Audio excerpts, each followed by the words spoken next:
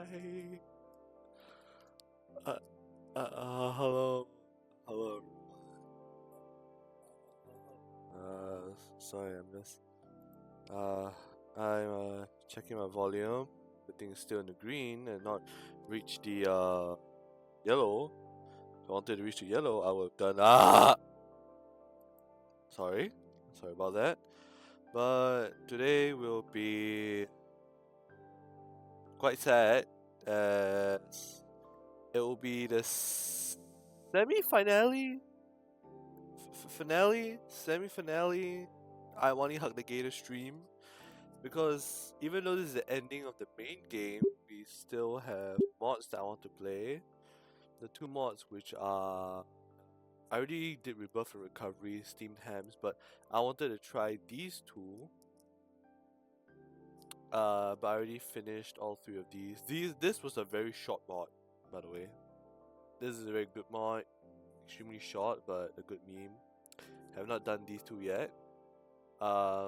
This was a really good mod. So if you ever decide to play it, I recommend this. This is a funny mod. So if you guys didn't know, we already got ending 1 yesterday, ending 2 in the previous stream, and ending 3 on the as my first ending. And today we're about to get ending 4.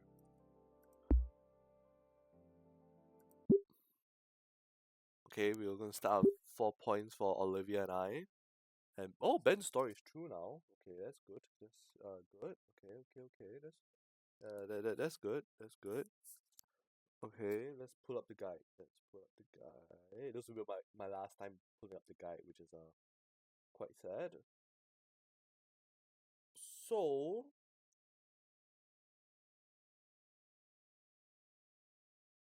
uh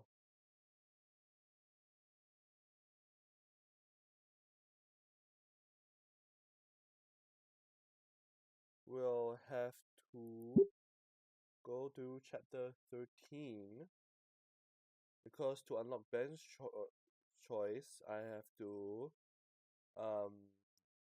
I want to get Ben's story is true, but I also want to get support.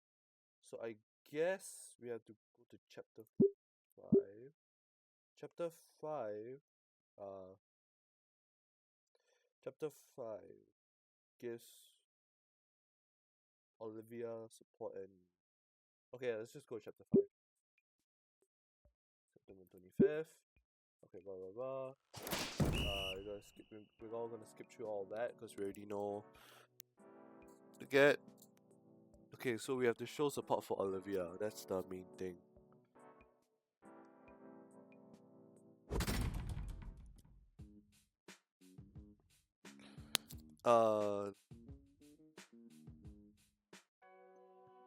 But why do all this and get in notes that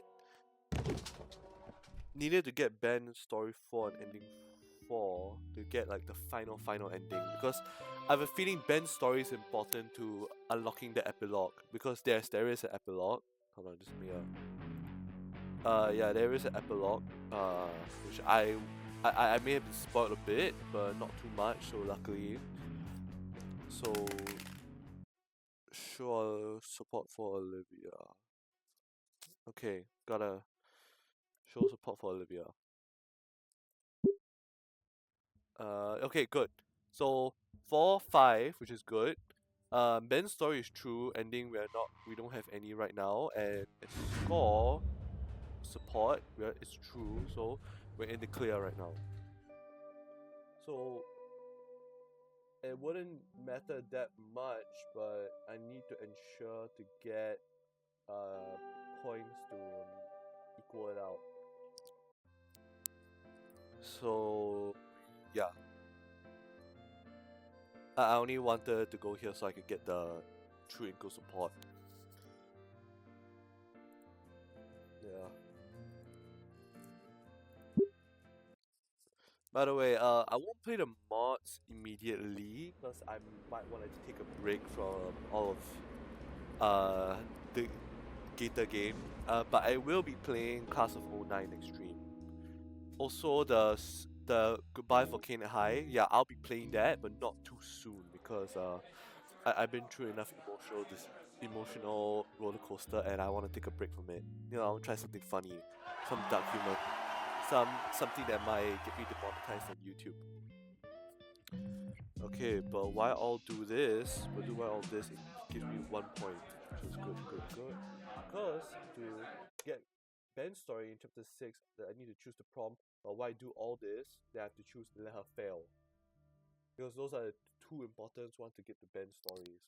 But letting her fail, I don't think it affects it that much, because after all, the review said Ben's story was only like 10 minutes long and it patched up everything. Yeah, I can't remember much, but I'm gonna get the good ending, and I wanna put this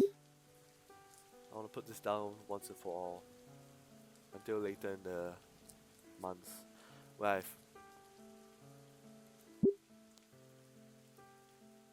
oh, it's new.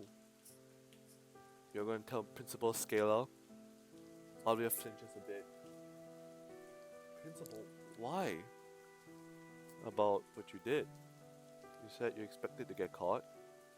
I can't tell them officially, anything but that. Olivia shifts uncomfortably in her spot. Why not? They found out it's all over. Isn't that a bit extreme? Honestly, it'll be the end for you too. Well, it's my turn to flinch. Olivia's getting worked up again. New fear starts spiking through her eyes. I only asked Olivia. Olivia answers anyways. You didn't talk about it until now, and it's nearly guaranteed to win. The stakes, it looked like you were complicit.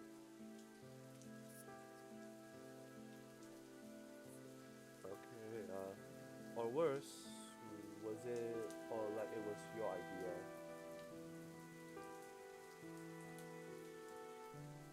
Okay, so I'm just testing audio.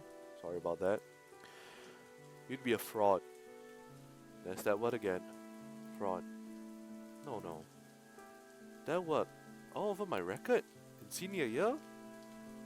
When am I about to find a career? Fraud. But even so, isn't the right thing to do? I can handle it. Don't worry about me. Please, Ingo, no. There's more. I told you I'm not eligible to even enter. I already won before. I got notoriety and money. The winning place is featured on the cover of Volcaldrea monthly and even gets an article. That's more important. That's more than a scholarship. It's a foot in the door.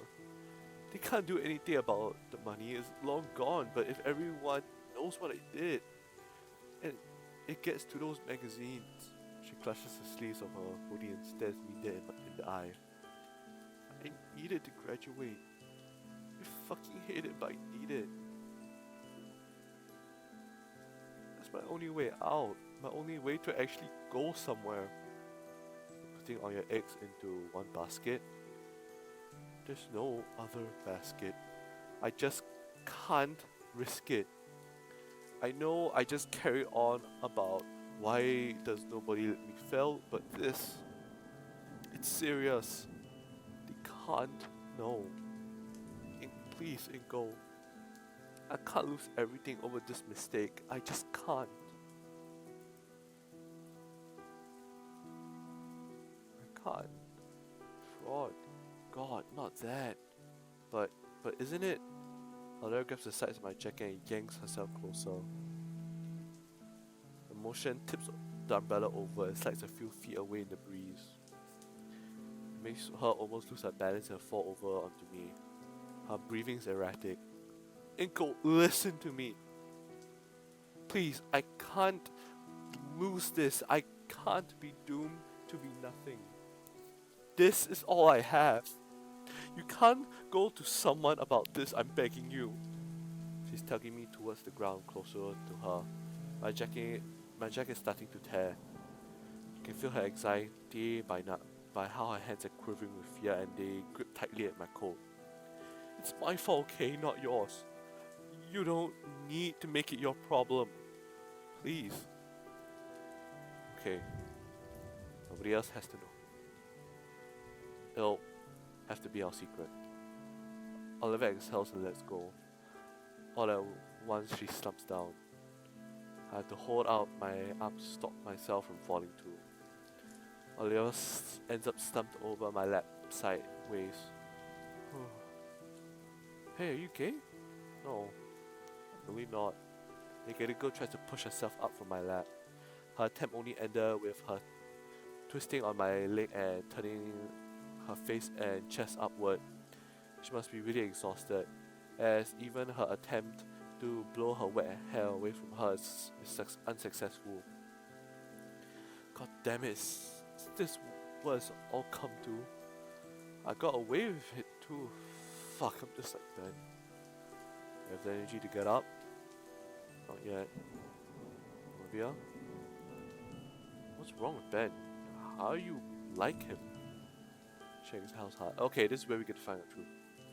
Ben, it's all his fault. All of it. If not for him, I wouldn't be this thing. Some worthless heap unable to do anything with nothing and nobody. None of this would have happened. This sounds like something I should be prying into. You don't need to tell me. Yeah, I don't. But I did this to you. I should be honest. Okay, get off my legs first. I'm starting to lose feeling. You too? Fine. Can you help me up at least? I take Olivia's shoulder and help her back into her sitting position by me. She leans back against my shoulder. Okay, so it's still good. Sorry, it's been a long day. I guess it's fine for now. Where do I even start? Is that Ben? I don't remember how we became friends, but we definitely hung out a lot in my last year of middle school. He didn't care that I was in the chair, didn't treat me any different. He was cool. What's the issue then? Olivia bops my chin with her skull. Let me finish. He was cool, but in freshman year... Oh, fuck. Back then, Ben was only in the student council as a secretary. I was looking forward to that yearly art show. Worked all summer for the perfect piece, Dreamscape. Disdain was heavy in her tone as she said its name. Yeah, it won. It wasn't supposed to. Once again, her eyes were teary, though with rage this time. My mouth clicked shut as she glared at me. Her eyes closed and her tone was once again sorrowful. Ben started advertising himself as my friend like it was some part of his own personality. The sigh that escapes her carries years of her repressed anger. Even as his friends started doing it too, like being around me was an act of charity that made them better. He eventually told me straight up, I'll give him that. Her voice shifted again, but this time, instead of a voice to lampoon someone, it was an eerie facsimile to Ben. Oh, sorry. I'm universally down on my luck. Not even a week later, people started walking up to give praise to my submission. It was the first time in a while I got a compliment for my work. I thought my submission was going to win. It was exciting. Until Damien showed me an article in the school's letter written by a certain student council secretary. Half of it was basic crap about the art submission, the other half was about me. Ben had written the longest segment about the talented poor girl in the wheelchair and practically worshipped me for my What the fuck? Oh, hello Lola, welcome to the stream. Yeah, I like this music a lot. Yeah, you should listen to the soundtrack. I'll send it to you later. I don't know which one is this, but I'll try to find it later. But Ben did this. I have a reason to hate Ben. And this was the reason. Surprise, surprise, it wins by a landslide. Even when my piece won, all I could remember was the feeling of just being handed a victory as charity. My whole summer, all that effort just overshadowed, and for what? A safety net that I didn't earn. He really thought I was going to thank him. That's the worst part, honestly.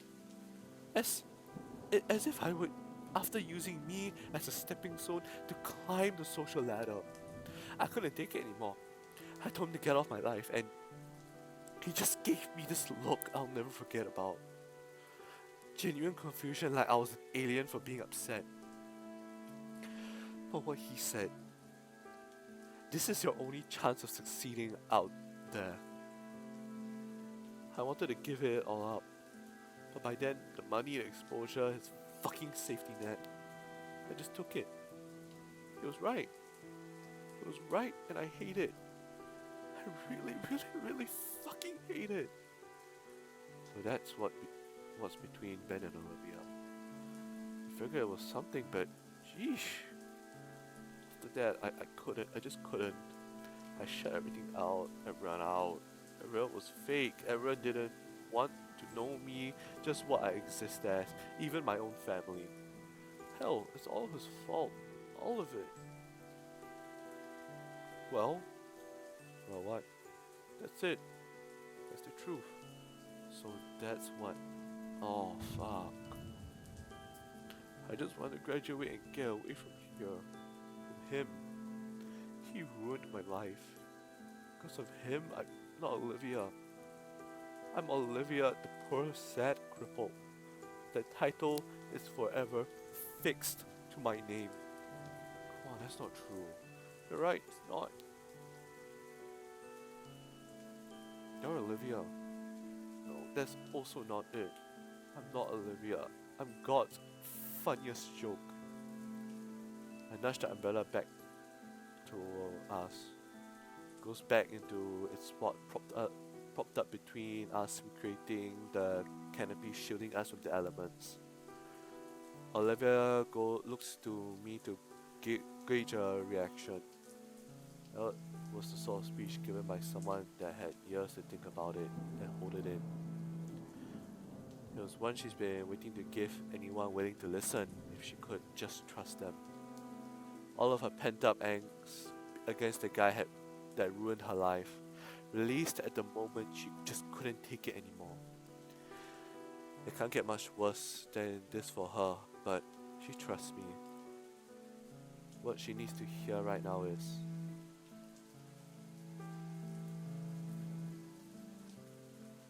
okay, which one do I? Okay, this, I know this doesn't impact the story that much anymore because I technically have all the points, but should I choose, chat, should I choose I'll be a good friend to you, or you can still take back the reins of your life and own your own mistakes? I don't know. Okay, this one. Okay, gives a point, let's give her, okay, I gotta get another point to equal that shit out. I take my sunglasses off and lean forward, placing a hand on her shoulder. She takes a moment to register the new sight and looks right at me, anticipating whatever I'm about to say. Hello, I'm Rico. Welcome back. Welcome to my stream. I hope you're having a good day. Option number 2. Yep, I was thinking about it too, and it gave Olivia a point, which is good. Okay. You're not a joke, Olivia. I appreciate trying and all, but it doesn't matter. The damage has been done. All that shit is what made me into a nihilist. I wouldn't say you're nihilist, Olivia. Plus, I don't think that's what the word means. You still enjoy some things. Got a better word? Well, there you go. That's beside the point. Ben did something horrible. But he didn't take your agency. Are you saying that I ruined my own life? Is that it? Annoyance bubbles up within me as she argues back. She wanted to get caught in the act. Yeah, Olivia looks at me as if I just spat in her face. Just what the hell are you getting at, Inko? What am I getting at? The fact that you can't just keep using Ben's shitty choices as a crutch. Her breath catches. You need to take responsibility for your own life, who you are and what you want to be. Her words catch Olivia off guard, and they kept coming unbidden now. You say that you're a nihilist, yet you draw these amazing pieces that reflect these realistic fantasy worlds. And you say that no one wants to know you for you, but you know you have the pains. Latigan, Liz, me. Can you really blame any of that on Ben? Even that art contest, better than yank some evil string of fate and make you swap out the submission, you made yourself do it. I know it's hard. I had trouble with this too, but please, for all of us, take responsibility of your own feeling, Olivia.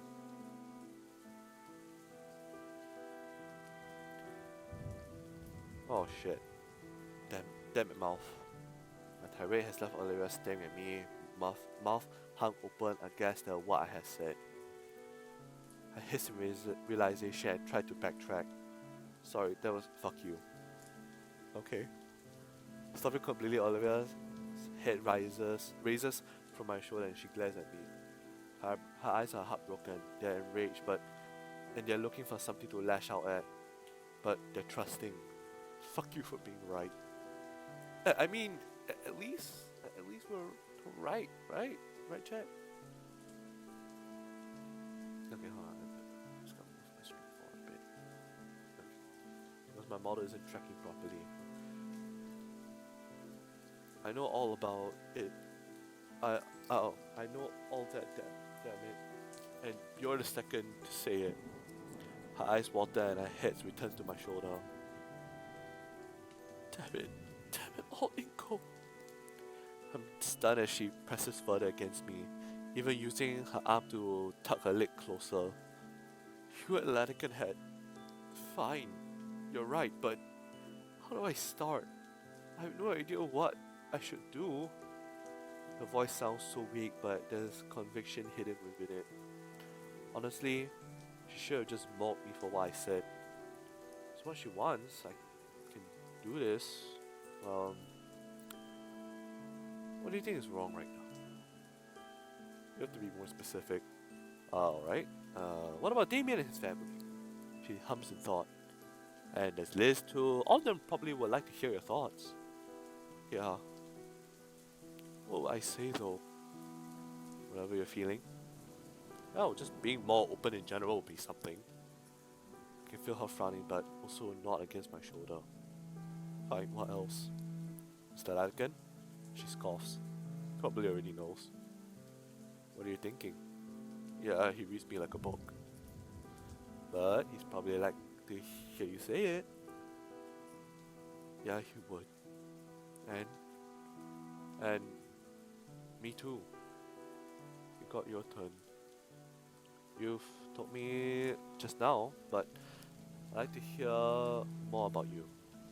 You're my friend. I'm alright. Starting now. I can feel her rumbling growl before she sighs.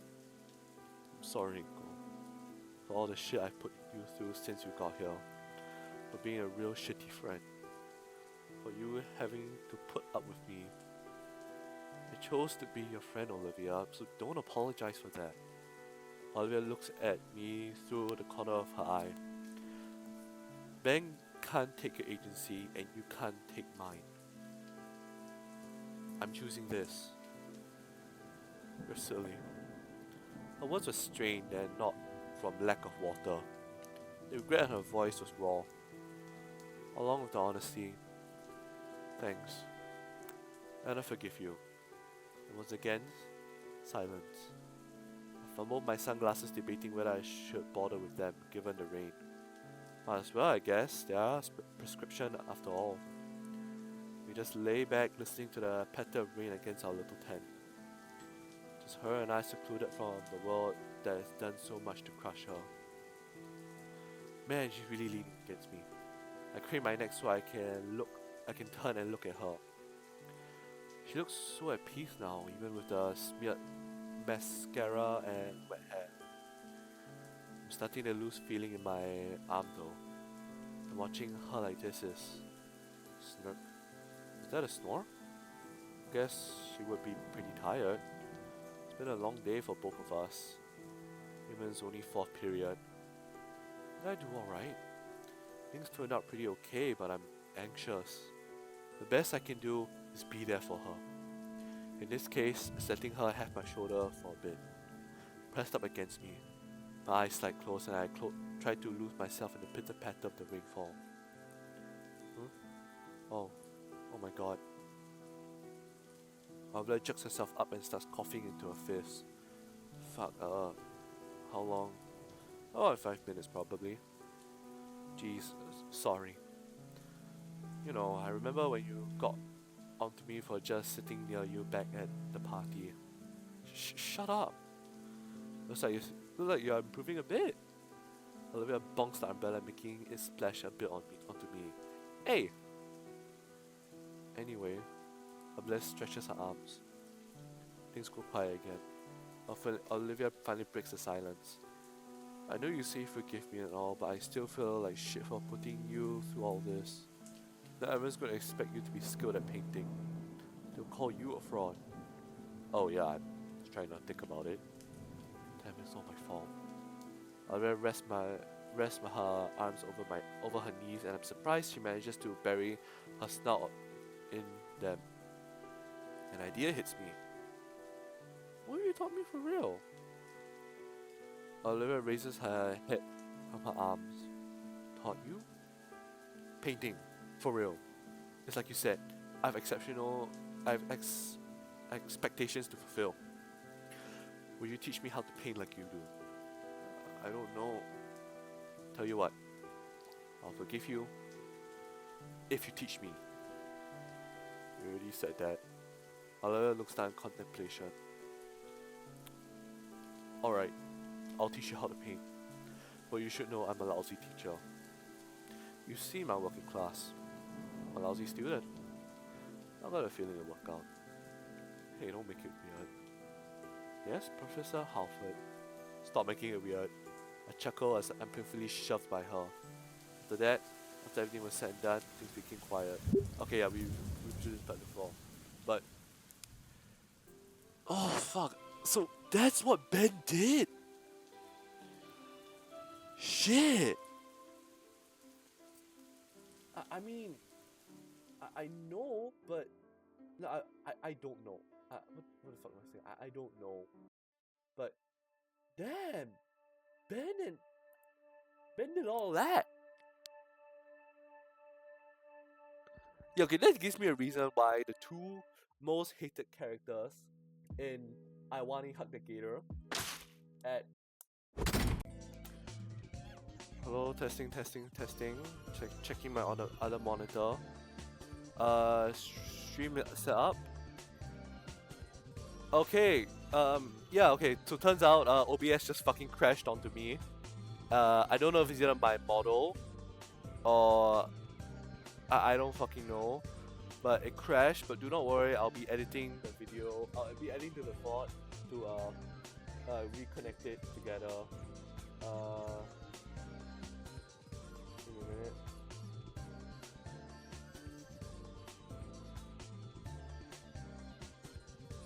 No, don't worry, I'll be editing the clips together. I don't care how long it will take, how many storage it will take, but I will be editing this VOD. So you know, you guys don't gotta worry. You guys don't gotta worry. But let's continue where we left off. Okay. So we're at arcade right now. Okay, we'll skip through. Okay. So far everything we have is alright. We're at the arcade. And we have to cheer for Olivia to give Olivia another point. Then focusing. Okay, we just gotta keep the points above like this. I don't think you can even lose points, which is good, but damn.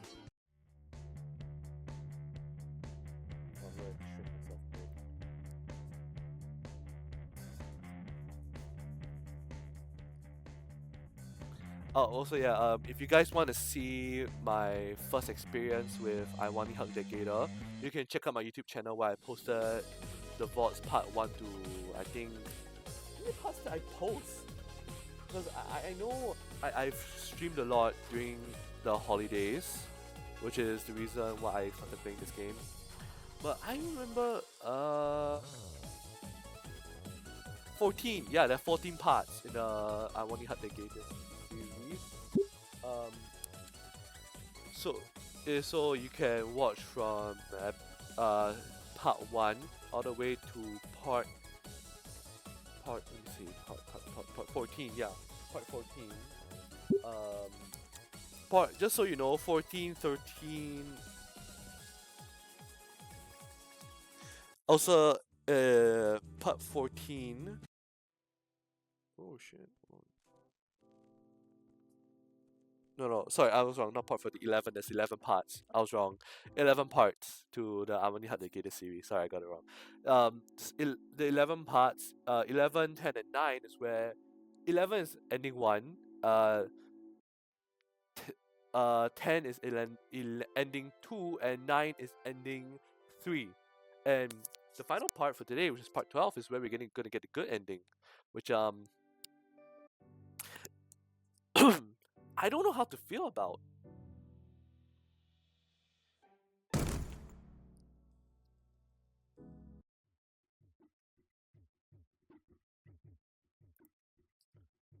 Okay, yeah, here's the hallucination part. Okay, this part was like pretty sweet, despite the shit that happened in ending 1. Ending 2 was ending 3 was a oh, okay. God, I can't. I really, as much as like this game hurt me. If you guys haven't checked my Twitter, I was like fiending. Is fiending the right word? I don't know. I've just been using that word a lot. But during, I was like, I was going like feral and shit. I was like, this this hurt me so much. This hurt me so much, right? To the point I actually posted like the screenshots of the endings, and they actually got likes and some reposts, which is very rare for me. And it was like just me mentally breaking down.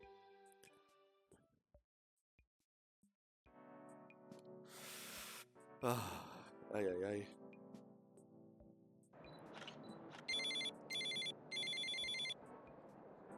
I can never look at bad. Okay, as I was saying, I have a tier list for characters I really dislike. At number 1. No, we start at number 3. Number 3 is no one. Number 2 is no one. Number 1 is also no one. But the top haters, the number 1 D1 haters. Okay, I'm a D1 hater myself, but the characters that I really despise. I mean by despise, I mean like I have an absolute hatred for them. Ben, Mia, and that fucking interviewer in ending 2. Fuck all 3 of them. I've never met a worse character than 3 of them.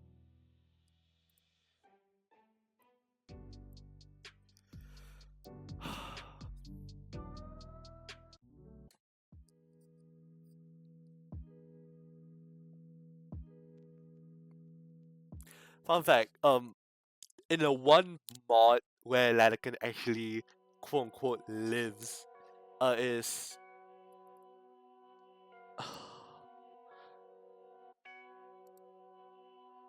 oh, I know this is new. Okay, hold on. I'll get back to it later. But I've met some really good friends here at St. Helens, and I feel like things will be okay for us.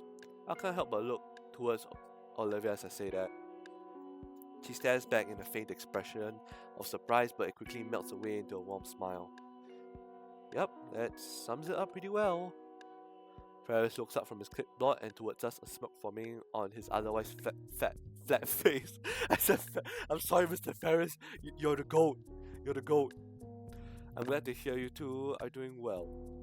I didn't do his voice. The Leviathan finished jostling down something on his clipboard, finally turning to Principal Scalar. I think I have everything I need for the time being. So, Mr. Ferris, why don't we adjourn to the first faculty lounge? Of course, we can go over your future budgetary plans over a nice cup of coffee. Inspector turns away. Okay. Oh, skip button not working or is it lagging? Okay.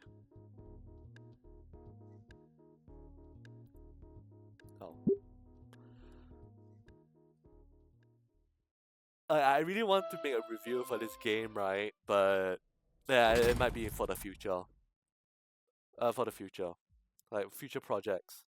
I have a lot of future projects going on, such as my 2.0 model, which I'll still be using this model, of course, but I'll be using the two new models, which are my Canon models, like uh, Canon so far. The design might be a bit different, but I'll take feedback for when I get the 2.0, and I'll get feedback from my chat. If they are not okay, I will go back to re-edit them. Second project is that I'm planning to play Minecraft Story Mode before the Minecraft movie drops. Both seasons, all episodes. I'm not going for all different choices like should I choose Eligard or should I choose Magnus. But it'll be like I won't choose like the replay the different parts. It's one whole playthrough. Both seasons. Also, there'll be other games that I'll be deciding to play on stream, like the visual novel games I just mentioned. But before, yes, okay, Lola, the emojis were right because I I am planning to play Minecraft on stream one day. Though I don't know whether or not I should play on the Switch or I should play on the PC because I get to import like free like custom skins. But PC is about a bit expensive, and I would rather wait until I get like a good PC to handle Minecraft. But I'll be playing like Roblox, Dark Souls 1. Maybe I'm also planning to play Darkwood um after Pyrocynical's like 8-hour video. I decided like I should try it because it's on the Nintendo Switch and it's on Steam. Also, I'll be going back to retry Cry of Fear because last time I tried playing it, I got scared and I stopped. Yeah, call me a pussy. I don't give a shit. Um, yeah, and maybe one day I might do a Roblox stream. Oh, Amrika, which video novels I was reconnecting?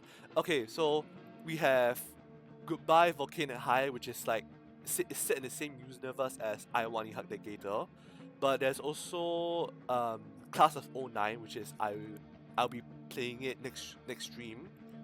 Maybe next stream, maybe. I'll be playing the mods for I Wani the Gator, and I may or may not play episode 3 of that visual novel game that was with a coffin and two siblings. I played it last stream, it was never good. But I'm still gonna play it because I spent too much money on it. But yeah. Also, the same studio who made Date with Death, I'm planning to buy the DLCs and I'm gonna try replaying. Yes, Sweet Home Alabama. Yes, Lola. Yes. I'm gonna be replaying A Date with Death one day, but I also want to try the other projects too. There's a tons of games I really want to try on stream because I want to expand my taste. I can't stick to this visual novel, but uh, yeah, though I got multiple projects up and I don't plan on stopping. The day I stop streaming is the day I don't know. I actually don't know when I'll stop streaming, but this will be forever. My legacy will live on as um the 600-year-old bunny who lives in a house stuck in the mountains. Yes, that is part of my lore. Play new. Lola, I know you're down bad, but I am not playing new Carnival on stream. Okay, there's a lot of things that happens on stream. Okay, I may accidentally play copyright music. It's fine, it'll give me a strike. But if I show a single nudity, I'm screwed. I'm screwed because they don't they don't allow nudity. I'm sorry about that. This is a bug in the game, which this happens. This happens, when you're sick and when you confront Olivia with Mia. This happens a lot. So if you ever decide to play Wani There, what in the hell is that? Oh, Enrico, what do you mean? Which one is bad? Which one? I don't know which one. If it's new carnival, let's just say there's naked men. That's all I'm allowed to say. Naked men.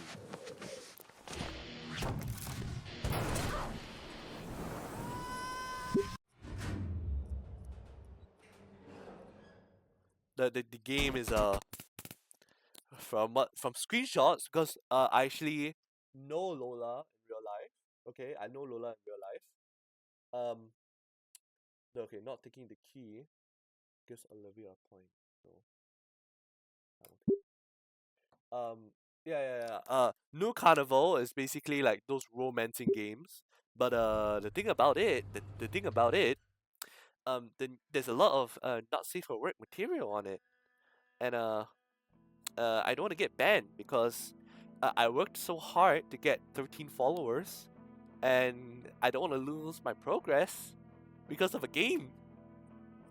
But let's get back to the story. Yeah. You two did well for yourselves, though. I'm proud of that. All we did was run away from Mia. Mr. Lalakin sighs, but not long after, he gently smiles at us.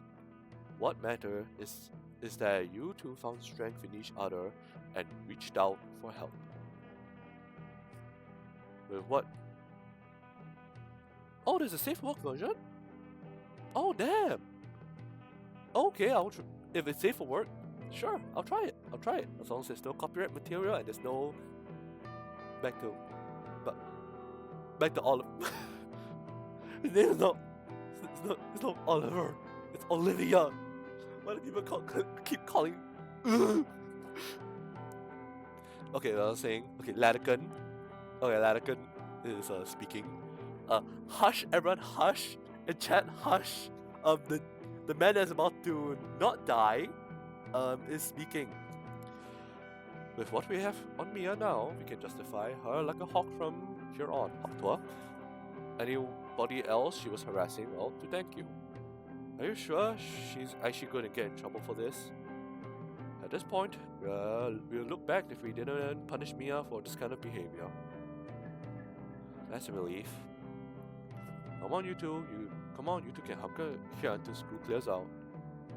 Oh yeah, skip. That's the only part that changes. But ending 4, yippee, hip, happy ending. So I might cry, but it'll be happy tears. But I won't cry as much because I'm really out of energy to cry today. I had a small convention today, and I was like fucking dehydrated. I was hungry, and it was like crowded. I was sweating my ass cheeks off, even though I had a fan that I did use. But it's okay. It's okay. I will try my best to cry if the sad scene pops up,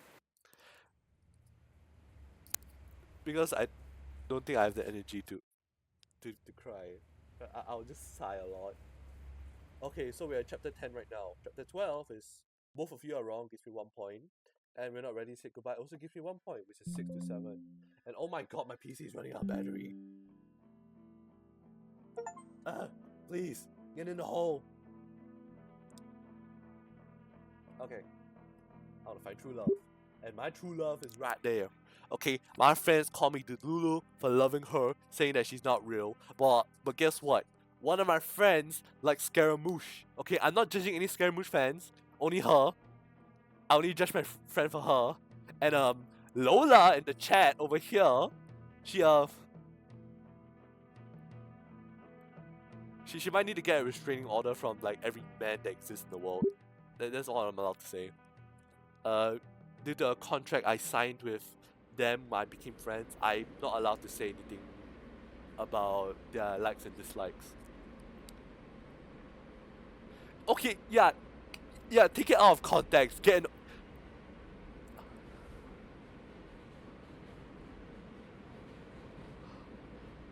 If I had 50 cents for every single time I've said something really inappropriate out of context, I would have two 50 cents because not only did it happen once, but it happened twice.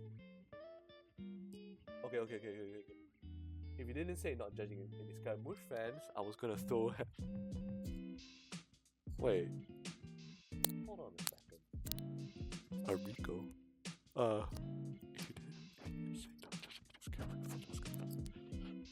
I didn't know you were a Scaramouche fan. I ain't a big fan of him, but people like what they like. I mean, who am I to judge? People out there like Scaramouche. Like people like a puppet, okay? I can't blame them. I'm in love with a puppet too. Bloodborne, the doll. I love her a lot. Along with the Fire Maiden. I love her too. But okay, we already did this, and this. Let's go with the cheeseburger. I had a burger on Friday, which is I ate with my friends. Okay. And let's say Lola over here, I judged her by the way how she ate her pizza because she eats the crust first. You're supposed to eat the crust after. It's like a reward. You get to the good part, and then you get to the best part.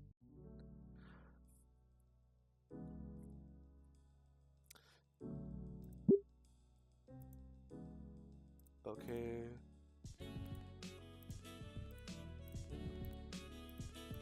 No, why are you snapping like that and refusing to apologize? How do you expect? Oh, yeah, what do you think? Crust.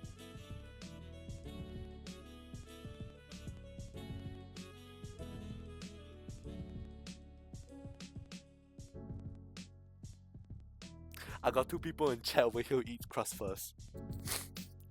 I'm disappointed in my fan base. Joking. I love my fans. You're gonna get cancelled, Lola. In case you've forgotten, I invited everyone here. This whole friendly outing was my idea and at my expense. Yes, I intended for it to be a date, but at least all you could do is not be weird about it. I know, I mistook that. Sorry, Enrico. I'm not trying to be weird. I just hate the idea of letting you guys down. You get me, right? Yeah. Can we try to smooth things over with Olivia? I got a plan when she gets back, I can chime in. Then everyone can get along, alright? Sure, I guess. That's best for everyone. I think this whole idea is a bit of a mountain out of a molehill. It was just one small argument. I appreciate that.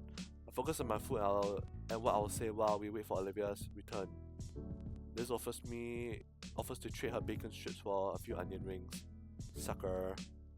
Finally, Olivia comes rolling back to the table. Oh, that's new. You two, you gone for a while? Yeah. Things cool here now? I was actually about to say something about it to resolve everything. Can't decide who's right. Sorry. I can't decide who's right. Okay. I'm trying to be a good person here. I love her, okay?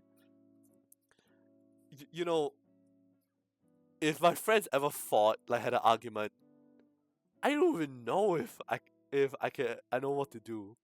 Because I don't know how to talk to people.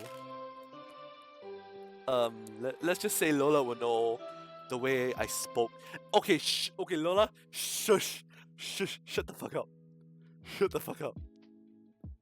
Okay? Shush. Hush. Okay? Oh yeah, I forgot to mention. Oh yeah, also here's where Latican dies.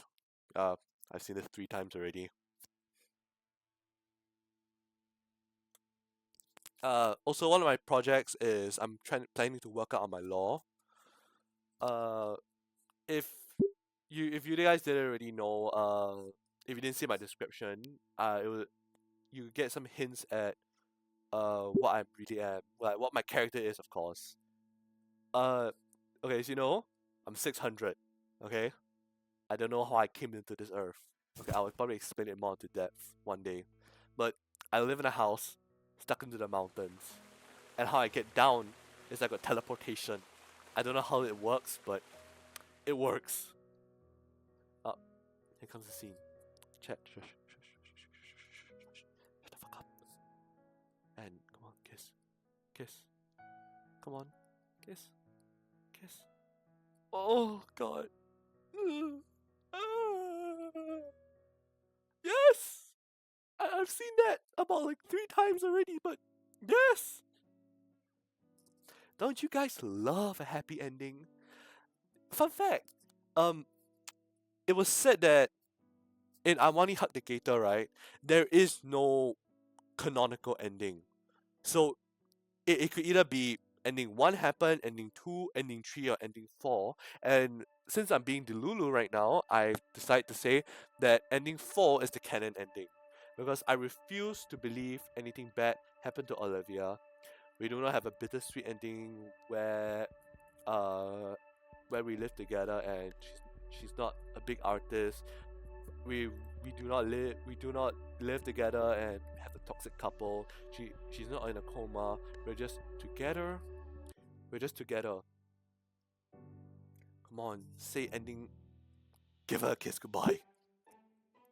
Okay, gotta give my girlfriend a kiss before I go. But okay, come on, ending 4, baby, ending 4. Come on, come on, come on, come on, ending 4, ending 4, ending 4. Okay, maybe it will not change yet. Maybe later, cause okay, okay, when it stops, it probably, okay, okay, okay. Yes, ending 4. Okay, ending 4. Okay, let's see what changed. Okay, chat. Okay, I don't know why I'm speaking like I don't know why I'm speaking like this, but okay. I recount the events as Olivia and I had done with Attica, including the part where he saved us with a stun baton. For the moment Mia took Olivia away, to finding them in the classroom, to when she slapped herself in the face with a glitter-covered poster. Leaving out the nature of the blackmail, of course. Getting everything out into the open is relieving, and I'm able to remain calm and collected the whole way through. While I spoke, Mia leered at me with her eyes promising a vicious death. Well, guess what, Mia? I do not give a fuck. This is ending 4, the good ending. And fuck you. Fuck you too, Benjamin. Fuck you. Ben, on the other hand, is looking increasingly uneasy, though I'm not playing along. He's not glancing my way, but his eyebrows furrow in a way it's clear he's silently begging me to help him out here. No. Mia focuses her vengeful stare at him as if to say, "What are you doing?" Inko, I like to remind you, it's your word against hers. There's no proof or anything you're saying is true. Did she ask for evidence? Or did she ask for my side of the story? Yeah, get at her. Yeah. You nervous now, huh? You twink ass bitch. Yeah, I don't know why, but the fandom kind of sees Ben as twink, which I kind of see a bit. I don't know. I have to get the legendary twink expert, which is one of my friends, to see what if this is a certified twink or certified nerd. True, but Mia's never heard. Ben, I'm not interested in mind games. She's been targeting Olivia and I all year. You want to defend Mia? I get that. What does that involve throwing Olivia and I under the bus? Still here a dickwad. Mia. Skylar managed to shut her down with authoritative glare. I don't even care why you're trying to screw me over, but is there even a reason? What the hell are you even doing, glasses? You're letting this schmuck walk over you? I'm waiting. It's complicated, okay? If is it if you haven't figured it out, can you leave Mia and I out of it then? No. Okay, fine. Don't I have something to blame? Someone to take responsibility away from Mia? I know your guy. The guy responsible for everything. Ben raises an eyebrow. Well, that'll be ideal. You. None of this would have happened if you hadn't hurt Olivia in the first place. Oh. Oh, okay, this shit is getting interesting. What's... He knows what I'm talking about. And here you are, 4 years later, still up to the same tricks. Olivia's stuck at home, her wheelchair busted, and she's heartbroken. Oh, I didn't know. Is she alright? And you're just bringing up this interpersonal drama. Please have some self-awareness. I have more important things to be worrying about, clearly. I don't care to be a part of whatever house of cards you have set up here. Damn it, Ben sucks in a sharp breath through his teeth, sagging heavily as he lets the air escape in a long sigh. Sorry, Mia. Plan's a bust. The fuck? How? I can't do it. Not like this. There are other things I can do for you, just not at anyone's expense. The plan? Mr. McKnight, you mean to tell me Mr. Needle's right? Chad. Come, justice. This is a good ending. Good things happen in a good ending. Yo, String Bean, you know the stakes here. She has lots more than me to lose. All I gotta do is teach her what Olivia did. Shit, she wouldn't. Oh, she would. Just one thing after another. You know, we're talking about the damaged property. I'm telling you, it's at the bottom of all of this. I'm not taking the hit. I'm innocent. If I squeal to prove it, oh well. No! Skylar throws her head up in frustration. She resigned to just being along the ride, reaching for her lunch bag. she just I'm not giving a shit anymore. Well, where's my popcorn? Ben, I have to. I said no. There are other ways. Ben is growing balls? Ben is growing balls? Okay. Not good enough. This needs to come out. Mia, you do that and I dig out some of the skeletons in your closet. Ben covers his mouth. Ben grew balls! He grew balls! Okay. Ben, if you actually fucking clutch this, Ben, if you manage to U-turn this and clutch it right, okay, take back everything you said, you might get off the list. You might get off the hated list. Okay, you'll be dumbed down. The shit you did in ending 1, 2, and 3, right, I still fucking hated you. But you'll be dumbed down. Okay. The fuck you just say to me? You heard me. Mia stares Ben down like she's about to slash his guts open. He's trembling, but he doesn't relent. Oh, you'll regret that. You'll fucking regret that, McKnight. I ain't doing this shit. Have fun trying to bang Inkle's girl or whatever. She turns around and stomps out of the room, completely ignoring all three of us. Another bout of silence overtakes the room. Skylar, Ben, and I look at between each other. Oh, that was eventful. Between Atticus' report, Inkle's account, and whatever that was, I think I have enough to work with it. But we didn't finish. Come on, Benjamin. Don't you have some soul searching to do? Oh, shit, dog. He stares at her bewildered. Seriously, Ben, please try to figure this out. Go back to class, the both of you. He still doesn't move. I opt to take the first step towards the door, glancing back and monitoring for him to do the same. Come on, Ben. You grew balls. And talk down to her. Okay. Once we're out, I think to thank Ben. But why? He's the one that accused me and dragged me in there to begin with. He just fixed his own mess. Ben runs his hands through his hair. Oh shit. I'm in trouble. You alright? I don't know. Look, I'm sorry about all that. Even just getting so complex, I feel like I'm losing it. I'm always juggling so many things and so many people have different rules. I can't let it start to get to me. Just gotta keep it up, right? What is it? Good question. I can't say. Sorry. Okay. I'll be fine. You should go. If we're not, I start heading back to class. Wait. Oh, for the love of. Will you make up your mind? I turn back, catching Ben's flinch. Is Olivia going to be alright? I'm going to visit her after school. I told her I like her. She told me she likes me. Oh, congrats. Thanks. Then when you see her, could you tell Olivia? Tell her I'm sorry. But then I didn't mean for it to hurt her. His fingers are clasped together in supplication.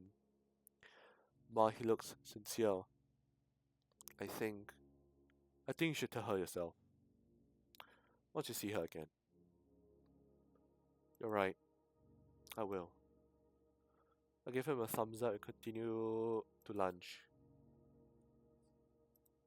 By now it's about lunchtime, meaning I can hang out with Damien and Liz. Yay, the goats! Damien's like a goat because he is number one. I didn't like ending one Damien. No, I didn't like anyone in ending one. Not even Olivia. Despite liking her so much, I didn't like ending one Olivia or Ingo. But Damien in general, right? Homeboy. Definitely needed after all this. After school, I took the metro back home to shower and put on some new clothes. As it turns out, my parents really were on the okay, we've done this. Okay, I already know. When he opens the front door, let me in. I didn't even mention you'd be coming over later. Hey, Randy. Say, Ingalls, when you okay, we did this before, which I appreciate. I'll pay you $2 no need for payment. So she said, things for letting me come and announce. Thanks a bunch, really. Okay, as I leave, I close on the couch, has been a comforter. God, the whole thing with Ben and Mia really took a lot out of me. The weight of my heavy thoughts dragged my head sideways until I can see Olivia's bedroom door. Don't tell me she's still wrapped up. Oh, no, I want to see her like. Okay. I want to see her still okay. She has to know I'm here here now, right? She probably does. She probably doesn't want to do her silly knee walk thing again. I wonder how mad she'd be if I caught it on camera. Her presence then cut off my view before sitting right next to me. Hey, you alright, Inky?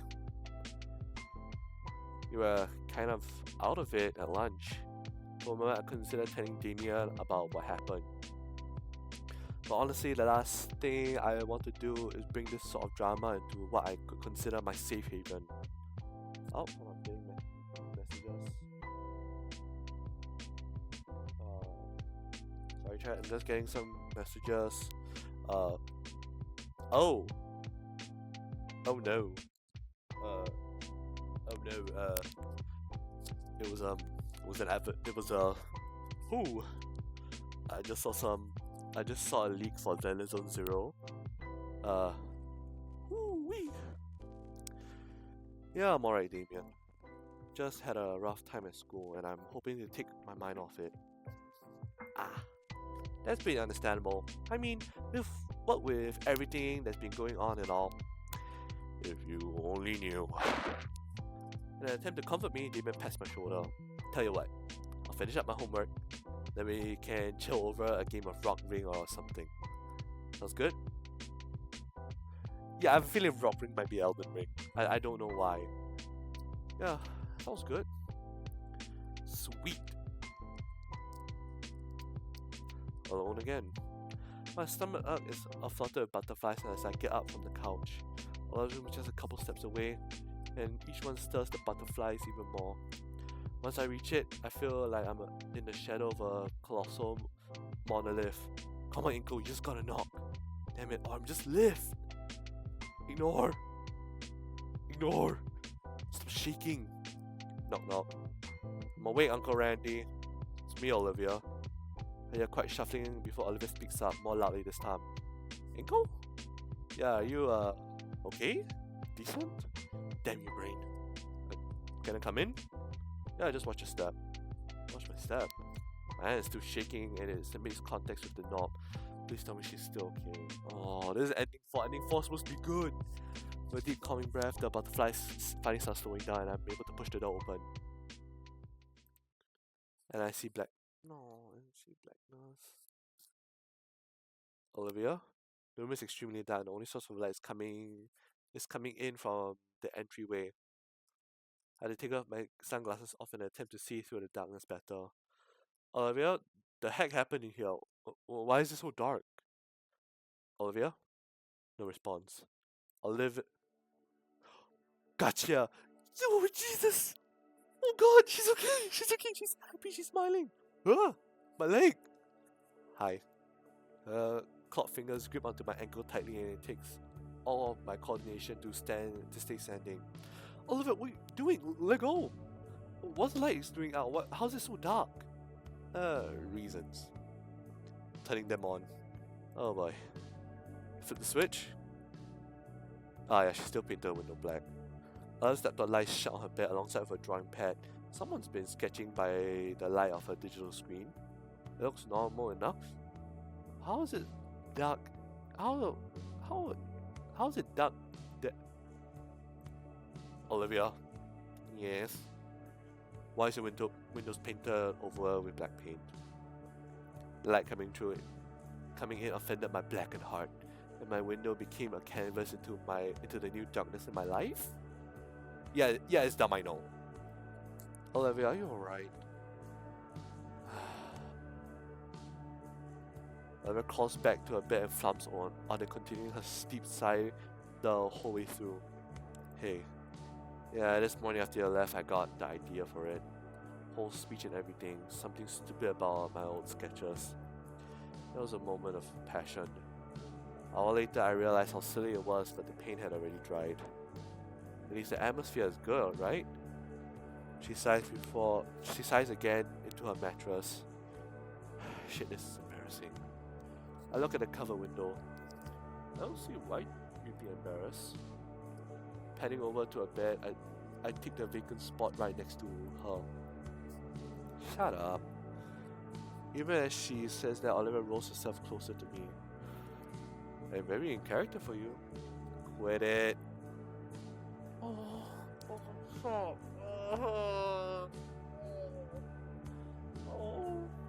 She's happy. Ending more. Is the canon ending? Yep. Okay, sorry. I just gotta drink some water.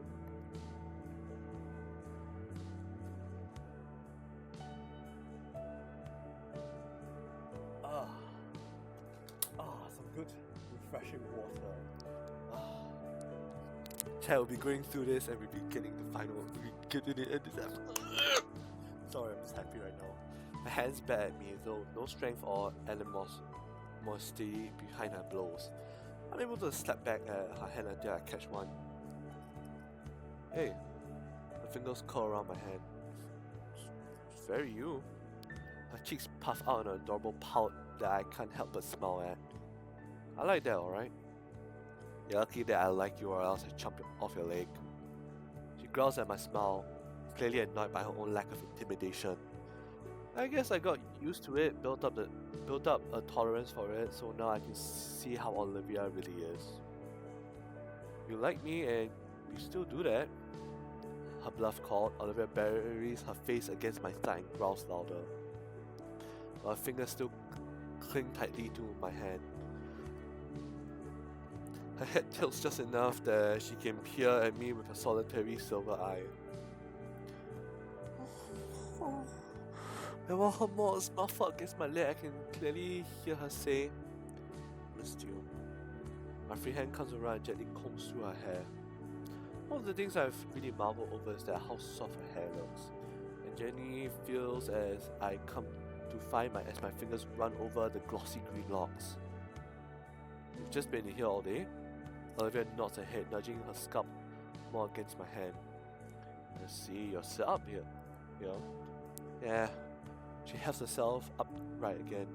I've been drafting that painting all day. Starting to come along. The laptop was just for light and music. And she passes me the oversized pad. True to her word, the sketches are looking more and more refined. Each one gets closer to the one that she's looking for. Once it's done, I was thinking I could ask for it to be shown at the eulogy. Oh? Yeah, they think they'll let me? Ben definitely fucking owes you for it. Okay, after the shit Ben pulled, he definitely owes you for it. They better with all this effort you're putting in. Yeah. Wanna hear something weird?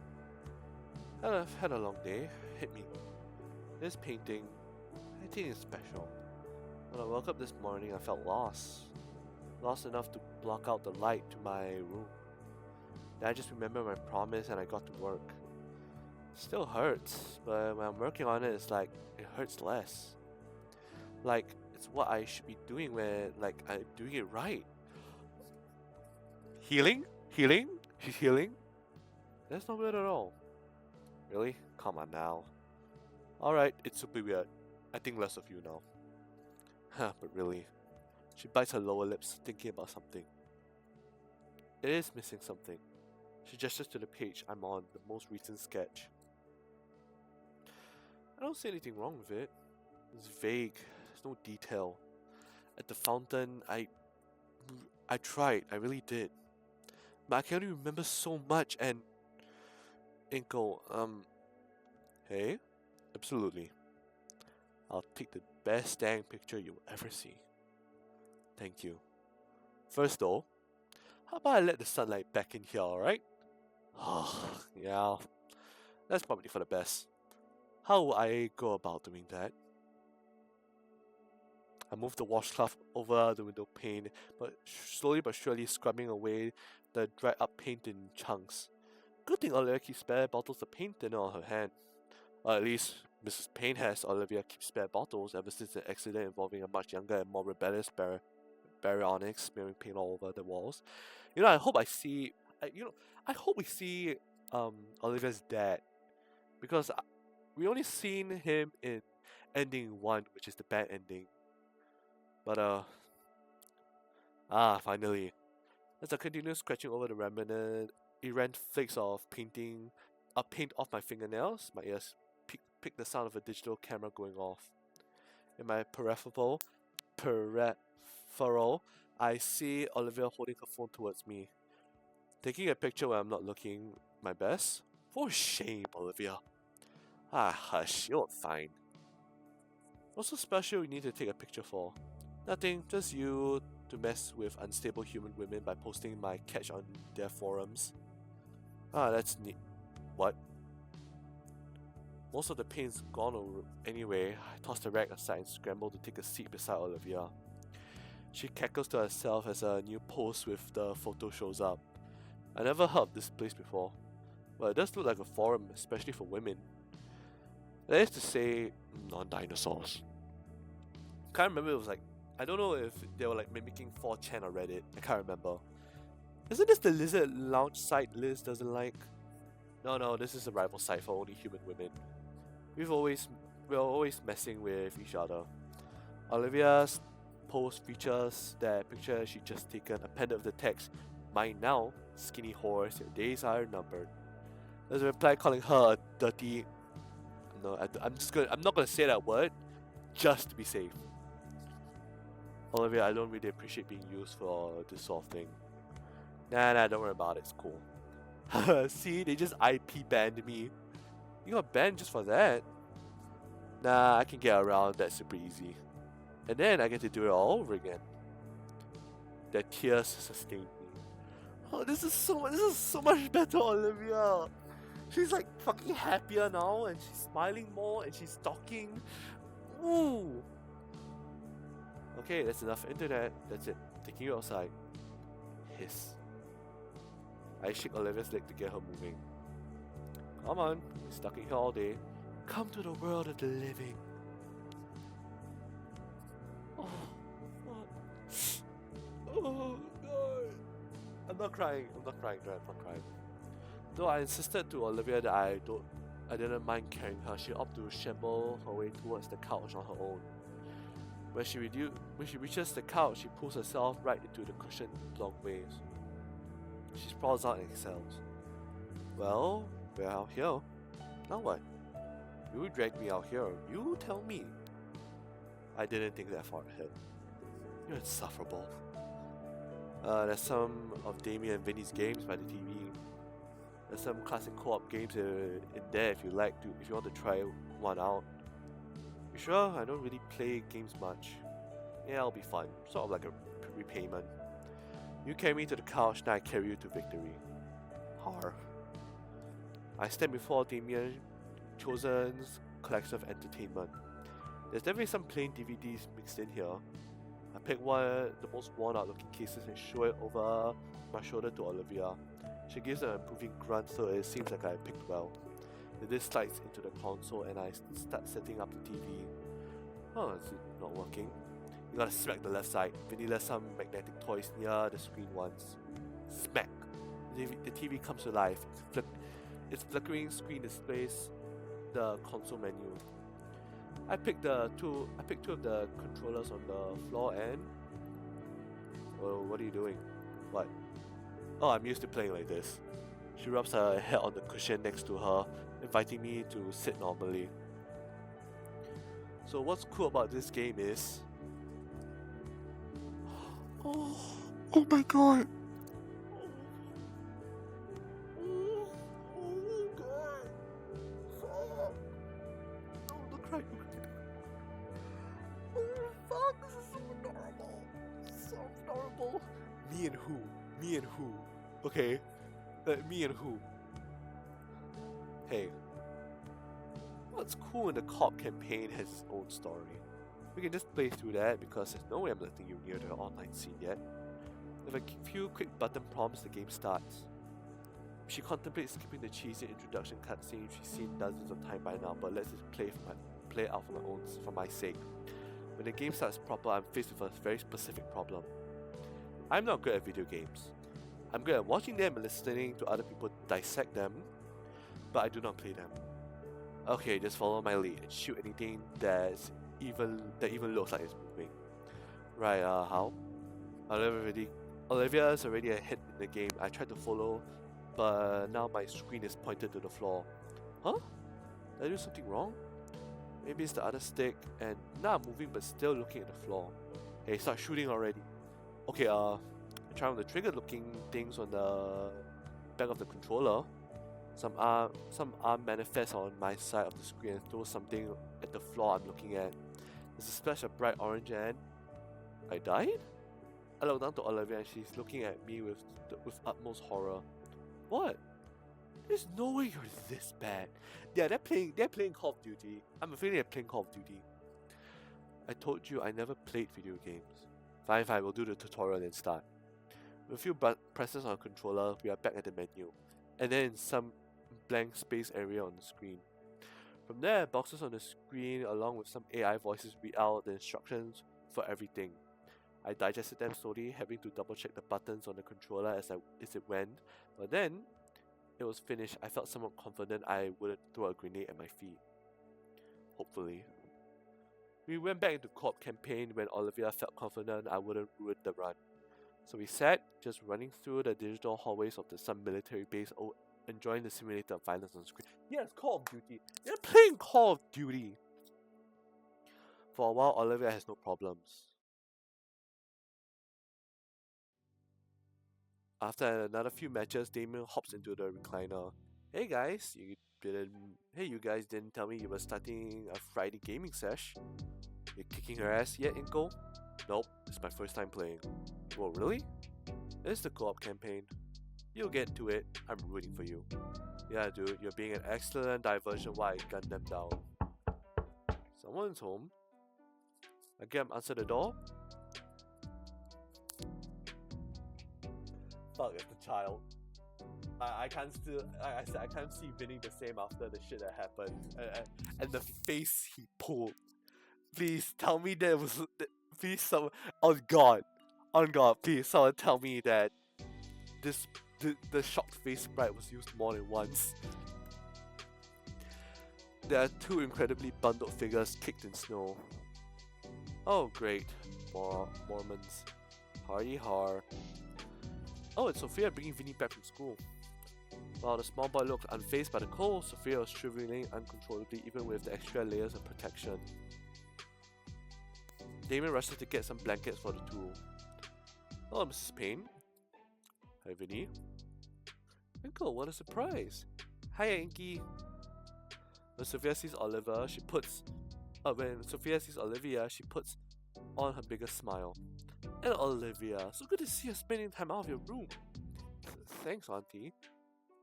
Whoa, you guys started a gaming night? Inko, you beat her senses yet? What if you guys are wanting me to beat her so bad? It's funny. I think it would be taken out of context. Hear that, Liv? He's coming for you. Yeah, sure. When he ties both my arms behind my back. Actually, no. I still win. Oh, you know the rules. You gotta put up or shut up.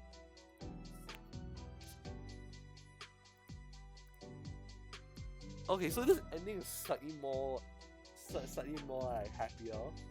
Okay, she won. There is a certain sting I don't think will ever heal. The uniform, yet thoroughly disappointed grimaces on Damien and Vinny's faces tell me they won't let it heal either. There's a knock at the door. Vinny jumps up to get it. Hi, Dad. The finger stumbles through the blizzard and removes his heavy jacket. Jeez, this weather. Hey all. Ingo, didn't expect you to.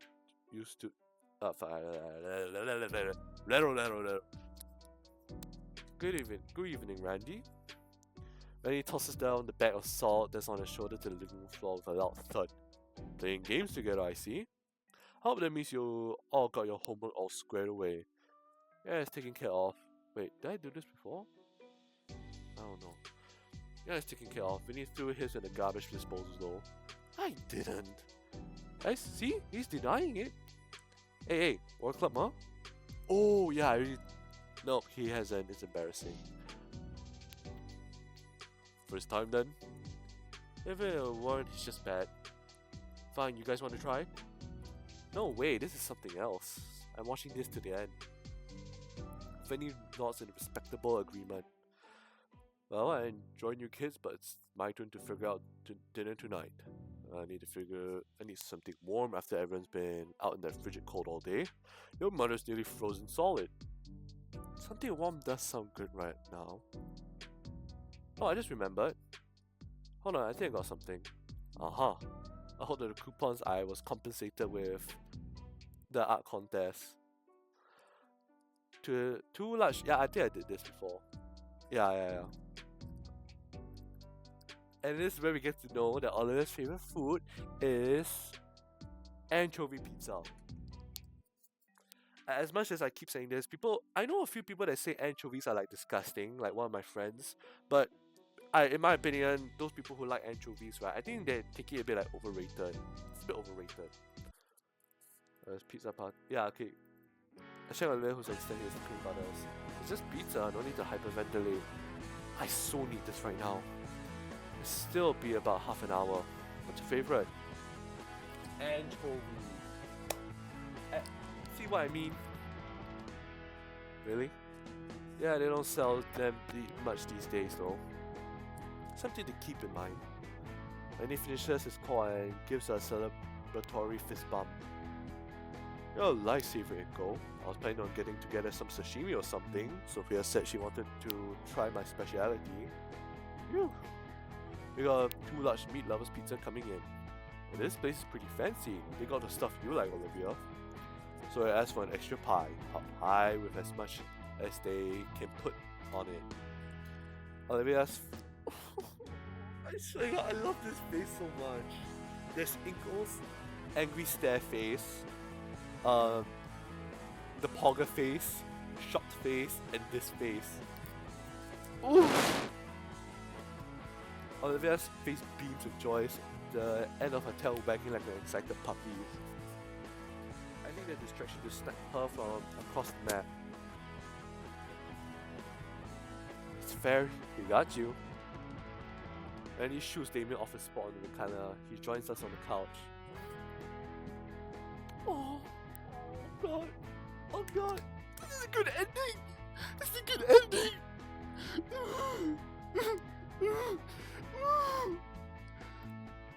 I shouldn't be making too much noise. We play a few more games and I keep losing. But every time I would get close, she would come in clutch and completely annihilate me. Somehow, a betting pool got started. I'm gonna take a few bucks from the rest if I can't beat her even once.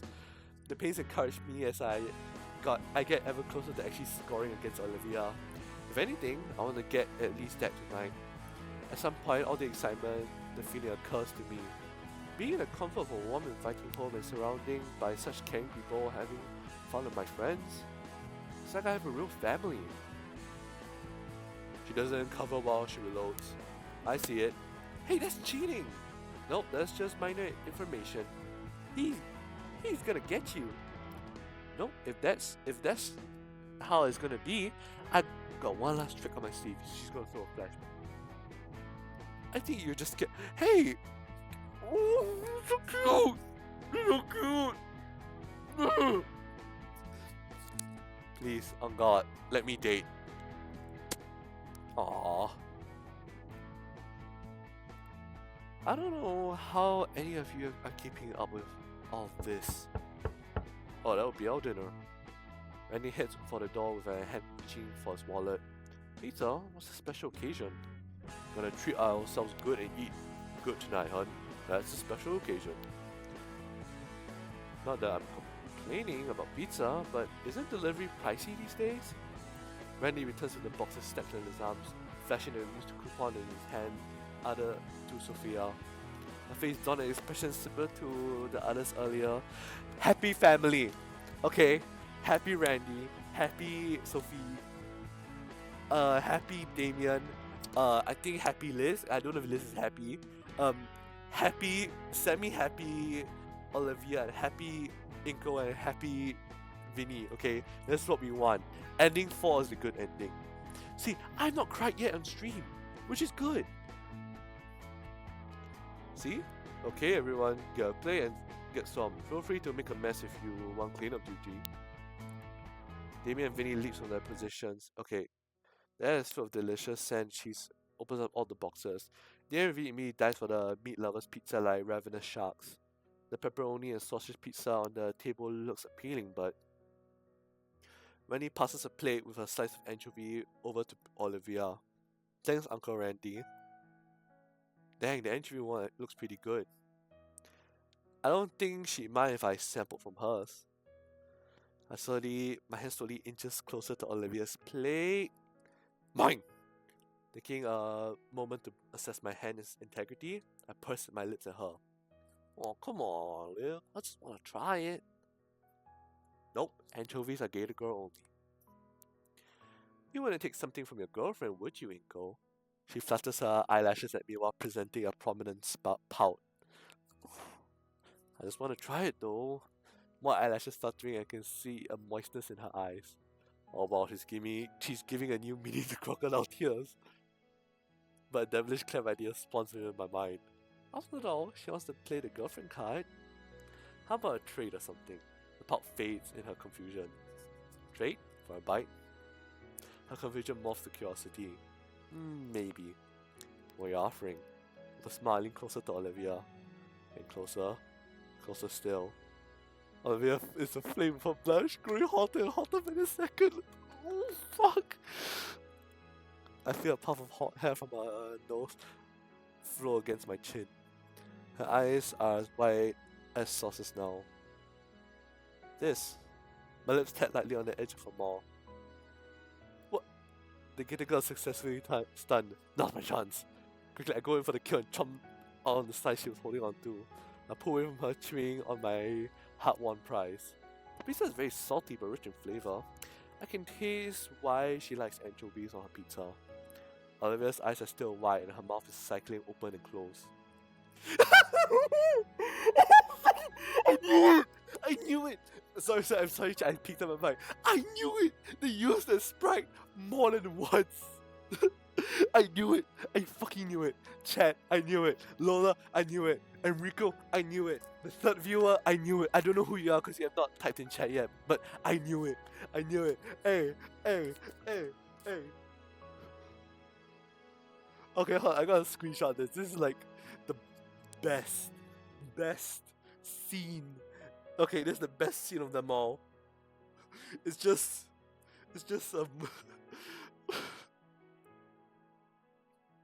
Do you see his face? Do you see his face? Ew, Mom! Inko give Olivia cooties. Food tastes better when stolen. Whoa, Olivia, you okay? Hand waves inches in front of her face. I don't think she even notices. With a sigh, Miss Payne leans over and taps Olivia's shoulder. Then finally wakes her up. Her eyes are now shifting between me, and the bite marks are left on her pizza. Eyelids lowering, she glowers at me while taking a bite of her defiled slice. Olivia makes a quick one of her slice, then hands the plate to Sophia for another piece of fish covered goodness. Everyone else focus on the meal. She leans in closer, dangerously close. My cheeks warm as Olivia whispers into my ear, "You owe me for that bite." She always had a bit of a huskiness in her tone, but wow. She probably sounds like Batman, like, "You owe me for that bite." The sun was hanging low by the time the pizza was finished, which meant it was time. It didn't take much to convince Damien and Mr. Payne to take me to the fountain once Olivia fully explained why. We arrived at the deserted park just as the sun sank behind the horizon. Hurriedly, Damien, Randy, and I got to work. The male paints held the windscreen protector of Randy's car for me, doing their best to direct the remaining rays of light towards the fountain. The focus was just a detail of it. After all, the more references for Olivia, the better. No words, just the task at hand. Constantly moving, also to keep warm and serious. The only thing to stop us was the daylight finally vanishing. The memory card was filled completely with references, shots for Olivia, a good 100 or so from every conceivable angle. And arriving back, Sophia had unfolded the couch into a bed for me. It hadn't even occurred to me how late it could be, or how bad the weather could end up. I feel like I'm frozen to the core, combined with my clothes becoming damp from the melting frost.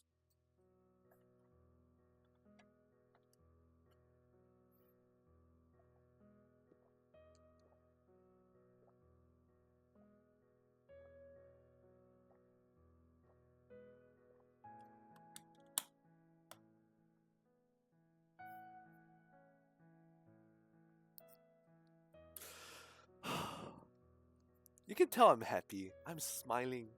The birds are chirping, the night sky is filled with stars, and my water is tasty. Why the fuck did I say that? Instead, Olivia dragged me onto the lumpy mattress on the couch bed, sitting right beside me so I could go through the photos with her. The rest of the household slunk off to bed shortly after, leaving just us two in the living room. We were the only ones still up, and while I wasn't cold anymore, Olivia insisted on keeping me warm by laying across my lap as if she were a very gator-shaped blanket. Hey, she contorts herself around until she can look into my eyes. Yeah? About earlier. You still owe me. Come on, seriously? It was just a bite. It wasn't just a bite. Her face is on fire, but her eyes remain locked on mine. That didn't count. Or what? The peck on the nose? That doesn't count. Olivia, I don't understand. That was our first kiss. First kiss. Oh, yeah. That's. Wait, no. Didn't she technically kiss him in the?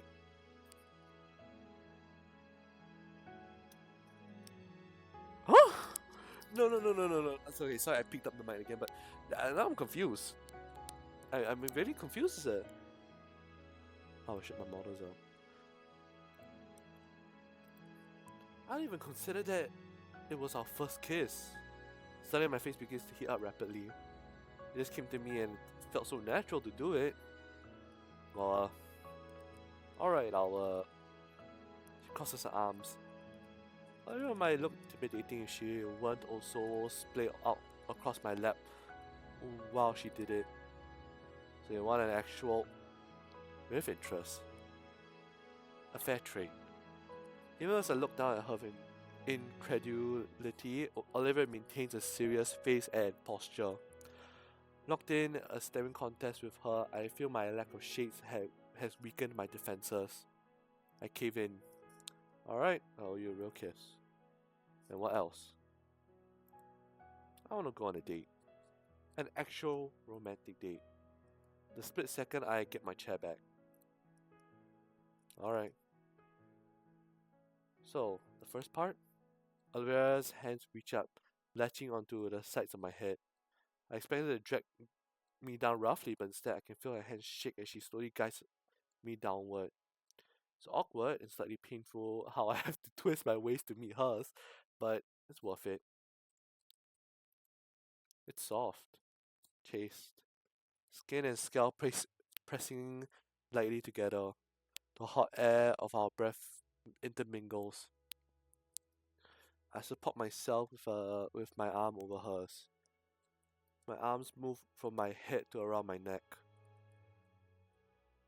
Our eyes grew heavy. I don't know who faded first, but Olivia clung to me as we drifted to sleep just like that. I stir from my sleep as the morning sunlight began peeking through the glass back door. It's quiet. The only sense of life is the light breathing of the girl holding me close. She's wrapped her arms around one of mine, gently nibbling on my shoulder in her sleep. She's warm. I start drifting back to sleep, loud in Olivia's soft breathing. My thoughts adrift between sleep and awake. They're puzzle pieces that slowly come together into a single unfiled phrase that wholly captures what I'm feeling. I love her. I feel a horrible disturbance approaching. Oh no. Iggy, Liv, wake up! The cursed beast plants both of its feet onto my chest, shaking me by the collar. Olive responds by swatting him clean off off me with her tail.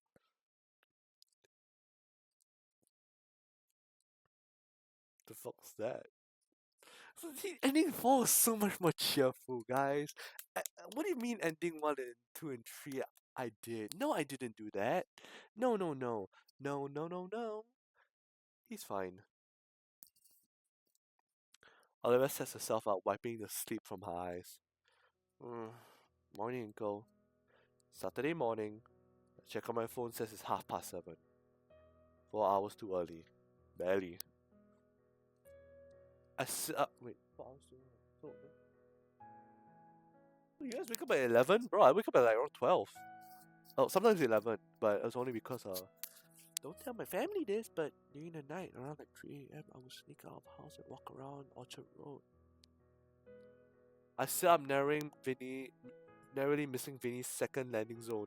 He got the cable remote. The TV flickers to life and Vinny starts flicking through the channels at a speed only he can comprehend. Morning, Uncle. Damien enters from the hallway. Sorry about the wake-up call. It's Vinny's favorite season. Winter? Hockey. Oh yeah, there's the whole hockey thing.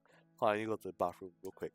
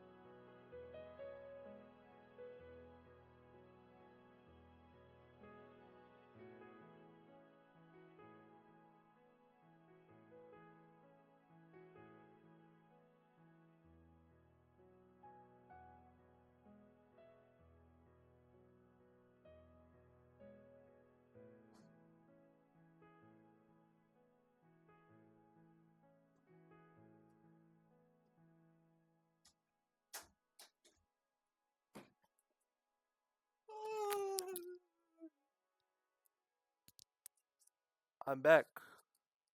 Sorry, Lola. Hold on. Nice music. What do you mean nice music? There's no music playing. Hold on, let me check. Okay, my mic hasn't. But okay, but if it's too loud, chat. If it's too loud, just tell me. I'll lower my volume. Okay, okay. I think we did this before. So should we move? Too comfy. Yeah. Hungry. We'll make breakfast. What do you want? A big plate of bacon and bacon. I think I burned down the kitchen. I burned down the first. There's plenty of cereal out there if you want some. Albert drones dramatically. Fine. Gently untangling myself from Olivia's grasp, I shoot Damien a thumbs up as I make my way to the kitchen. A quick search through the cupboards and fridge nets me the necessary components, and I manage to avoid destroying the kitchen as I pour cereal and milk into 2 plastic bowls. Oh, okay. Also, I forgot to announce. Okay. I know I keep interrupting. Okay, don't worry. I do not worry.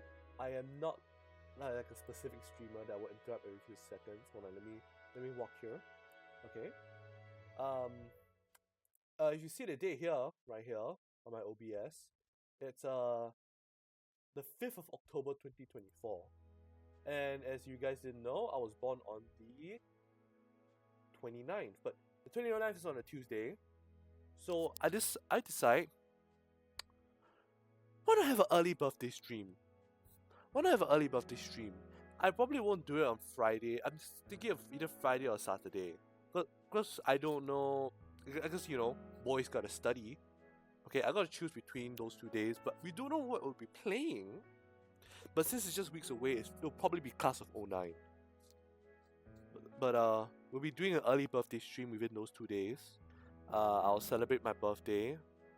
I'll do like a semi-stream on Saturday. Then I'll go on a bit long hiatus until December. Is where my exam will happen. After my exam, we get to stream more. Yippee! Yippee! Yippee! As I give each bowl a spoon, a vibration emanates from my pocket. I whip up my phone and check what it's for, and it looks like a new 3-hour analysis of the 3rd place speedrunning world record for Wii Golf. The thumbnail displays the record holder's face with an arrow pointing to it and text proudly advertising the Nut Slope Strat. I would want to say that's pyrocynical, but his thumbnails are usually just one picture. I'm really not much in the mood for these recently. I'll mute the notification. And done. As I return to the living room, the scene is a lot more lively. 2 brothers are commentating the match to one another while gently shaking the couch in excitement. Oliver has since sat up and wrapped herself in a blanket, only opening a spot for me once I approach. I take the seat, offering her the bowl of sugary goodness while she greedily accepts. Not too long after we cuddle together again, she leans her head against my shoulders. Despite the ruckus, I'm able to find the perfect spot to snuggle with Olivia and enjoy her warmth. This is nice. We do our best to withstand Vinny's rambling about hockey teams, though it seems like he's more interested in which team gets in the most fights rather than which wins the most. I have a feeling Vinny will grow up to be a hockey player. I look towards Olivia every so often, worried that she might be losing interest in just sitting here. But she's always reassured me with a gentle smile. One that says she wouldn't have it another way. Sharing in her contentment, we continue to snuggle on the couch together, occasionally cheering with the brothers as we celebrate the success of their hockey team. Damien and Vinny start shouting in victory as the home team gets the final score. What a slap shot! Here's heard the excitement in the room. Watching hockey again? Sophia sets herself on the recliner, opening up her laptop. Oh, school's weekly newsletter just came in. Turn on the volume, Damien. Sure thing. Yeah. Okay, tutoring. Okay, yeah, we really did this before. Well, I didn't do this anyway, but we did this like speak before. Went to formal.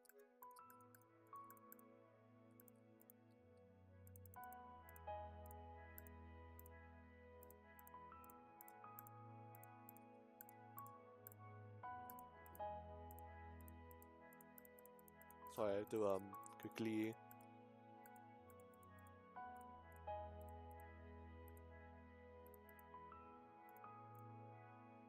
Olivia tugs at my arm. Hey, wanna head back to my room and watch something? What do you have in mind? Nothing in particular. I'll find something. I'm sure I'll find something good. Alright. I don't know, I'm looking at this. It makes me so happy. I follow Olivia's proud march into her room. The scent of paint is still a bit strong, but when is it not in here? It's impressive how she managed to actually hop from kneeling on the floor to kneeling onto her bed. Her tail pats open the spot next to her as an invitation. But not for me, as Guts seemed to scurry out of wherever he was hiding to cover up against Olivia's thigh. Guts! Guts, I'm so sorry! So I take the spot opposite of him, sitting in right next to Olivia. She opens up her laptop. On the screen, I see a plethora of folders with incomprehensible names, with the multiple brackets alternate between kanji and English. Olivia's cursor flies between each folder. Her folder? Her eyes scrunched in concentration as she tries to find the perfect show. She finally makes a choice, though what it is, I don't know. The name's all Japanese, written in English.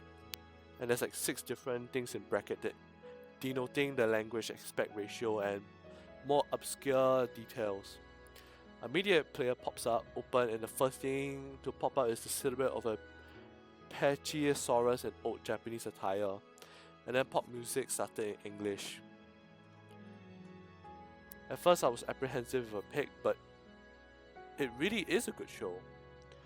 I'm fully enraptured by the Patchy Samurai story along with his budding romance with the young human girl who maintains her family's dojo. We fully settled in, Olivia playing out her bed and giving me just enough space to sit with my back against the wall beside her. While I'm fully enjoying the story, Olivia splits equally between the intense sword fights and bouts to light-hearted comedy. My thoughts go back to something else. Formal. How to actually ask her to it. It's already going since it's also Mr. Ladican's memorial. Olivia asked me out on a date, kinda. I argue strong arm onto it, and then again, I want to go out with her, so it's very Olivia of her, so what would be Inko's way of doing it? Looking around for inspiration, I noticed that my girlfriend has left out a lot of her sketch material. Balled up papers and her sketch pad right by my knee. Guts laying atop her coloured pencil case. And a mechanical pencil digs into my palm. While Olivia is focused on her laptop screen and the oddly not so bloody sword fight on it, I begin my greatest plan to date. Oh my god. Oh my god, oh my god, oh my god, oh my god, oh my god, oh my god, oh my god, okay, chat. Oh fuck, here it comes. First, I sketch out what meant to be a full body portrait of Olivia. Oh, she's exactly how I drew her. Though the wheelchair ends up looking like a normal chair with rocks for wheels, her hands being just claws and her tail shrunken down to a quarter of its actual size, it still resembles her.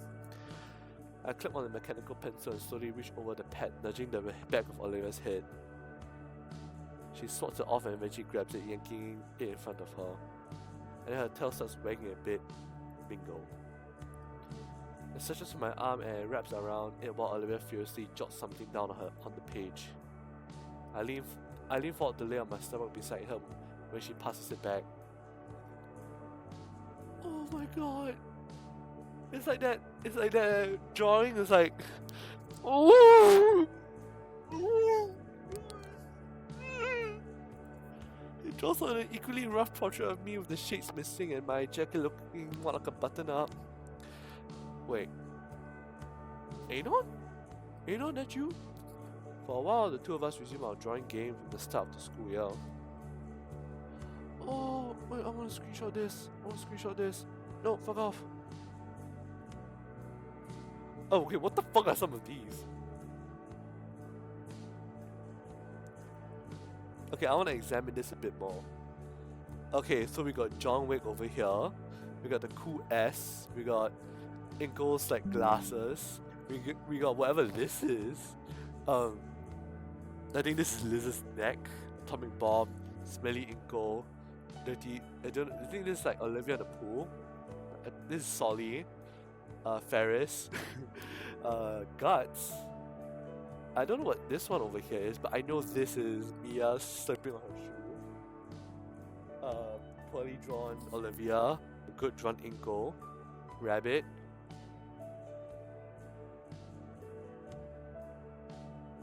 Racist. Inkle looking at racism. Inkle plus racism. Sad. You fuck with racism. You make Inkle look at racism. Oh, that's Olivia fighting with sting lines coming off with a gun. There's a few more fat guards and does it say Nitro? Over the course of the ceremony show's run, we decorate numerous sheets from the sketch pad with nonsensical doodles. Alright, it's time. I'll make my up position is shielding the page. The next drawing has to be special. And I see just a spot for it. Oh no. Let me just screenshot. Oh fuck, that's so sweet.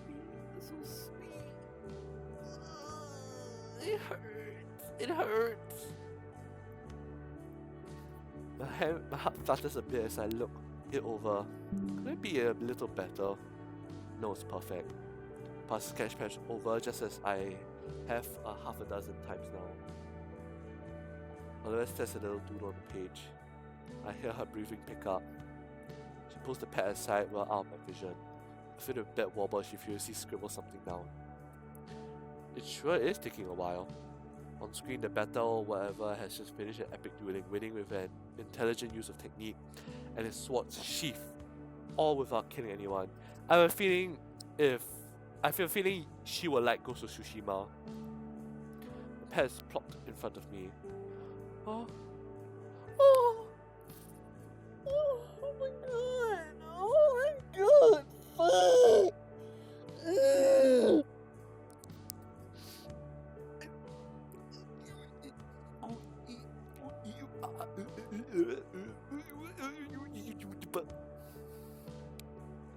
For once in my life, I'm happy. Oh boy. Oh god. Olivia buries a snoot into the back of my head, nuzzling aggressively. He's making those bellowing noises again. I'll take that as resounding yes. You're not gonna let me up, are you? No, not mine. She keeps bellowing, but her focus slowly returns to the episode. For the rest of it, we remain like this. I got big plans. Just you wait. Date. 1 week later. My shoes crunch through the layer of snow beneath me. Behind, the trail is quickly swept over by fresh snowfall. The cold bites at my flesh. It can reach my ears, my nose, my exposed hand as it carries my precious cargo. Somewhere in the distance, a dog barks. I am alone in this frigid frigid wasteland. And to think this started so simply just 4 days ago. I gotten into a new routine at the start of the school week. Wake up, head to school, do my thing until the bell rings, head over to the Payne residence to check out on Olivia. She texted me the drafting of the painting was finished and now it was time for the real task of filling the canvas with colour. Every time I come over, I will find her sitting at the edge of her bed with a brush in her hand, analysing the canvas with the kind of fire in her eyes that only a visionary like her would have. Back on Tuesday, I got a real craving for root beer. Olivia told me there was a gas station up on the street and around the corner and asked if I could get her a normal cola with a strange side eye. The trip was frigid and I probably shouldn't have seen where this was going, but the soda was well worth it. Once Olivia found out I could survive the journey, she started requesting I go make more resupply mission. Then I got caught on a return trip by Vinny and Randy. Short version of the story, I am now the resupply man of the household. I I go out to get precious rations for my poor, freezing, shivering girlfriend and the other survivors of this inhumane climate of 31 degrees. It's been a rough work, but it's been a blast. Okay, I need to drink some water.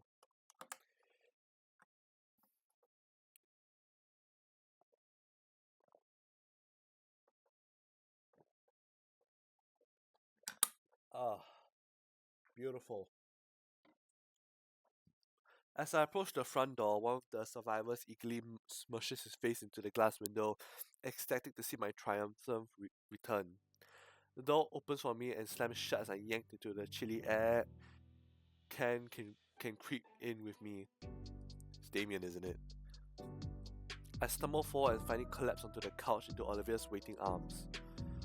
The moment my butt hits the comforter, she spreads out the large blanket she has opened and enshrouds me in a warm, scaly embrace. Kind of like my personal heating rod loses warmth. Appreciated. Olivia nuzzles in the crook of my neck and wraps her tail around my waist, trying her best to warm me up. One would assume that a literal cold-blooded saurian would be a terrible way of warming up. Well, whoever they are, they're dead wrong. Setting the plastic bag on the floor, it begins getting passed around and everyone removes their various goodies. Second, Damien chucks his battery acid energy drink. That's what I needed. Say you up for another trip, Inkle?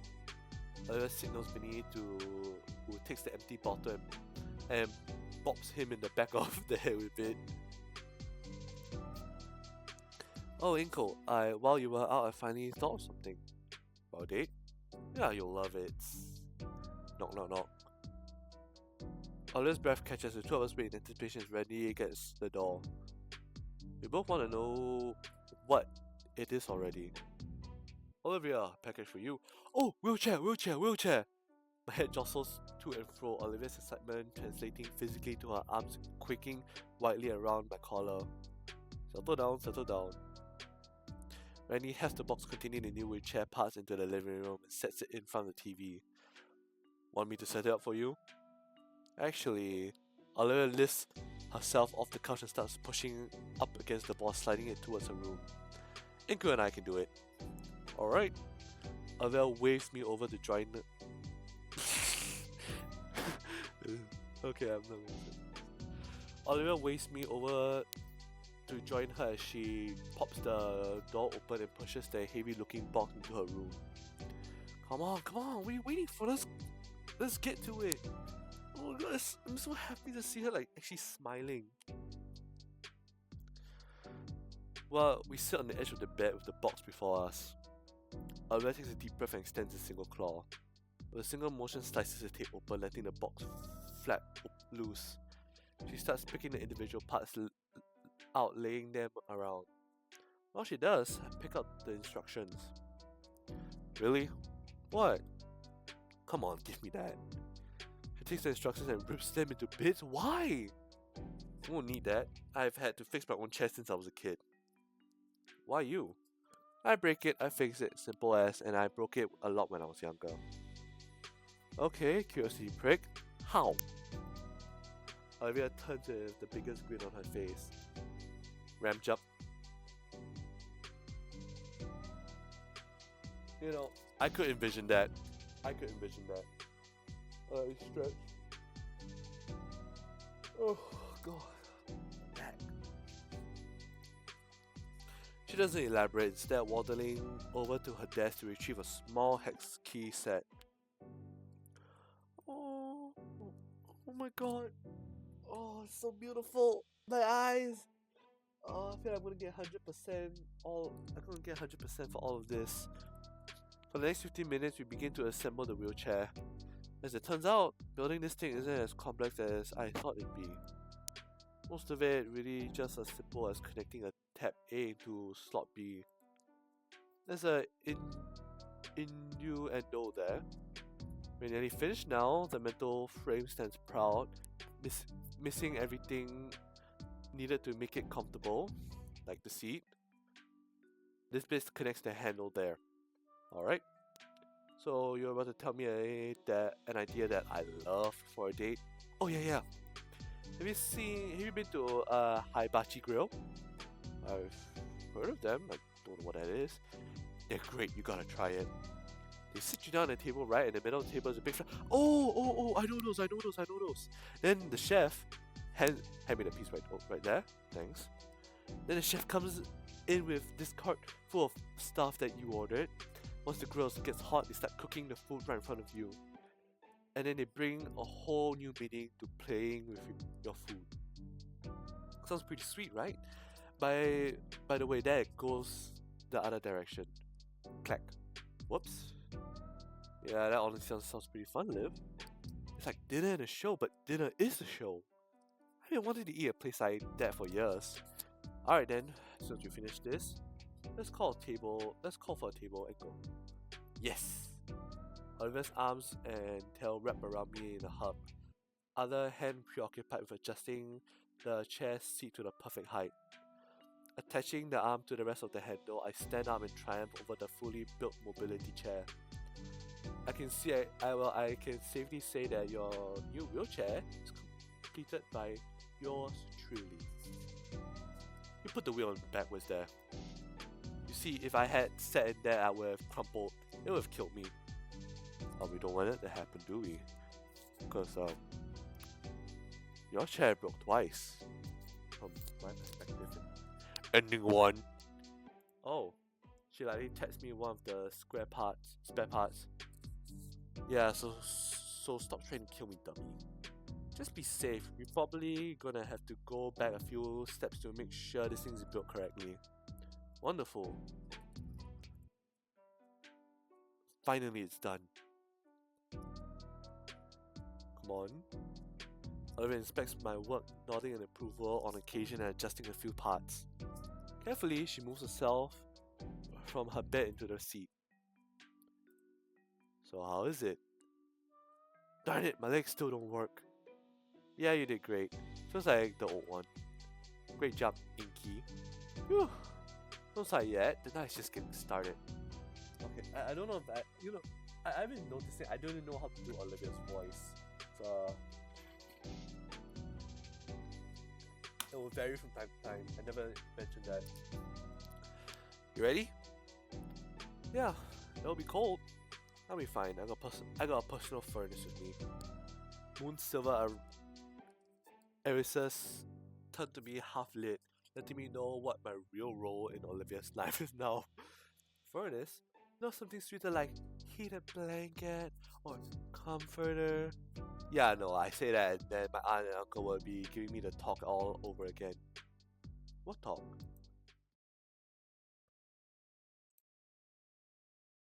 Train? Yay! Happy train! Before we knew it, we are admiring passing buildings as our rail car races towards the city. One thing we noticed were the Christmas lights tangled about inside the metro, which gave it a much cozier vibe. As we near the concrete jungle, even the streetlights and buildings grow infested with the holiday cheer. I can only imagine what this place will look like in the coming days. Definitely coming back later with Olivia along with my camera. After a bit of walking and sightseeing, we arrived in the city Japanese district, Little Trudon. As eager as I am to look around and immerse myself in the surroundings, Olivia's appetite for hibachi outranks it. We can always check it out after anyways.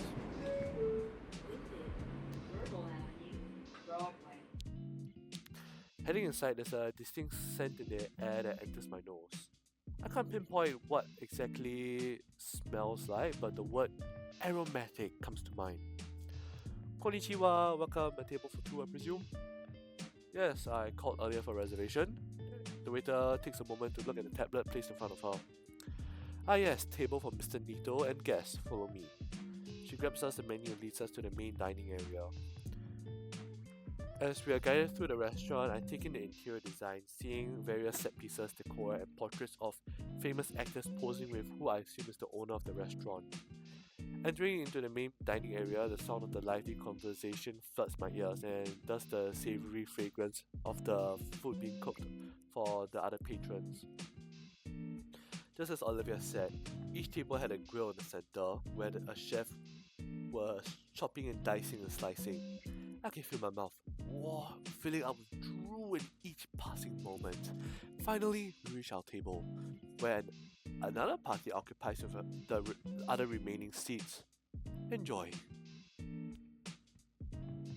I don't know, this is just funny to me. So, how would you? My hand waves over Olivia around her chair's handlebar. Olivia seems to understand what I'm about to entail because without a word, she effortlessly hoists herself out of her wheelchair and onto the dining chair. I fold the wheelchair, place it by a nearby wall, and seat myself next to her. So, how are you feeling so far, Liv? Olivia smiles, sitting, a cold finger splayed out near the grill before us. Her tail curls up over the counter and joins them. I join her for a few seconds, warming my knuckles. I really feel like this place. It's like a combo of a show and a dinner and a sauna. I reach for the menu and sit between us. Let's see. Do you know what you want to get? Sushi. They got the good stuff here. Oh god, but... Oh, sorry, chat. Oh god.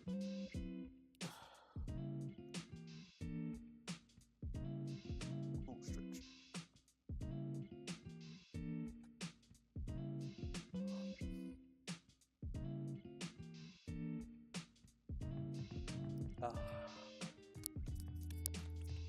Sorry if this stream is a bit boring. I'm a bit tired today, but we'll finish this story. Once and for all, we'll unlock everything. She points to something on the menu.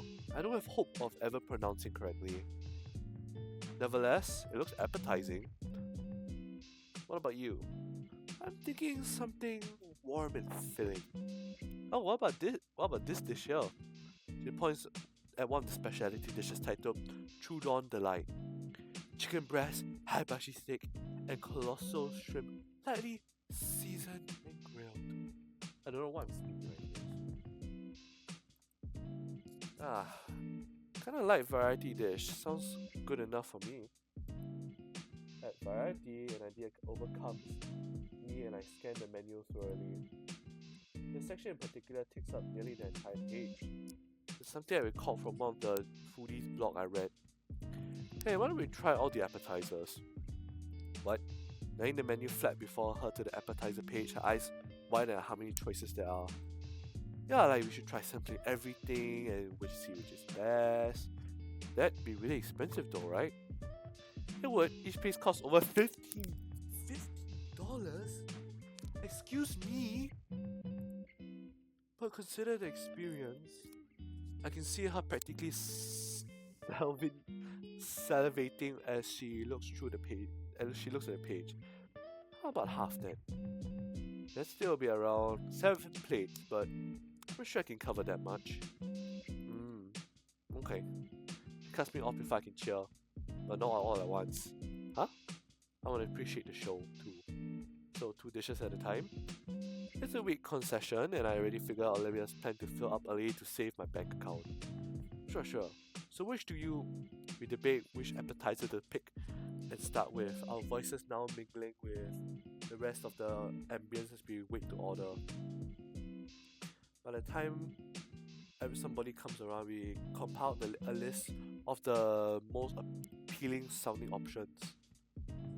Oh, new character. Eventually a chef approaches our table with a large fork and blade in hand, scraping the two against one another in a theatrical manner before greeting us and heating up the stove. He uses a nearby container of oil to cover the cooking surface in the shape of a smiley face before setting the assortment on fire and spreading it across the table with a blade. A second staff member drops off a cart filled with uncooked meat and veggies that will soon become our dinner. With his ingredients ready, the chef starts his performance, expertly spinning his razor-sharp utensils with a grin on his face. Vegetables diced and stacked into explosive minifigures, meat sizzled, flipped and thrown through the air, fish and shrimp sliced and juggled around the chef even without looking. Even as we were served up our starting orders, we were entirely too focused on the master chef. Olivia was completely enthralled by the performance. Not that she's the only one. The dexterity and skill the chef has with our food isn't like anything I've seen at any high-class restaurant my parents dragged me to before. God, I don't know why I'm so goddamn thirsty today. I'm sorry, chat. Just give me a quick water break.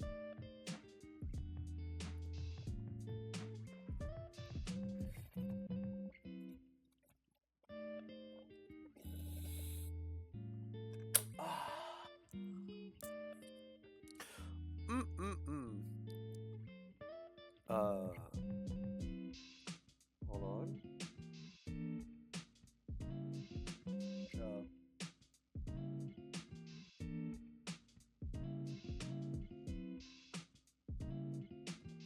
After a minute or two of watching the chef's culinary show, the couple beside us received their order. He eases over a step to now standing before Olivia and I, his eyes carefully scanning a tiny scrap of paper before nodding. Konbanwa. Sorry, I can't read Japanese, okay? My hungry looking friends. I'm definitely hungry looking, but Olivia? Looking at her, Olivia's eyes are the size of her plate. Her lips are trembling over her smile and her chopsticks creak within her fingers. Her first time here, I assume? Mine too. Hi. New friends to our lovely city. Allow me to give you a proper Volcaldrea welcome. Before I can tell him we aren't tourists, the cook sets down a pre-peeled onion on the grill. With his sharpened spatula and tongs, the onion is cut expertly and then its rings separated and stacked into a neat cone. Then he raises a finger and with a smile, I can't help but lean forward. He holds out a bottle of clear liquid and squirts it into the cup. Whoosh! I like this reaction too. I reel back at the sudden heat erupting from the onion cano, fingers tapping just above my eyes. Oh shit, my eyebrows! You're fine, Nico, relax. Confirming the few bits of hair are still on my head, the chef laughs and slides the onion creation around. Warm enough of a welcome? Quite. He laughs at the onion are added onto our appetizer plate, a sample of famous garnished fish and meat. I can't say garnish without saying it in like those like elderly voice, like garnished one. Olivia is quick to take a sizzling piece of steak and chomp on it, chewing on it even as her eyes water from the heat of it.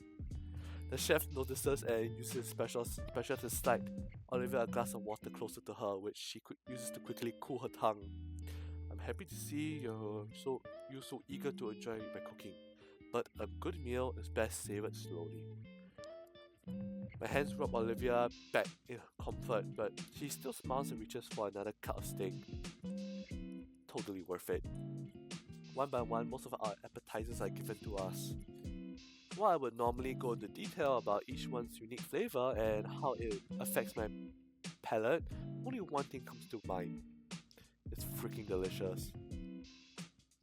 Olivia seems to have sentiment, currently scarfing down the rest of her salmon rolls. Any couples here tonight? For a moment, I glance at the girl beside me, enjoying her own little moment as she chows down on her food. We are? Ah, well, it's the holiday season, which means the chef hovers the prong over our heads with something placed between on its end. It's mistletoe. Quick kiss between the gentleman and the Wani. They said it. The Wani. That's what it's called. Wani hug the Gator. Oh, wait, what is Wani? I don't know. What does Wani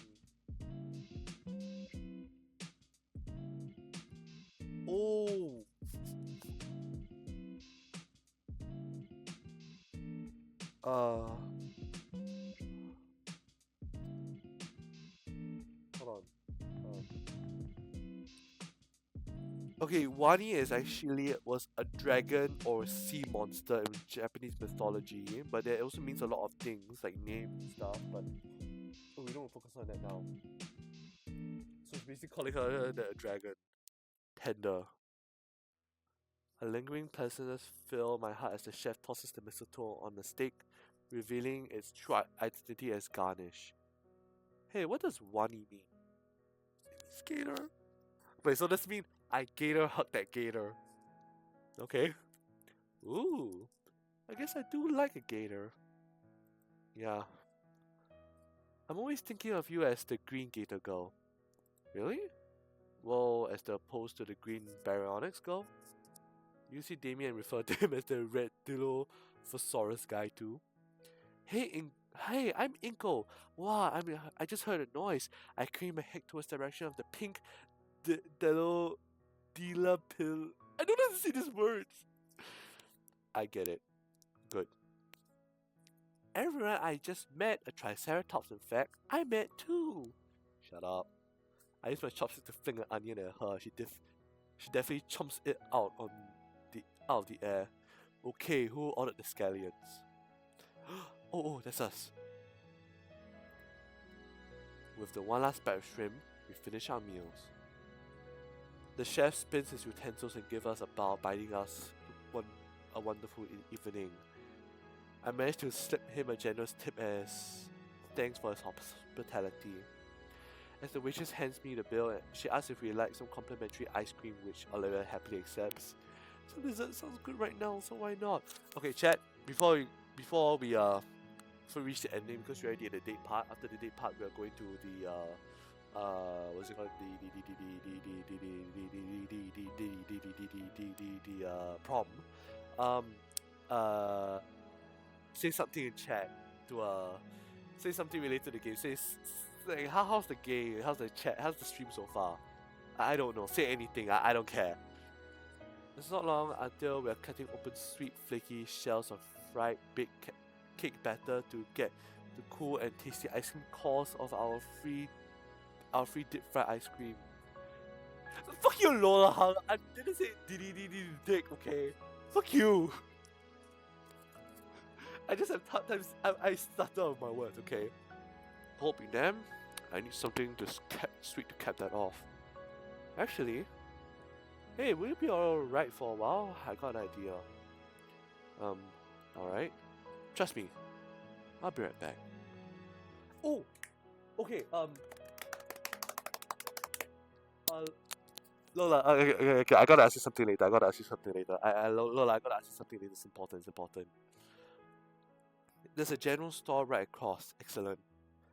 Across, hopefully they still have what I have in mind. I'm back. The ice cream was starting to melt. I was considering eating it. Enrico, shush, okay? Shush.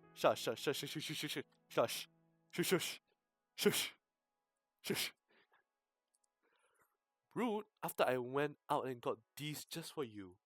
I hand her the plastic bag. Pocket warmers? How considerate of you, Inky. She stuffs them in the pocket of her hoodie and cranking them up to start the heating. I grab her wheelchair and unfold it next to her, offering a hand to help her into it. There's still a whole city out there. Wanna go see it? She takes my hand, interlocking her fingers between my own. Absolutely.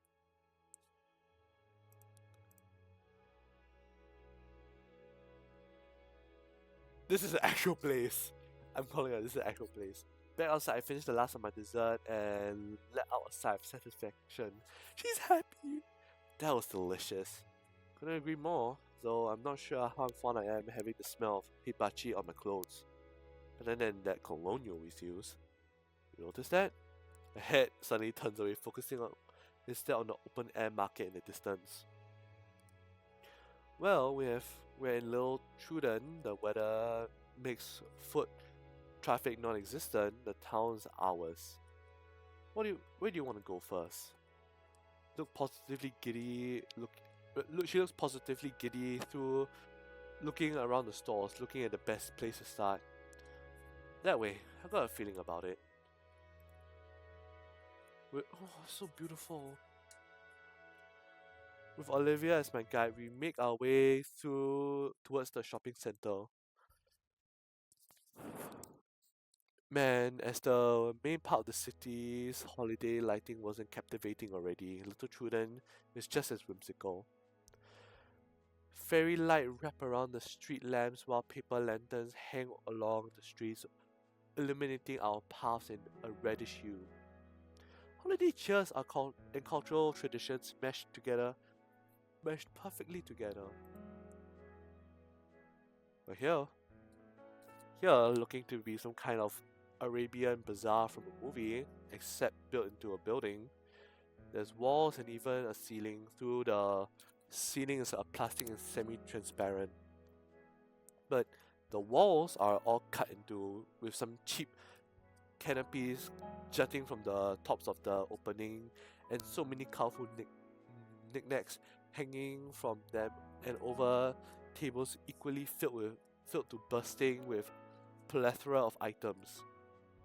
Every other store I see a seller stationed right next to a cheap heater, waving and shouting at everyone who passes by. While the street had looked devoid of people, this shopping center was packed to the brim. That's the one. The one? I just know it. Lead the way. As we get closer, I can't help but notice the variety of interesting items being sold. Cheap looking toys that light up and make music, t-shirts with various decals and vulgar words, and jade jewelry that looks like it was handmade this morning. All of which have signs of marking their price, that frankly reflect the quality very poorly. Wait, is this Don Don Donkey? I can tell by the sign over here. There's Don Don Donkey. Further down the shopping center, we reach a section of the indoor market that looks almost like a convention store. Shelves upon of exotic produce are placed alongside at every wall of the store. In the center are displays of showcasing snacks and candies with illegible signs and cutesy mascots. The ceiling now covered in greenery, more paper lantern and banners adorning with Japanese text. Oliver's eyes light up with glee upon seeing the wide array of oriental goodies. You know, let's make this our Christmas shopping. She nods and grins, and we start scanning each stall slowly. Immediately, I'm drawn to one that is exceptionally vibrant from all the toys and on show. Some of the plastic figures are even making noise, though there's a certain rattiness on them. Still, I'm sure I can find something for Vinny. I have a feeling just get Vinny a skibbity toilet or something. He looks like he looks like he watches it. Recalling our first meeting, I look for any Power Raptor figures I can find on the table. Aha! Picking up a packaged figure, I wave Olivia over from her sugary treat hunting. Think Vinny will like this? She quirks an eyebrow briefly and gives me the fattest stare I've ever seen. No. Why not? Inkle, that's such a shitty bootleg. Like, it's not even named right. I look at patches of the small green figure, powerful Raptorials. Oh god, that reminds me of, if you're not in Singapore and you never went to Toa Payoh before, if you ever went to a toy store, right, you will see like knockoff like Avengers, sometimes Transformers, where it's just like robot core, robot transforming. Huh. Yeah, a lot of this stuff is cheap knockoffs. If you want the good stuff, you gotta look at the back. The back? She rolls her eyes and motions for me to follow. Olivia wheels herself past the table and deeper into the stall. And the first thing I notice is there's even more boxes of toys along one wall. And to that a wall cut with lots of swords and knives and other pointy lethal things. Instead of looking at the toy wall, Olivia's eyes are glued to the weapon rack. Of course she is. I don't think Sophia will approve. Oh yeah, no.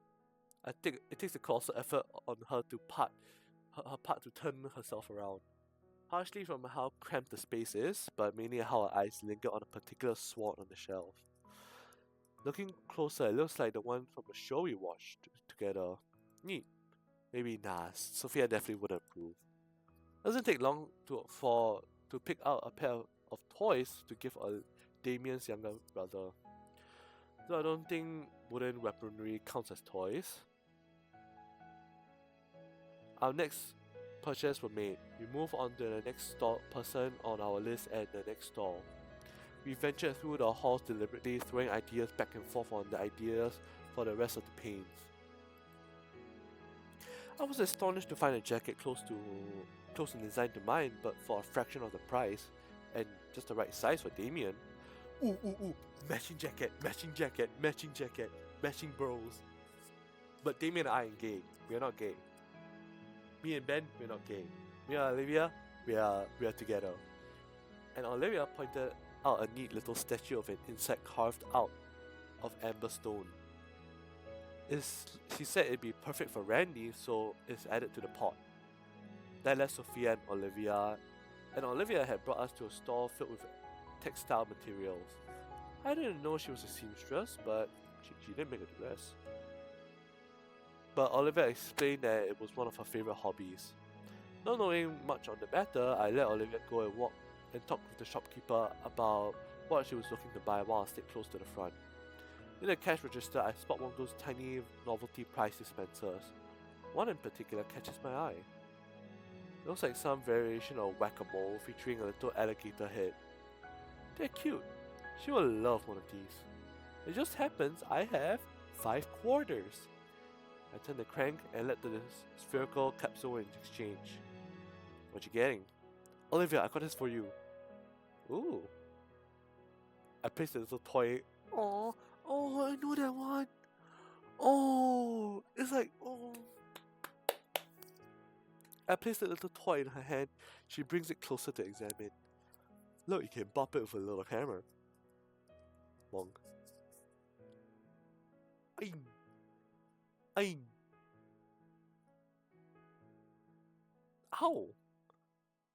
I know just the place for it. This is going right in my little treasure hoard. Oh, I'm worthy enough to be in the treasure box. Oh, guys, I'm not obsessed. Chat. I said I'm not obsessed. I'm not obsessed with her. I'm not obsessed. Did you find what you were looking for? Yep. She pulls out a few colorful bottles from her chair compartment. These baby will look great on the canvas. They had just the colors I needed too. Whoa, how is it different from regular paint from the store? It just is. But it's just is. Oh, okay. I also got Auntie a roll of fox sails. She's always wanted to work with silk. An hour later, we've seen just about everything. I went to a night market once in China. It's pretty good. Looks like it's just in time too, all the friendlier stores are starting to close down. I don't want to get caught in tight alleyways in the city after dark, so Olivia and I call it a night and start heading back to the metro station. Prom. Okay, once we reach to Inko doing his necktie thing, I have to go and refill my water bottle because I'm really fucking dehydrated. I'm sorry for swearing all the time. I'm really sorry, but woo, we're almost there. We're about to complete it. We're about to unlock everything. We make one last turn to come to the entrance and whoa. Oh wow. A large circular clearing, the widest space I've ever seen around here. Probably meant for performers and such.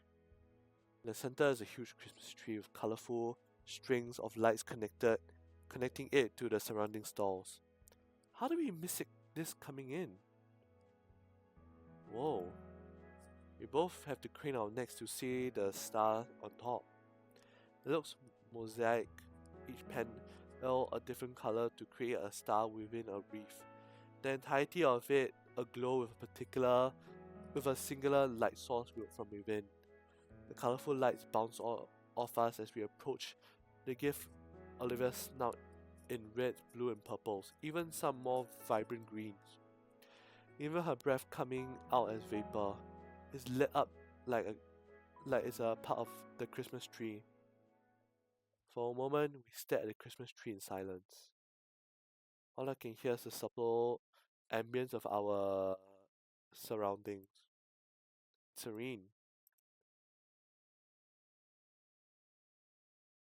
Was this a nice break? Yeah, but you know me. I'm itching to get back into it. We look back at the tree. It's bright. Merry Christmas, Olivia. Christmas is even till another few weeks. I know, I just felt like saying it. Yeah. Merry Christmas. Olivia hands find mine, our fingers intertwining slowly and our palms pressed warmly together. She doesn't speak, but her eyes convey so much. I carefully set down our shopping bags and take a knee beside her. Olivia, will you marry me? She leans over her chair's armrest, bringing her head close until she can rest her chin on my shoulder. I can feel her lips move in silent whispers as she nuzzles against me gently. A smile coming to my face as she mouths her appreciation for our first official date. Following her example, I lean my head back against hers. My jaw moved, but no words come out. After all, we didn't want to disrupt the peaceful silence. But still, I know Olivia understands my own wordless thanks as I feel her lips quirk into a smile. We stay pressed together for some time, at least until my knee couldn't bear the stone floor and her scales couldn't handle the cold. Allowing the comfortable silence to continue, I stand up, slowly take us back to the station. The ride home, we're lucky enough to get the whole train car to ourselves. Olivia huddles close the whole way back. It's December. Winter Volcaldrea bus is officially here. And it's to celebrate the occasion, tonight same hands winter formal. Crept on me. They did this. Yeah, did this. Yeah, okay. Chat, please give me a few minutes. I need to go with my water bottle and then to the toilet. And I promise I'll be back very fast.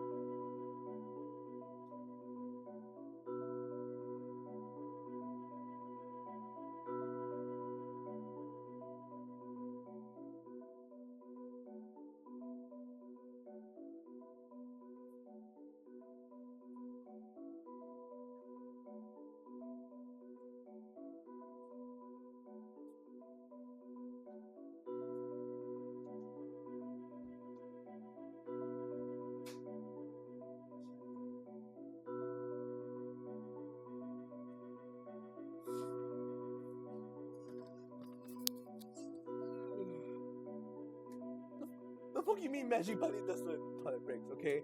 I might be a 600-year-old bunny who definitely lives Look, I need human needs too, okay?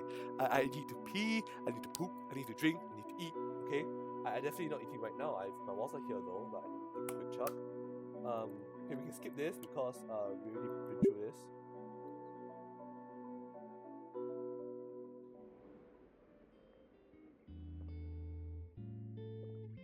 What the fuck you mean I don't have human rights? America, don't eye me, okay? Don't eye me. It's officially winter in Volcaldrea Bluffs, and it is as if to celebrate the occasion, tonight is St. Hammond's Winter Formal. Hard to believe it's already here. It really crept up on me. Whenever I remember the event coming up, I just force it out of my mind. Whole thing has me pretty anxious. It's like a date, but on a whole new level, like there's some formality to it. I better not mess this up. This is a big night for myself and Olivia. I'm at her place now and she sits beside me on the bed, hard at work finishing the painting, holding her other hand while she carefully brushes. On occasion, Olivia glances nervously at the clock. Each tick is another second possibly wasted. She's really working down to the wire. That's not to say she let the deadline creep up on her, of course, quite the opposite. Every day after school and until bedtime, she's been working hard at it. Now it just needs the finishing touches. She was so anxious today, just completely beside herself, pestering me during lunch and throughout our classes together about how she wants to finish right away, to the point I had to talk her out of ditching class. She settled for dragging me back to a place the split second class ended. Good thing I thought ahead and brought my formal clothes the night before. Brand new mauve blazer and by Jacquard Barreonque. Freshly tailored slacks dressed to perfection. Hell yeah. And polished black leather dress boots to give myself that little extra height. Tiny errant flecks of paint jumps off the canvas beside me. Each one gives me a mini heart attack. She told me not to, but I can probably sneak a glance out of the corner of my sunglasses. As I try to peek, however, a claw gently flicks my cheek, followed by a little growl. No peeking. Come on, you said you needed me here for support and I can't see it. No peek, just sit. Sit and watch peak fiction. She said peak! She's so mean! She gestures to the TV she set up to play Manic as background noise. You think you'll finish in time? Absolutely. Careful not to wear out your fingers. I can make it. I just need you here. Just being near her was enough as support. Though her tail would slither its way to me. Its along with guts occupied my lap, and my actual support became evident as my hand ran over both scales and fur, acting cooing noises of comfort from my girlfriend and her pet. Really, I felt more like a glorified pet sitter watching over the oddest friendship between a snake and a rat. Which, if you didn't know, snakes eat rats. But it was part of her process for this, so I obliged, content to wait to see Ladican's tribute in time. Thus, Olivia really did have a good taste in shows. I'm disappointed I won't get to finish this one though, tonight. Alas, we have more important matters. Okay, I think it's ready. She holds up a finger at my lips, praising her work. Scanning for any minute flaw? Yes, this is it. Show me. Oh, can I see? Not yet. I need to dry. It needs to dry. But I need to wash up for my big date. She holds out her arm, absolutely splattered in purple and blues, and get changed. So, out. Wow, I'm being kicked to the streets. No longer useful. Darn right. Go mingle with the plebeians for a while. I squeeze her hand and get up from the bed. Come on, I want to show you my dress. Alright. 'Tis the season to be jolly, and the Payne's place lives up to the saying. From roof to floor, the house is decked out for the holidays, completely changing its atmosphere. Warm, nostalgic, inviting, comforting. Even outside, the house is adorned with an array of colorful Christmas lights. The rest of the Paynes and Liz are lounging in the living room. Hey everyone. Ingo, is it true you ordered a... Shh! I'm pretty sure it's supposed to be a surprise for her, hon. Oh, my bad. Thanks again for covering most of it, Ingo. It's pretty exciting to get one of those. Yeah, Olivia's gonna love it. Though I can't help but feel like we should have pitched in more. Don't worry about it. It was my idea after all. Nice jacket, by the way. Oh, why thank you. Just then, Damien takes a seat next to Liz, casually slinging an arm around her. Damien Riz. You got the pain Riz. Okay. He rizzed up her, or either her rizzed up him. And now the genetics passed through him. And now he's rizzing up her. Hold on. Fuck. Damien looks my way with flickering eyebrows and a smug, toothy grin. He knows he's won. With swift moves like that, I should keep in mind to use on Olivia.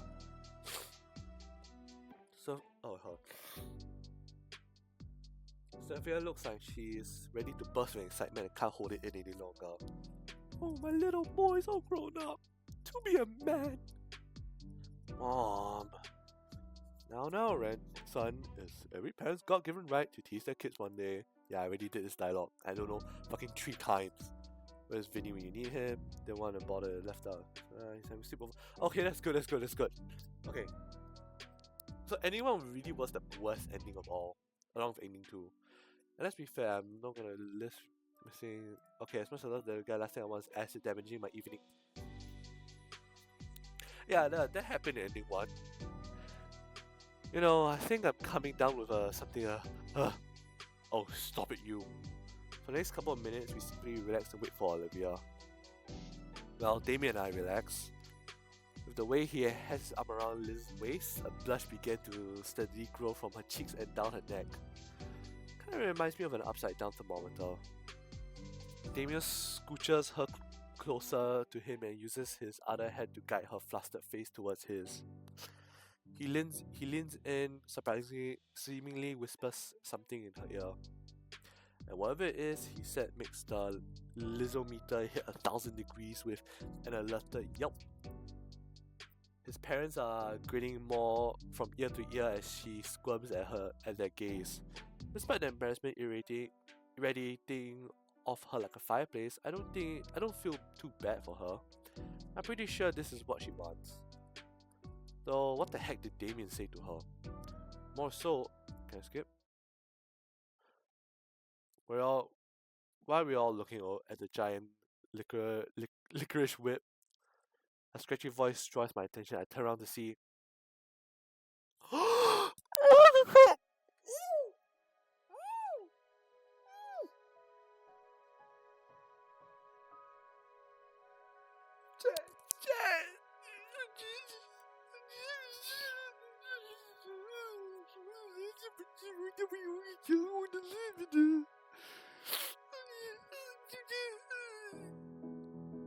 I'm genuinely flawed. The dress, the accessories, the makeup, elegance springs to mind. Yeah. She's my bride, Lola. She's my bride. Yeah, I one day I gotta put a chat on the side of my screen, so like the YouTube viewers can see who I'm talking to. Regal too, but what escapes my lips are beautiful.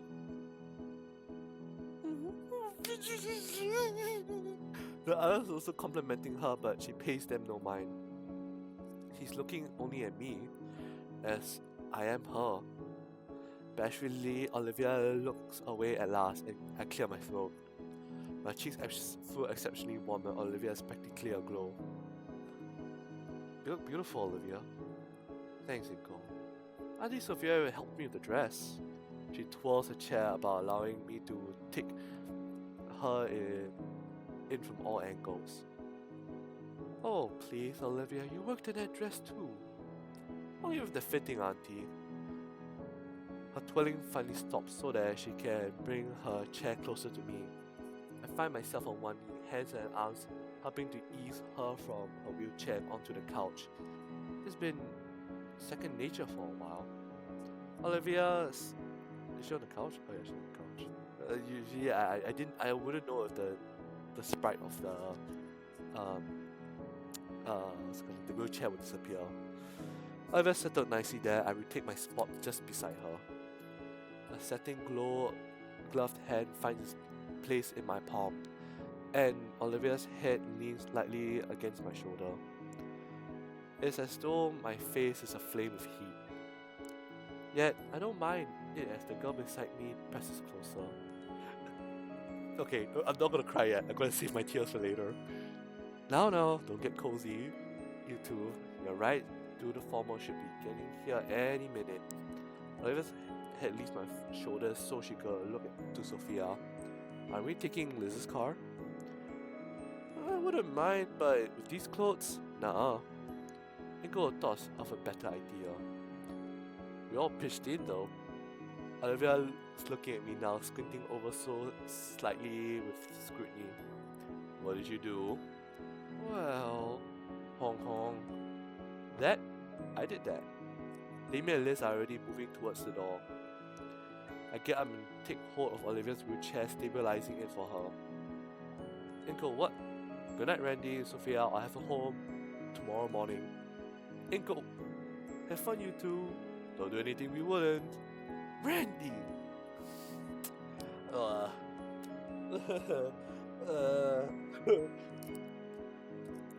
Olivia's head is still turning widely between us as I wheel her to the open front door.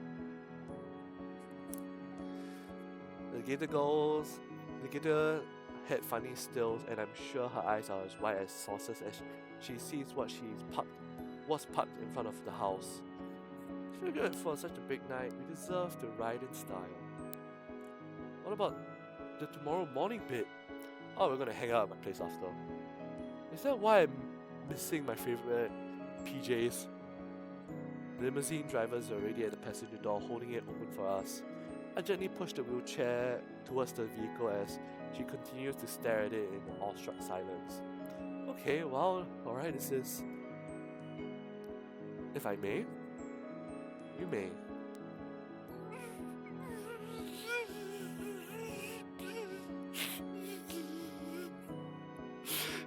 My wife! She's my wife! But no, don't cry yet. Get yourself together, Margaret. I carefully take the painting from her with both hands and place it against the back seat. I'm genuinely smiling a lot right now. Once Olivia satisfied, it's her turn. Ooh, cool limo. Damien with the paint, Riz whizzing up, Liz, and me with... Oh wow, looks even nicer on the website. Hey Inky, the bar is free game, right? I throw Damien a thumbs up. Wait, I think I already did. I don't care. It's all paid for, amigo. A lot of help from Liz, of course. Awesome. Damien's already put two glass bottles of cola from the tiny fridge. Using his tooth like that was impressive, not gonna lie. He cracks open the second one with relative ease. Who are you? He gestures with his bottle if I like one. Sure. Careful, you don't spill anything. You still spill on the painting. Even a drop lands on it, and I roll you. Yeah, of course. Can I see it? No. No one lays an eye on it until we set it up in the memorial room. I promised myself that. Whoa, you made that painting without even looking at it?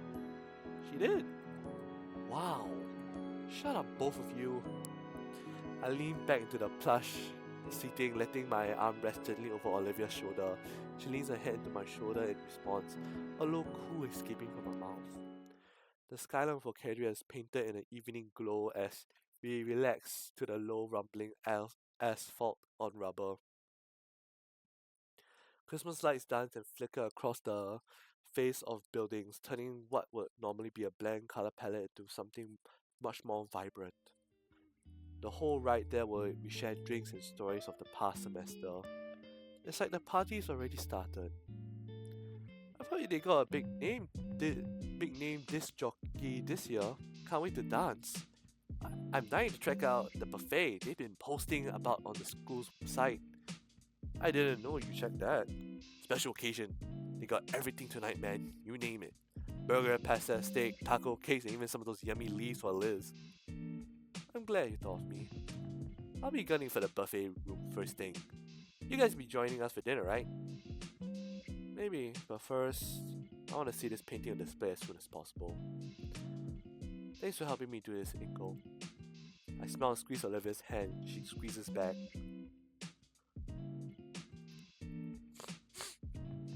She's just not my wife. She's not only my wife, she's the love of my life. She's everything.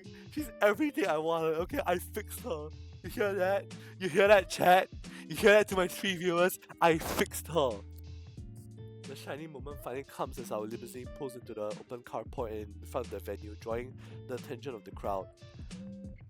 We wait for another minute or so in anticipation before the passenger door opens wide. Taking initiative, I step out into the open as the driver's seat sets up the wheelchair with flourish. I can fix her, God, right? This is what I say, Enrico. I fixed her. Okay, you know what when guys says like I can fix her. Nah. I fixed her right. Okay, I helped her. Okay, I'm him. Our ride makes a great set piece and naturally draws the attention of everyone nearby as I ease Olivia into her chair gently. Also, I just noticed, Lola Holla, you've been using emojis with like the dino dance, and it totally went past my head. Like, oh wait, fuck, this is a dino game. Oh, this is a dino game. Oh, what was that? That's Inko and Olivia. Her dress looks amazing. Man, in a whole ass limo and I get here in my beat up wagon. Olivia smiling nervously while Kathy removes the painting from the back seat. I forget sometimes not everyone is so acclimated to this sort of attention. Have a good evening, sirs and madams. I thank the driver before we make our way to the entrance. A decorative red carpet stretches from the driveway and right into the venue, giving our walk inside a sense of glamour. We approach the sign-in table where the sizable line of other party goers look our way. Figures. Oh, I'm an organizer of the painting for the memorial. You are too, sort of. What does that mean? It means we can just waltz right in. Sweet. Oh, I knew it! Come on, Damien. Damien, I swear to the gods. Apologize. Don't fuck it up. I know you can do it. Circumventilating the light, we see a familiar blue dino handling the sign-in and looking exceptionally exhausted. Though his smile as usual when he sees us, his shifting eyes and rapid finger tapping indicates otherwise. Hey you guys, you made it and in a limo, no less. Gotta travel in style. I couldn't agree more. Ben makes eye contact with Olivia. It's nice to see you up and about again, Olivia. I mean, crap. I didn't mean it like that. Hey, Ben. The tired teen double takes. Clearly surprised that Olivia actually replied to him at all. Damien takes a moment to scribble a bit on his clipboard Ben was holding. Alright, we're signed in. Come on, Liz.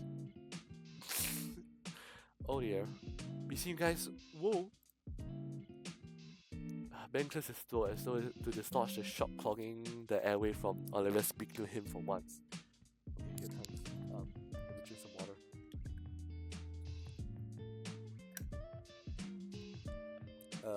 How have you been? Olivia scans him over briefly. I'm holding together okay.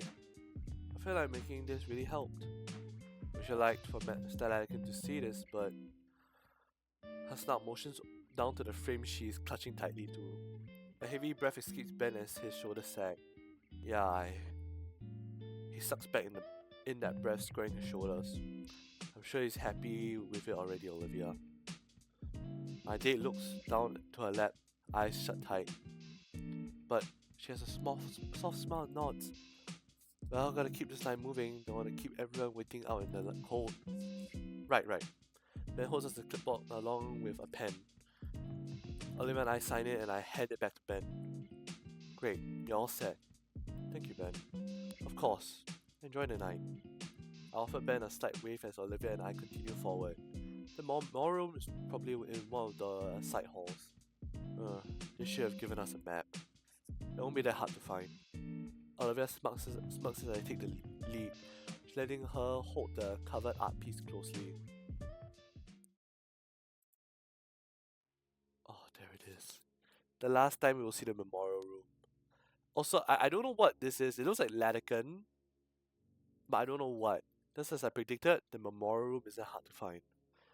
It's a smaller room, well lit and with little furniture. On the far end, a framed picture of Latican and some of his old pictures from the classroom. Some from him and some of the students. There's a few other students here paying their respects. Olivia taps my wrist and her tail and lets go. I walk alongside her as we approach the portrait. I wonder when this was taken. It can't be that long ago. It looks like he looks just like he did earlier this year. Olivia slowly rolls up to the memorial, still clutching the covered art piece. Is there an easel around or something? I was told there'd be one. Oh, there's an adjustable hanger on the wall with bits attached to the painting hanging in a little baggie. Wow, they thought of everything. Yeah. Can you put the hanger on? I hold it steady. Sure. I get a baggie and Olivia stands the painting on her legs. Alright, take the covering off gently. Olivia watches carefully as I lift the cover from this angle. I can't make anything out other than the same blue and purple. She breathes a sigh of relief when she sees nothing got damaged on the trip over. Okay, I fasten the hangers to the back of the wooden structure. I hope it's good enough. It will be. Done. Oh, that's the painting. Oh god, it's beautiful. Olivia gently raises the painting carefully, hanging it up on the wall like it could come off at any second. Finally, we both look away at the finished painting is revealed to me. My hands clasp Olivia's shoulder in support. Olivia's head turns down towards the floor for a few moments before a smile curls on her face. Finally, I can appraise the painting fully. It's definitely the fountain, as well as the park we found it at. But the colors are brilliant, screwing a heat to it with warmer colors than Olivia's used in the past. Where her previous works had a dreamlike quality to them, this one brings the warmth of the sun to mind, as if you were basking under the sun's light during the summer. Well, do you like it? Do you? I do. I'm proud of it. I was going to say something about how my opinion wouldn't matter if you did, but it's a better answer. I'm also proud of it. It's beautiful. We knocked it completely out of the park. I think we did it. We? Yeah, without you, I really don't know if I could have finished it. Yeah, this is the only ending. Oh, I refuse to believe 1, 2, and 3 are the canon ending. Silver grey irises turn from the new painting and focus entirely on the portrait at the center of the display. With the sound of the dance still on the background, the pervading silence within the room overshadows it. Olivia's gloved hand covers mine, still on her shoulder. Standing before our teacher's mural, I bow my head and offer him my quiet thoughts, thanking him for teaching me, for being more than just a teacher but a friend, and for looking after the girl I fell in love with. My eyes open, I see Olivia's head is still bowed forward. A single droplet seeps from the corner of her eye.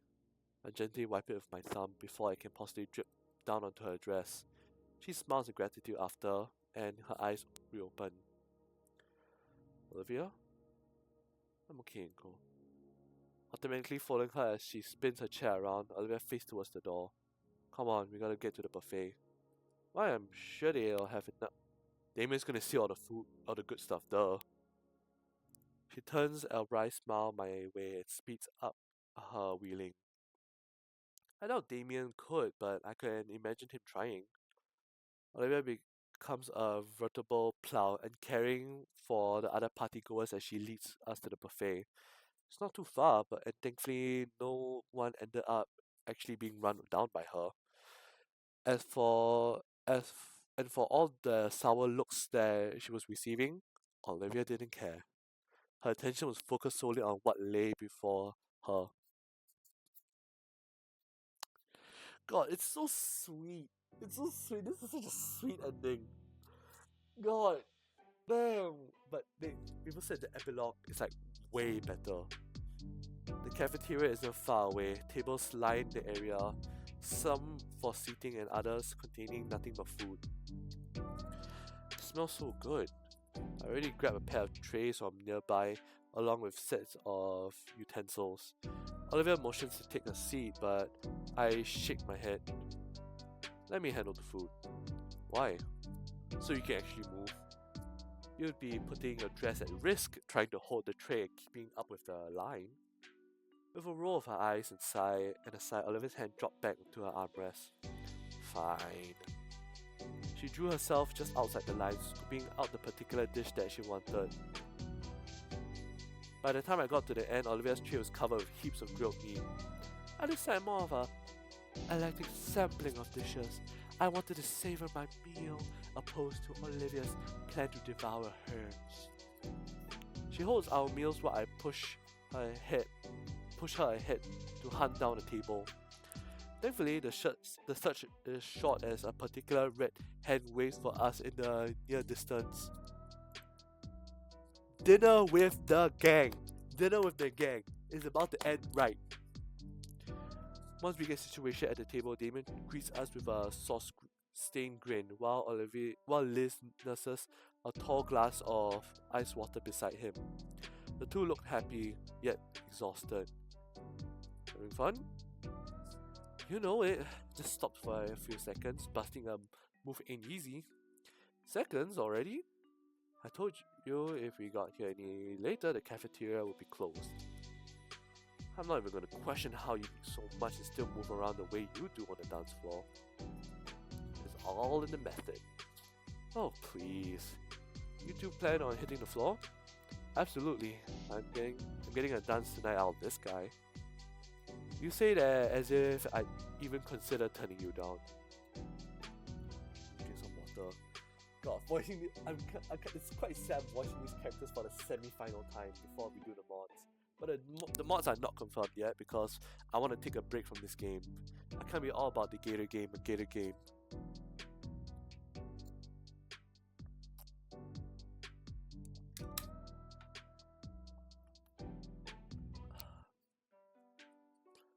Damon's eyes closed for a moment and thought. I feel like I'm forgetting. Oh, your painting. Did it get set up okay? Yeah, hung it in the memorial room. You can see it now. Really? Hold on. Hold on. Dry lips. Skin peeling off. It looks really good. Thanks. All was finally said, Oliver and I start on our meals. While I save the tender meat of my steak, a deep vibrato reverberates in my ribcage. I see you all enjoying the evening. We all turn to see Liz's uncle approaching. Damon smiled and waved, but I noticed how he scooted his chair away from Liz. The older man finally reaches us, pulling up a chair to sit down. Yeah, Damien's been so sweet, Uncle Mike. Uncle Mike? I forgot his name. Was his name ever mentioned? I only knew so his name is Mike Ferris. The mustache to well knots, smiling at Liz's date. Yeah, totally. Just nothing but fun, Mr. Ferris, sir. It's the first time I've heard a fake laugh from Damien. I didn't know you were chaperoning, Mr. Ferris. Of course, I would be. After all, it's my darling niece's first proper date. I'm starting to feel bad for Damien as I watch him sink lower in the seat, though Liz does come to his rescue. Uncle Mike! Older man laughs as he fends off his niece's attempts to headbutt him with his massive hand. I'm not being serious, Elizabeth. Elizabeth? Mind your head. Liz relents, scooting herself right next to her date and wrapping him in a hug. Damon sputters and looks between the two family members. Ah, by the way, Olivia, I visited the memorial with Scalar and I saw your latest piece. Olivia pauses on her bite of mallard. It's quite a work, Miss Halford. Olivia's tail reaches up and giddily shakes my hand around. Thank you, Mr. Ferris. In fact, when your principal saw it, she merely wanted to showcase it in St. Hammond's Gala, specifically where Dreamscape once was. Oh, it's your painting, so it's up to you. I figured come and let you know before you try and take it later tonight.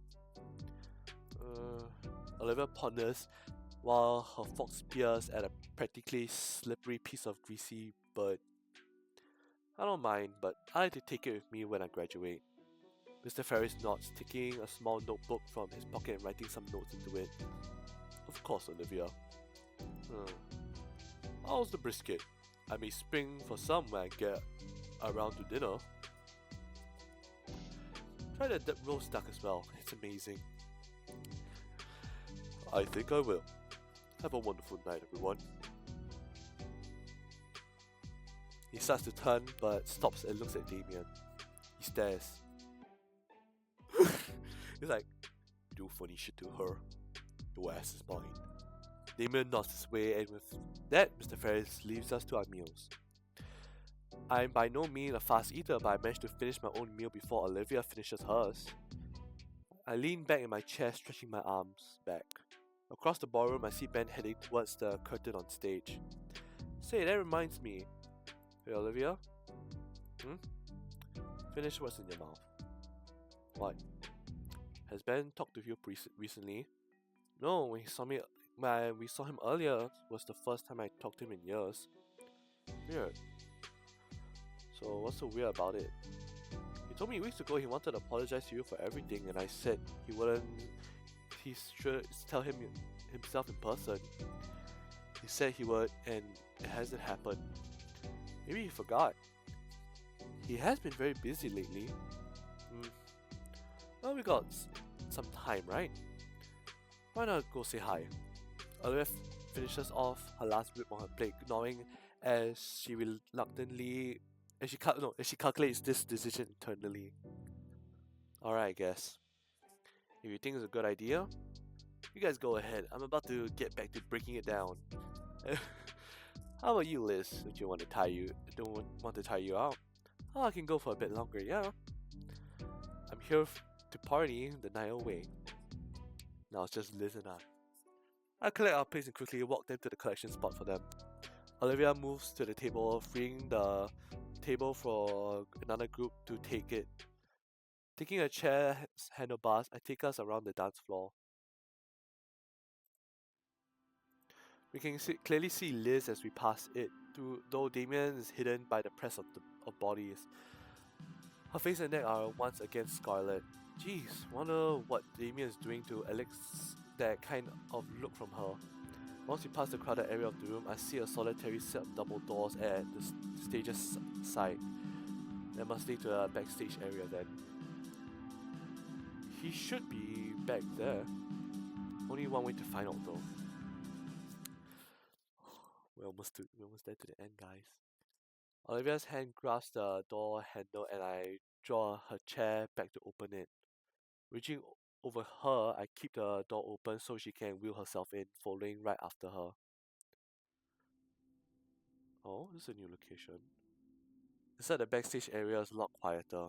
Despite the DJs blasting music just a few yards away, the curtains must be thick. Well, the speakers aren't facing us anymore either. A few lights are on the staff are on so the staff can see, although barely anyone's around at the moment. Across the way, sitting on a crate and swirling a glass of soda to himself is Ben. He doesn't notice our approach and jumps a little when he sees the two of us. What are you two doing back here? This place is off limits. Only when I wanted to say, hey, check in on you. Oh, hey. This place is still off limits. Right now, I'm the only I'm on the only break I get all night. You said you and Olivia wanted to see me. I didn't want to hold a grudge anymore. Oh, what? He puts his cup down and is suddenly more attentive. That's surprising. I told her about a conversation from a month ago. She said you never went to see her, so I got curious. Oh yeah, I did say I would, didn't I? Sorry, I forgot. I've been busy. Alright, let me gather my thoughts. Ben rushes his hands together through his hair, thinking of how to string his words together. Olivia, I'm sorry about all those years ago. Though I was doing something to help you out. Instead, it pushed us apart and hurt you. Made you doubt yourself and made you concerned, so you felt you had no choice but to shut everyone else out. I didn't know it would affect you that much, and I've been regretting it for years. I'm sorry. Beyond the muffled beats of music playing, just beyond the curtains, a silence hangs in the air. Thanks, Ben. It means a lot to hear that from you. I still want to ask, why? Why? Why did you do that to begin with? Ben flinches and then looks aside in hesitation. I felt bad for you and wanted to do something nice. And? No and. That's it. Dang. Sorry if the answer isn't satisfying. It's fine. I'm not sure what I was expecting either way. I just know that it's well past time to forget about all of that. So we can be friends again? I like to take it one step at a time. Okay. Maybe sometime in the future, there's a lot to process even this conversation happening for me. I get you. I thought we'd never be able to just talk it out like this. Yeah. I hear there's standing march of heels approaching. Yep. I get worried for a second, but there is staff here to kick us out, but it's just me. There you are. Good Lord, Ben, I've been looking everywhere for you. You've just been lazing here the whole time? I'm out there looking like a chump with no date. I told you if you want your... Oh, you too. Mia? You're still not mad about that, Huh? Of course not, don't be stupid. As far as we're concerned, it's water under the bridge. So how have you been? Making any new pictures lately, Olivia? I just finished a new one. It's hanging in the memorial room. I saw it. It looks good.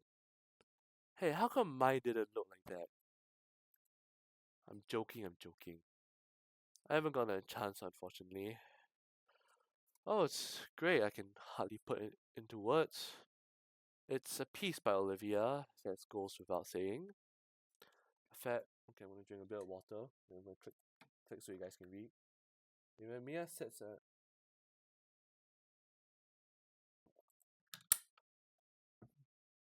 Well, only one semester left. Yep. And we're all out into the real world. So we're all cool with each other. Sure. Stay out of my way and I'll stay out of yours. Deal? Deal. Great. Then we can cross that finish line without incident. You want to graduate without any more antagonism? That's always what I've wanted. Just another crap this and other crap makes it the only option. I don't get it. I don't expect you to. Ben chucks the last of his drink. Oh, this was nice, truly. Yeah, alright, we should get going, right, Olivia? Hmm. You guys enjoy your night. Thanks, be seeing you guys. See you, Ben. Xiao. Oh, please tell me it's the dancing scene. I want it to be the dancing scene. I push Olivia out of the backstage area and into the bright, loud ballroom again. That went pretty good, honestly. I still, for obvious reason, dislike that any of my friends are around me are, but what can you do? That's just how life is. I've gotten the people I've got, and that's what matters. My chain of thought is broken by Olivia's tail tugging hard on my wrist. What, Olivia? You okay?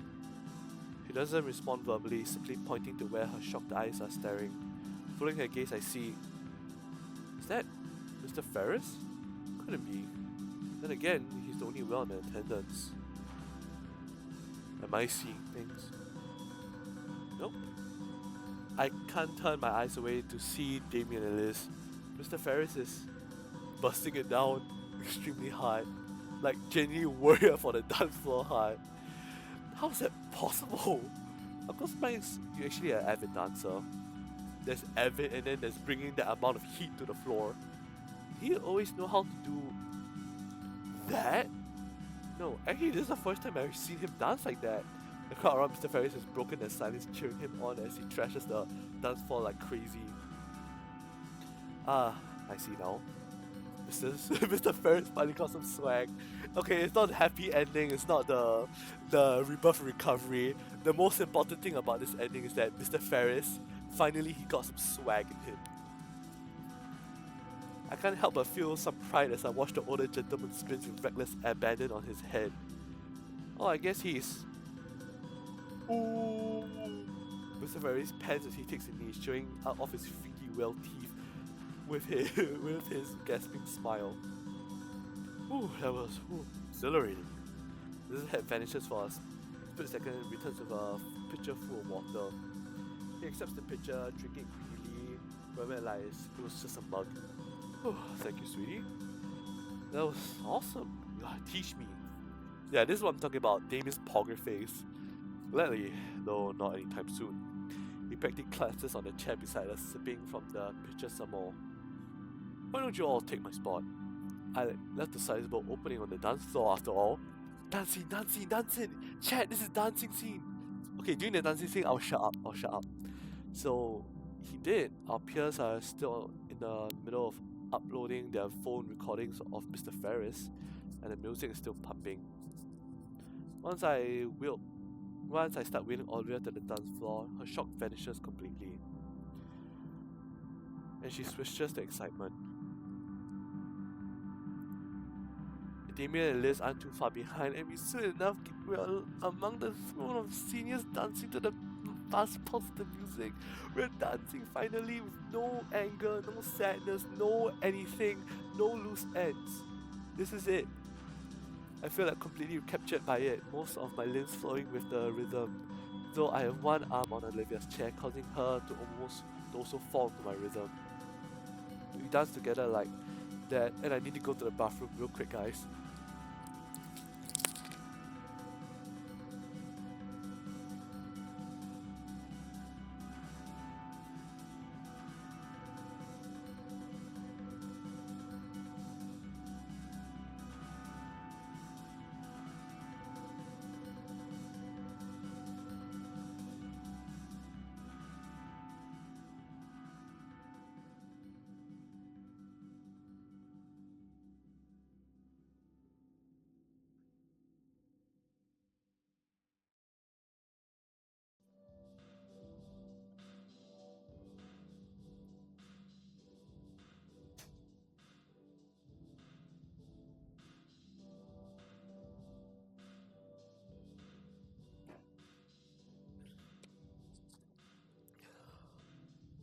Chat, we're almost there.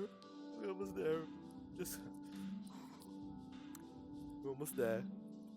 We dance together like that, Olivia's arms and tails move. Oh, wait, fuck.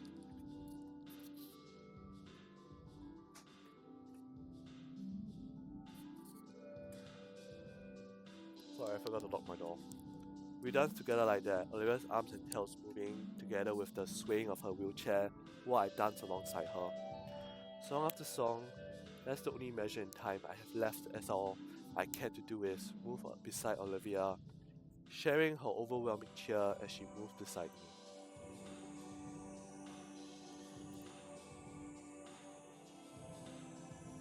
At the center point, my throat is too dry to ignore. Olivia caught me rubbing my throat and decided it was a good time to break for a soda. So we sat on the outskirts of the dance floor, resting against each other and catching our breaths. So, good night so far? Yes, absolutely. Good night! She probably said she had a good night! She got a good night! Probably the best for my life.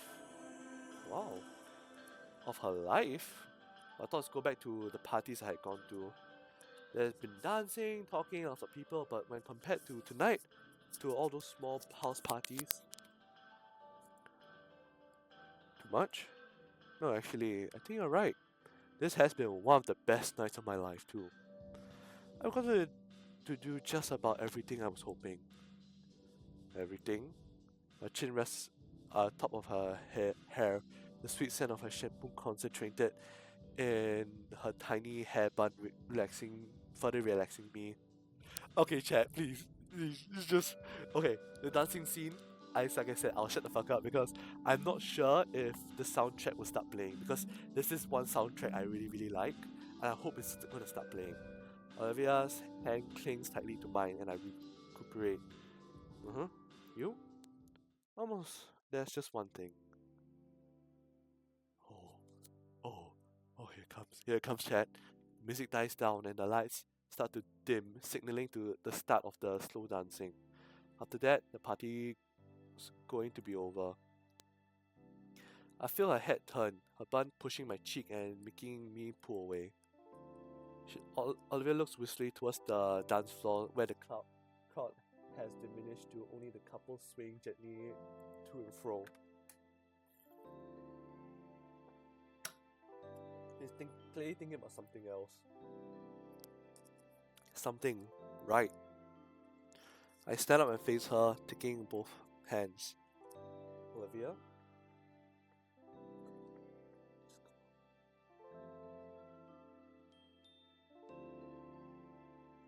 Sorry.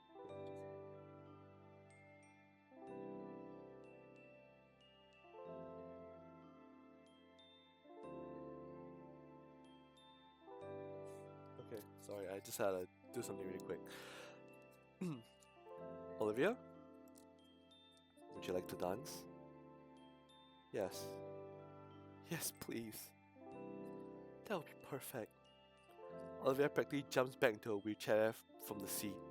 Come on, they're only playing a few of those sappy tracks. Her tail drags me by the arm and into an open spot on the floor. Alright, how are we gonna do this? Oh my god!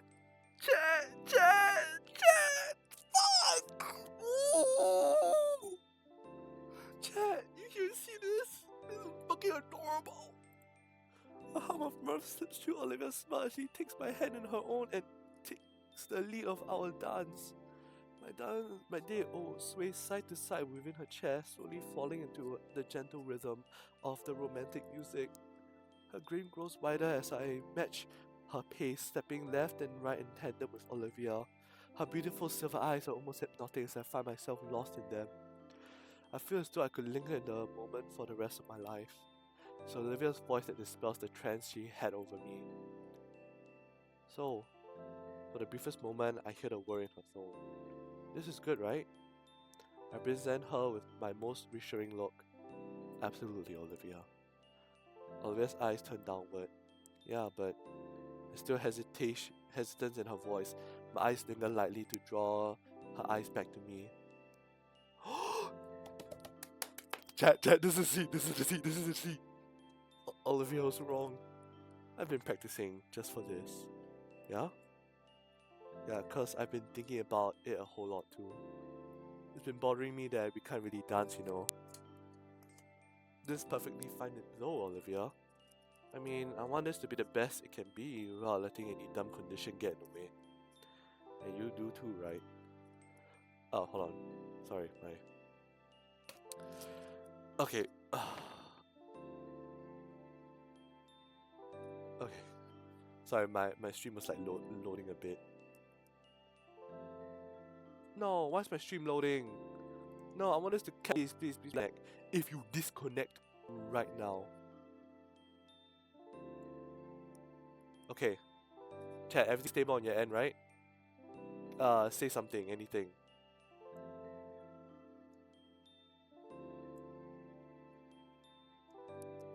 Okay, let's get on with this. We can't dance like everyone else, so what? You're still dancing?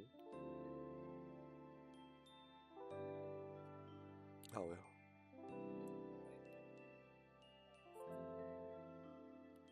Hold on. Sorry, just give me 1 minute, I'm fixing something. Yes, okay, cry. Lola, you're gonna see me cry soon.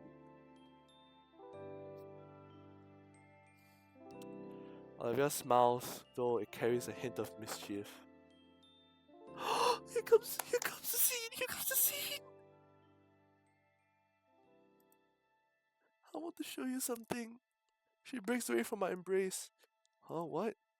Just keep your eyes on me, Nicole. Oh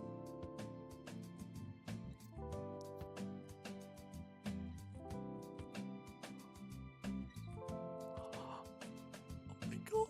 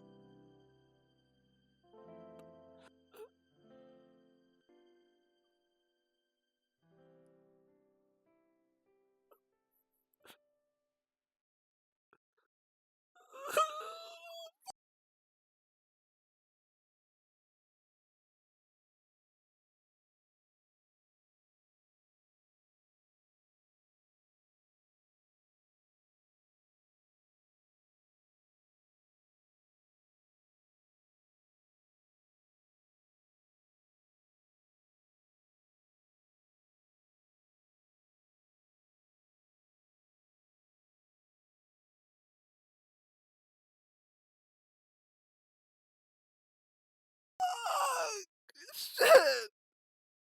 Fuck! Fuck! Fuck! Fuck! Oh shit! Oh.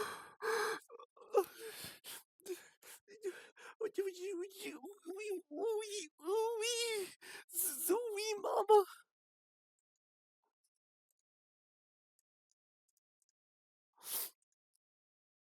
So chat, what do you think? Chat, what do you think? What do you think about this? I put the title as I Wani love that Gator. And I kept my words true. I loved her. I loved her, man. I'm exhausted. I'm thrilled that I love her. Okay, hold on. Maybe something's lagging my something's lagging my stream. I don't know what it is, but something's like lagging my stream. Uh, okay. And I love her. She really went so far just for me. No, just for us. And I'm thankful I have these glasses. I can feel pricks of tears at the corner of my eyes. The final song ends, the light brightens once more. The crowd around us shifts. Some people are leaving, probably to go home now. But others are taking their place, looking towards the stage for whatever ending ceremony there might be. Ben approaches the mic stand on stage, leaning into the microphone after making sure it's turned on.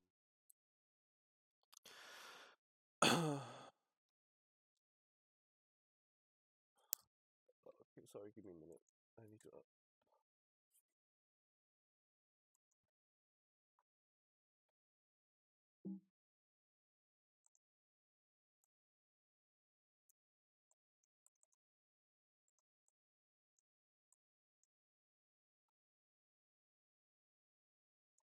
Fuck you mean the tears can be heard?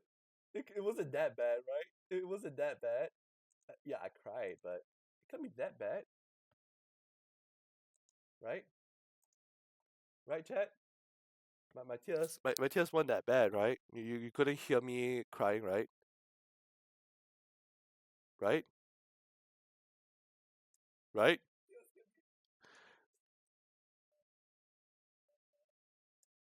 Chad, come on, Chad, please don't tell me you heard me like like fucking cry like a. Good evening, everyone, and thank you all for coming tonight for the annual St. Hammond's Winter Formal.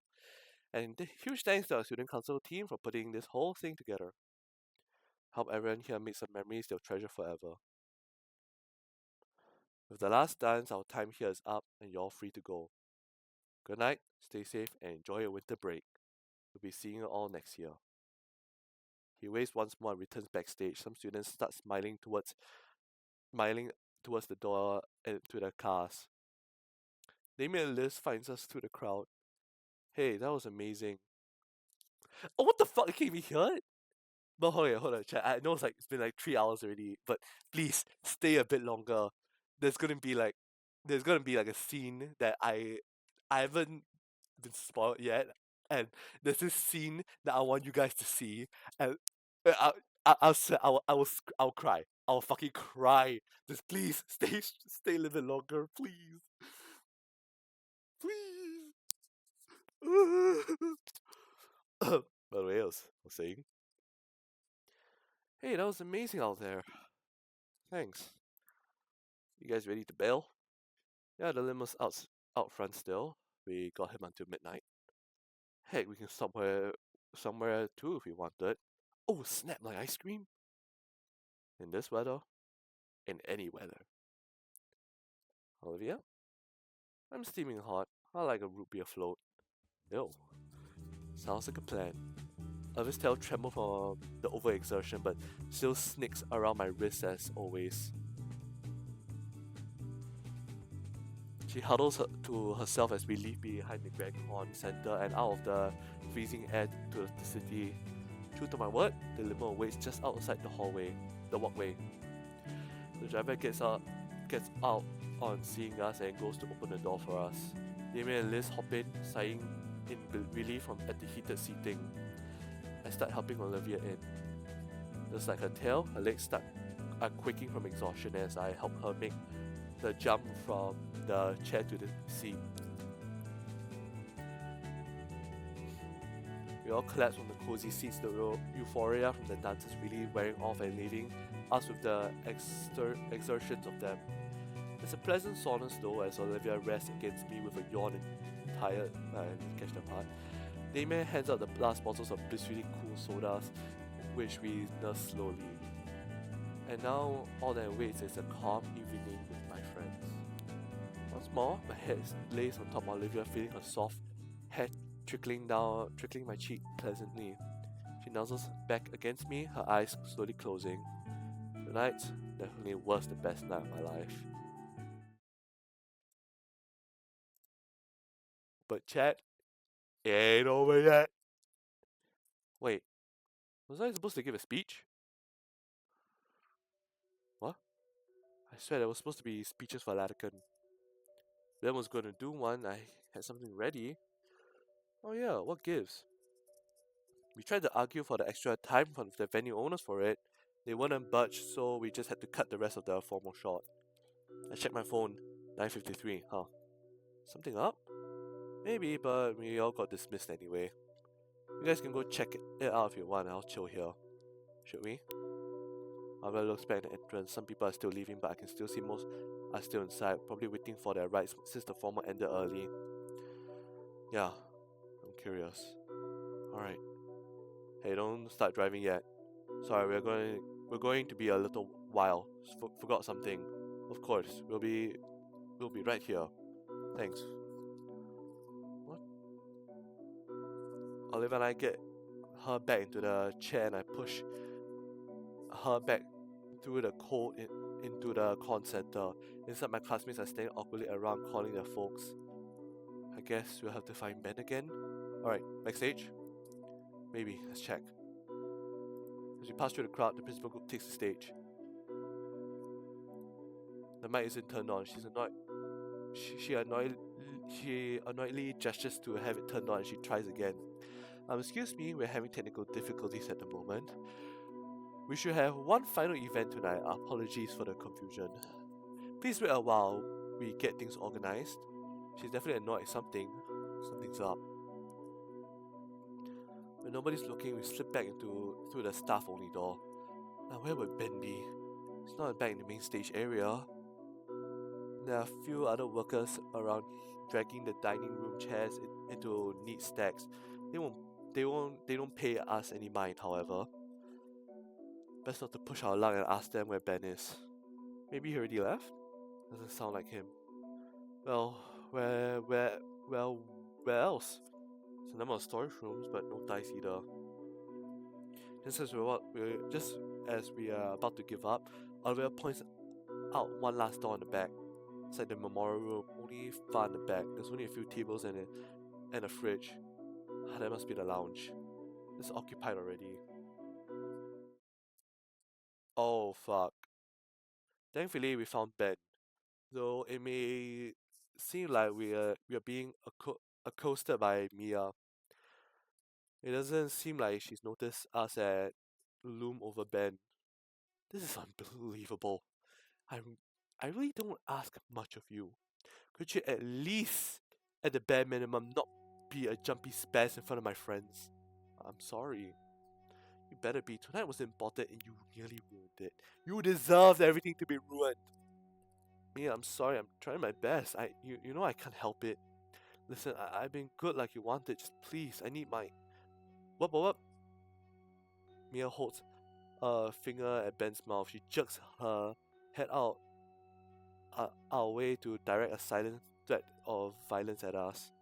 People are listening. What are you two doing eavesdropping like that? Crap. Hey Mia, we're looking for Ben. Oh, why? Clearly it's not a good time. In fact, you picked a very bad one. Show's over. Scram. Go home. I was saying, Mia, please, I need... Shush.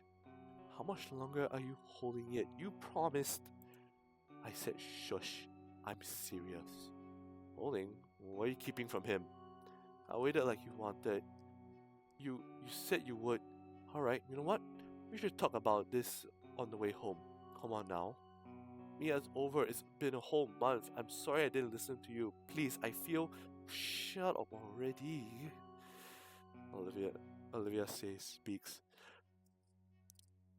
What did you do to Ben? Nothing that concerns you, Willie Ben. Now come on, Ben. She huddles him by her chest and starts walking out the door. Naturally, we follow. Okay, I'm just getting peeked.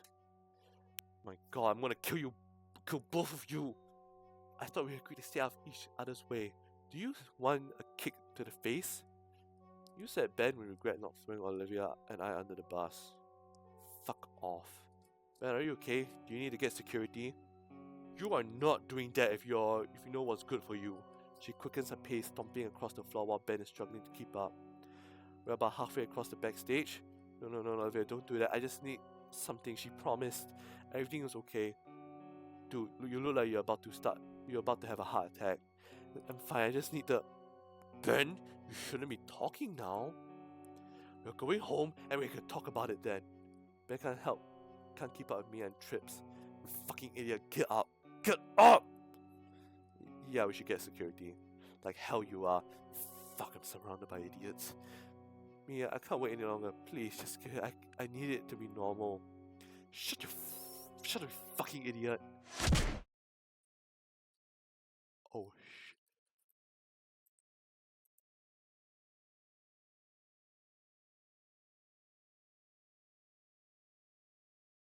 Okay, chat, um, chat, uh, ooh, hoo-wee, boy. The shit I said about Ben, I take it all back. I take it all back. Ben, the shit you did, okay, it's fucked up. It's fucked up, okay? Ben, I still hate you, but I sympathize for you. Holy fuck. Mia, you're a bitch! Ben lies still on the floor. Mia's fist is frozen where it made contact. She pulls it back and stares between it and us. Yeah, F for Ben! She knows it was a mistake. Her low impulse control finally got the better of her. Oh. Ben shudders on the ground. His glasses lie snapped in two parts, and he fruitlessly tries sticking them back together like a jigsaw piece. Ben, oh, you're right. I didn't mean that. Okay? My glasses. Hey, let's hit you. Oh, nobody can see you like this, right? No one. You two, if you ever tell what you and you, if you ever tell people what you saw here, I will personally. Ooh, ooh, ooh. Is this it? Is this where we see Mia getting cooked? Ben! Skylar opens the curtains right where we are at, lit up by the spotlight aimed at the spot. Goodness gracious, I've been looking everywhere for you. Where have you been? Did you forget about the memorial? Miss Skylar, no excuses, get out here. Skylar grabs Ben by the shoulder and yanks him through the curtain. Alright, now we can get. There's a sizable crowd and he murmurs, clears out into a dead silence as everyone gawks. Fuck. I prayed for these moments in my life. Skylar jerks her head back to the gap in the curtain and rips it wide open. We're exposed to the bright stage light, and Skylar rips her gaze between Olivia, myself, broken glasses, then the person trying to hide them. Mia. She's caught like a deer in headlights.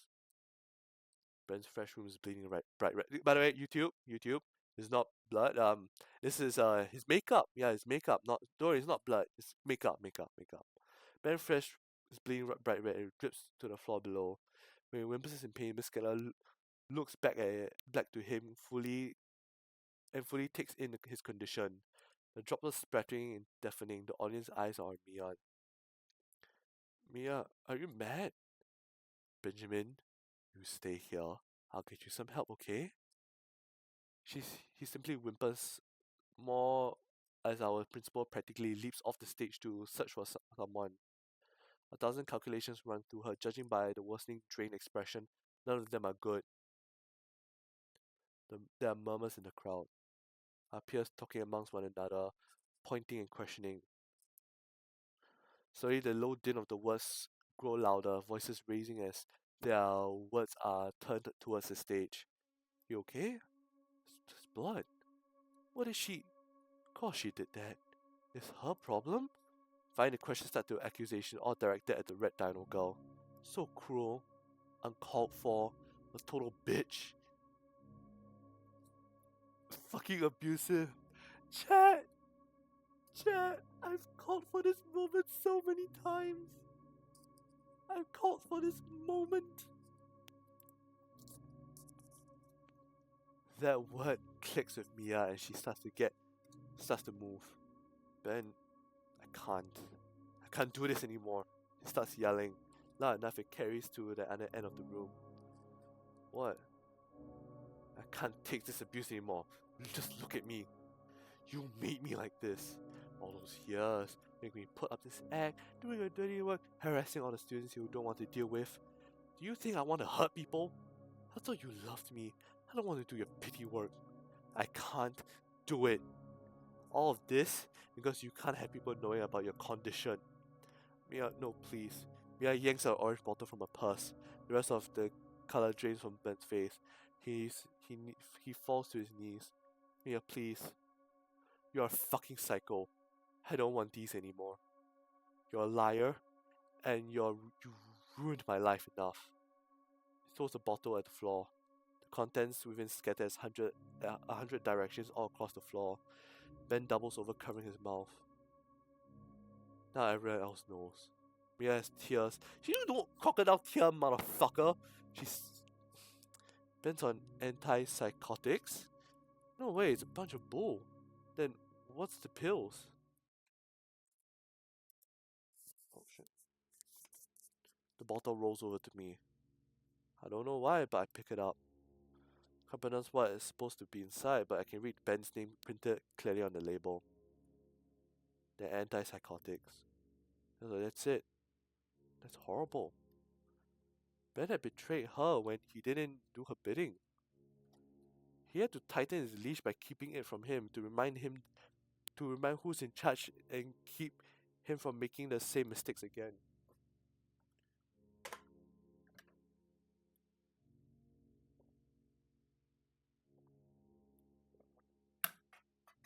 Mia, I love you. Don't go. Get away from me, you freak. I'll do anything. He reaches out for her. Mia! Mia ignores him. The floor vibrates from the unmistakable sound of Ferris's lumbering over. Despite of his size, the massive older man cuts Mia off. Fuck. I believe we need to have a talk, Miss Morty. He reaches over to take her by the shoulder. But she ducks low, his grasp barely grazing her as she bolts past him and shoulders the backstage door open. And just like that, she's gone.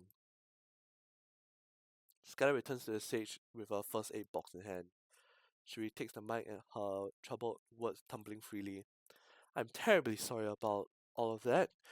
We had planned to have some eulogies in honor of Mr. Anakin, but Miss Skylar's pretty deflated after all the commotion.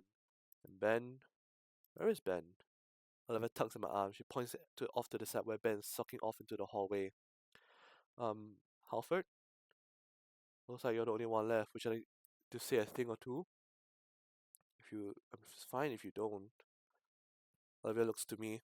Her eyes are filled with determination, sending me a silent signal. Of course, Miss Keller. I'll speak on behalf of Ben too.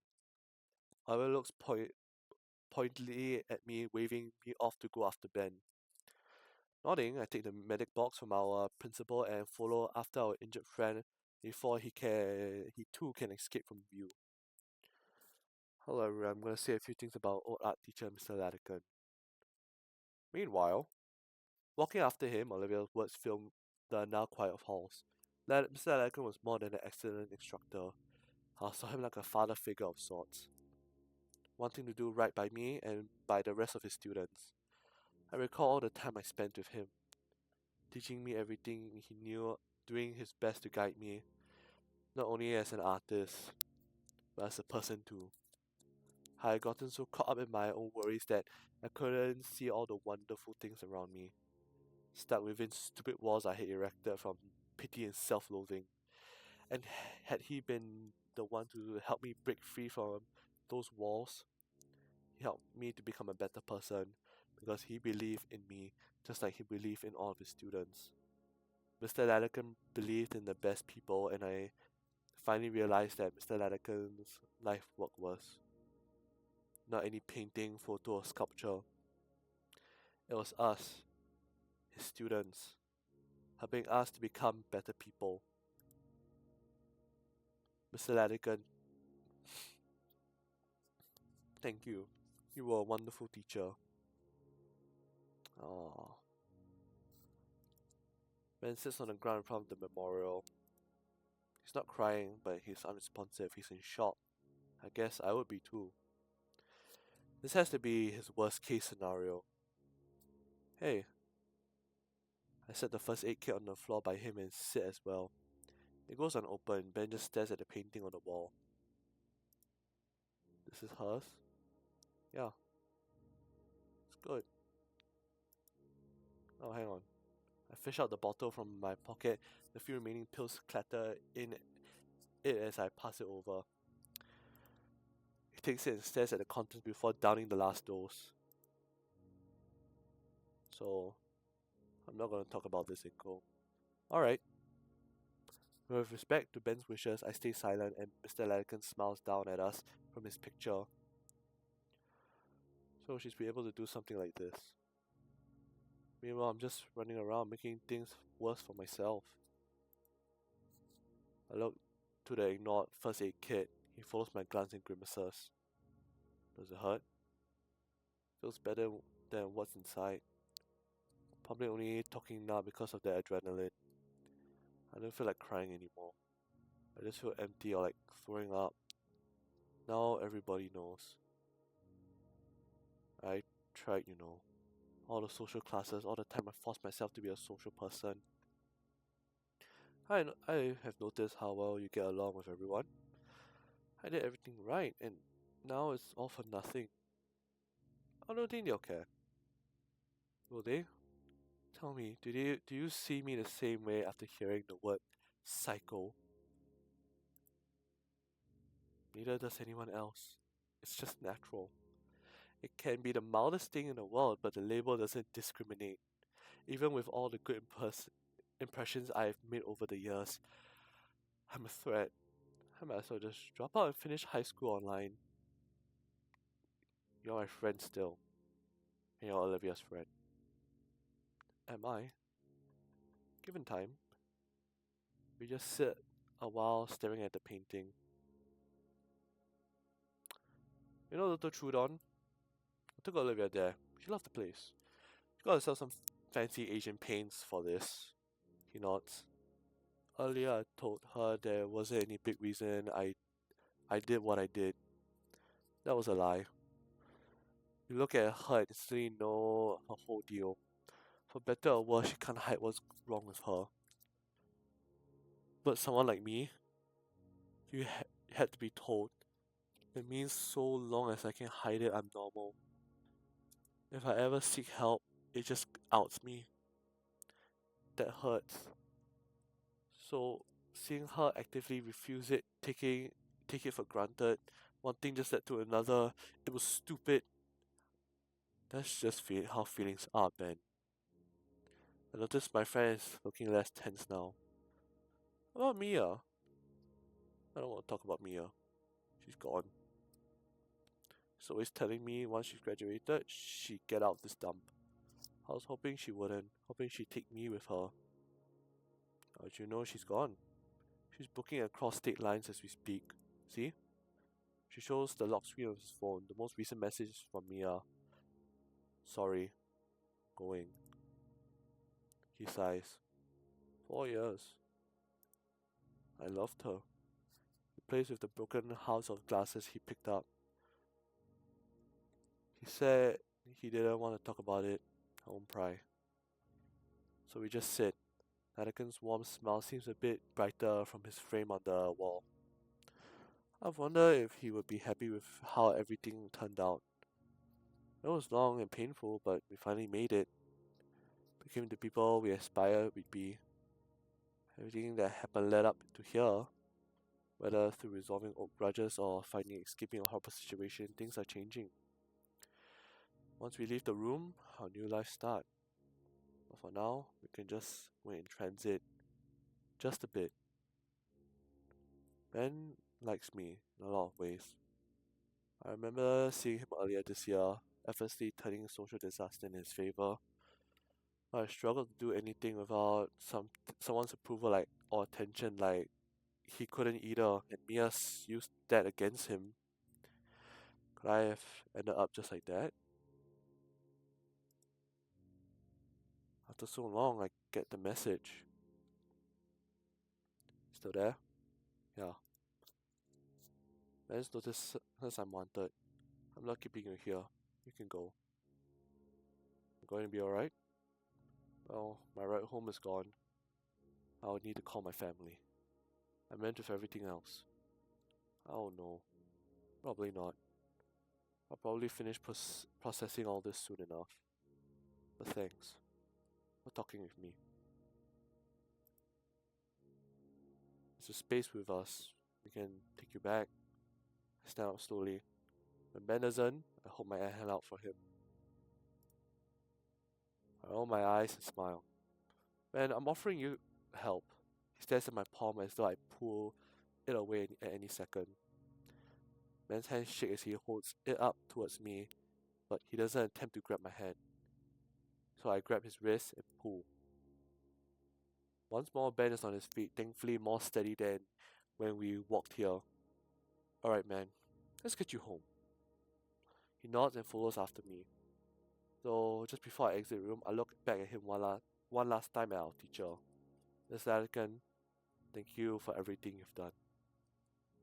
We exit the room and walk towards Olivia, who's waiting by the entrance of the convention center. The rest of the place is full of clean-up mode. All the lights are on and staff are lugging around all the decorations to be stored. When we reach her, I automatically take her handlebars and push her out of the building. Her head turns to Ben, eyes inspecting him thoroughly. How are you feeling, Ben? His mouth moves to speak but stops. Oh.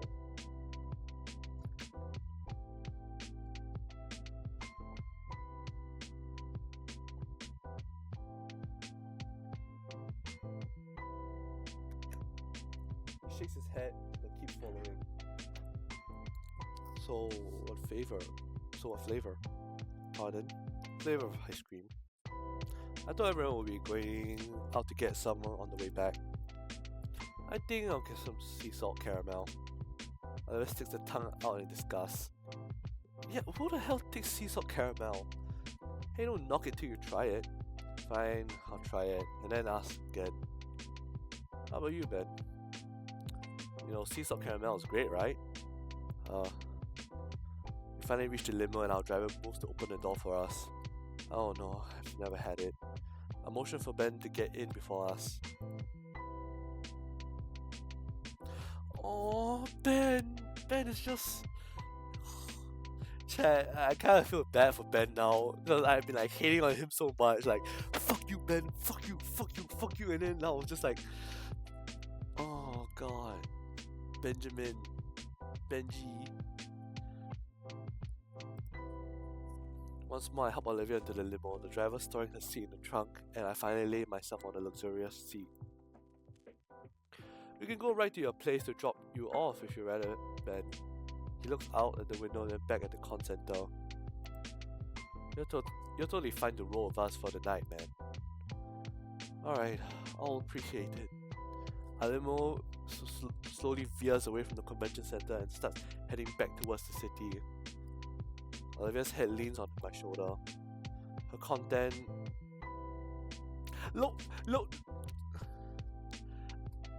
Lola, for fuck's sake, he's going through shit, okay? You can't just take him immediately. Plus, I have a feeling he will try to get away from you. I'm Rico, okay, yeah, you feel bad for him. I do too. But... Oh wait, hold on, just got text.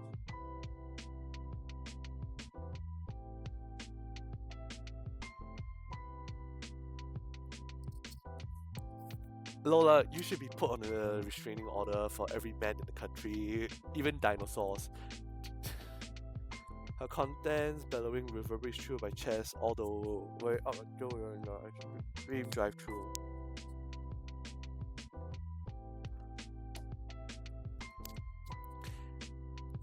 Hold on, I'm getting text from my sister.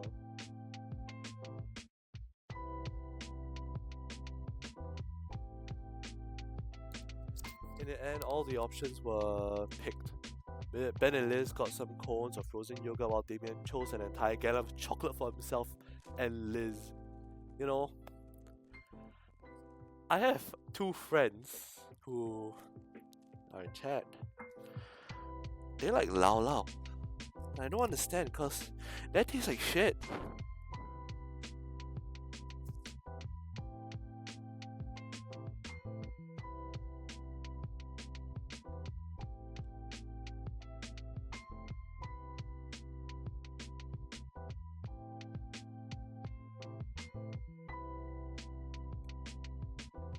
Sorry, sister texted me.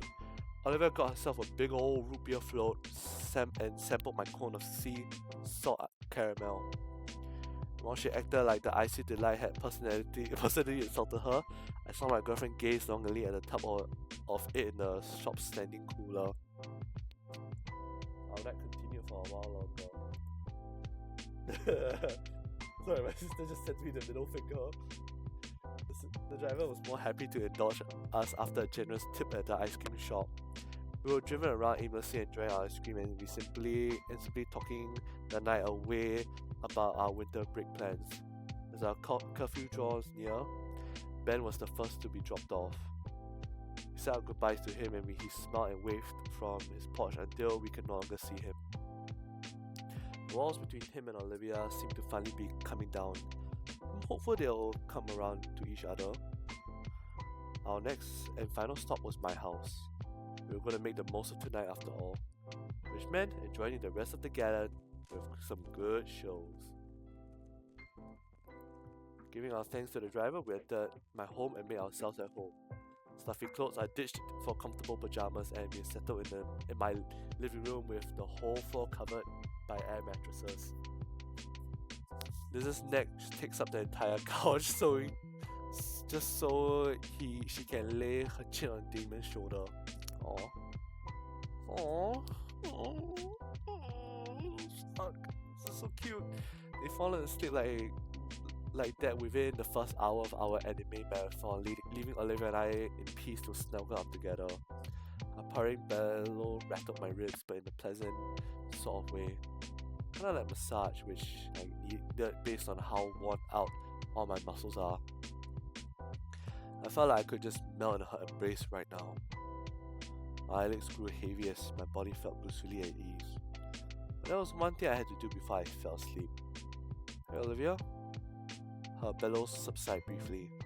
Yeah? Had a lot of fun tonight. Yeah, me too. She smiles at me, so soft and inviting. I give her a smile a soft kiss, and she recuperates with a similar kiss of my own grin. So I do the same again, as does she. Back and forth we went, trying to kiss the smile off each other's lips. A wall of smooches that I wanted to win, though my tightness made it difficult. By the time my eyes refused to remain open, I admit defeat gracefully. Love you, Olivia. Purring continues and I realize Olivia's fallen asleep. Love you too. We drew close to one another. We grew close to each other one last time, embracing sleep like we embrace one another. Christmas Day. Oh, okay. There's still some more. Let me check how long is ending for. Cause, okay. Cause they said that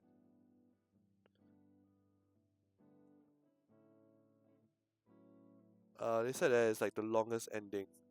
So if you guys like feeling tired, you can just log off. I am good.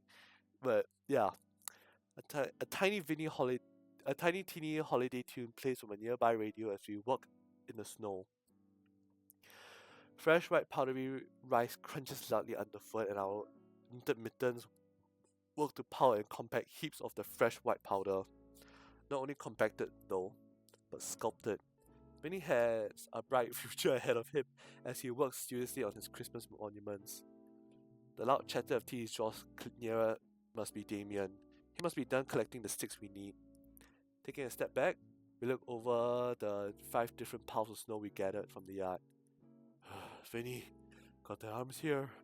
Sweet, I need some twigs so we can make our mouths just right too. The young boy finally stands up and marches through the now muddy grass of the yard. Bro, Inky, you two start on the bodies. I'll make the head. Damien salutes at his brother's orders and we all start on finishing Vinny's project before it gets too cold. While I'm finding my new mittens and scarf, the brothers are ideally freezing themselves up for Vinny's art. Well, at least motives them to complete the 5 figures in the time it take me to finish a single snowman. Originally, Vinny was begging me to make a snowman in his stead, but he got ahead of himself and ended up giving himself an artistic vision of a whole family of snow people modeled after the Fat Family. And I would have had to do it all myself, but Randy decided he had enough of all yacht related tasks being delegated to me this season. At least we have promised we have the promises. I can't fucking speak properly because I'm thirsty as fuck.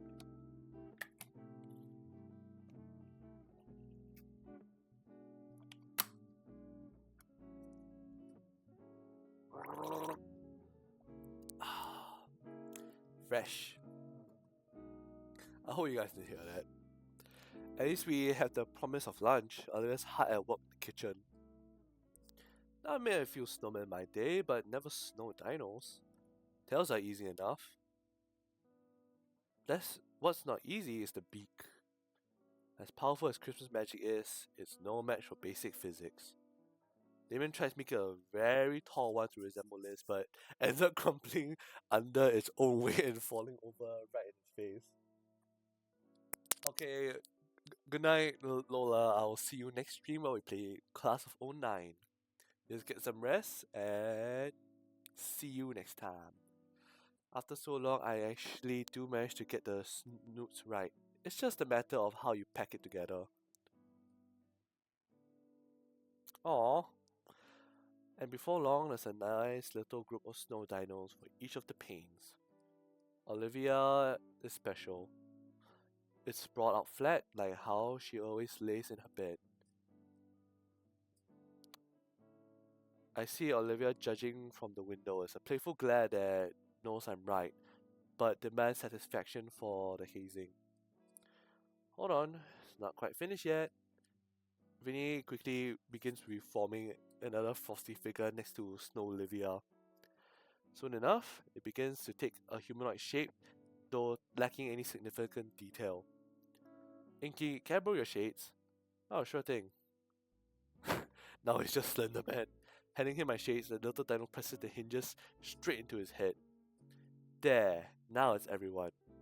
Oh, fuck, this is adorable. Oh, okay, there's Olivia, there's Vinny, Damien. I think these two are like the mom and dad. Me. I'll let Inksicle keep those for now. Inksicle!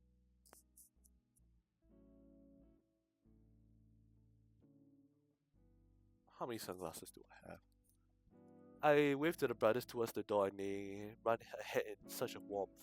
For a moment, I consider adding some finer dinosaur-related detailing, but I don't want to keep Olivia waiting.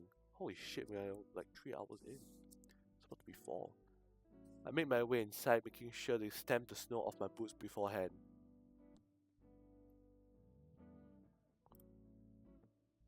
God, this is the longest I've streamed. By the time I see them, Damien and Vinny I have already changed into dry clothes. The jacket they had worn, designer made by thoroughly insulated for the coat, hung heavily on the coat rack nearby. I knew they'd be good fits, especially for Vinny. I'll remind them how to clean the jackets later. The brothers sit on the couch wrapped in down blankets and sipping hot chocolate way too quickly. That was 30 seconds. How did you get changed that fast? Okay, now I got to check. How long is it?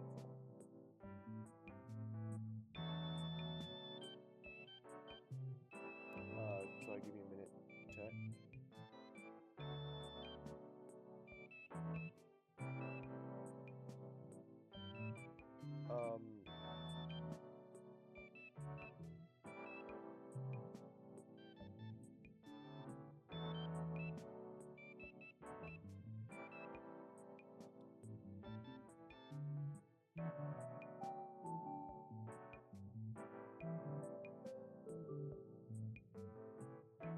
Okay, so I checked.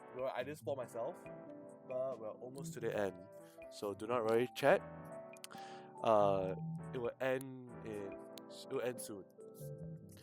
We just but first toilet break. Sorry.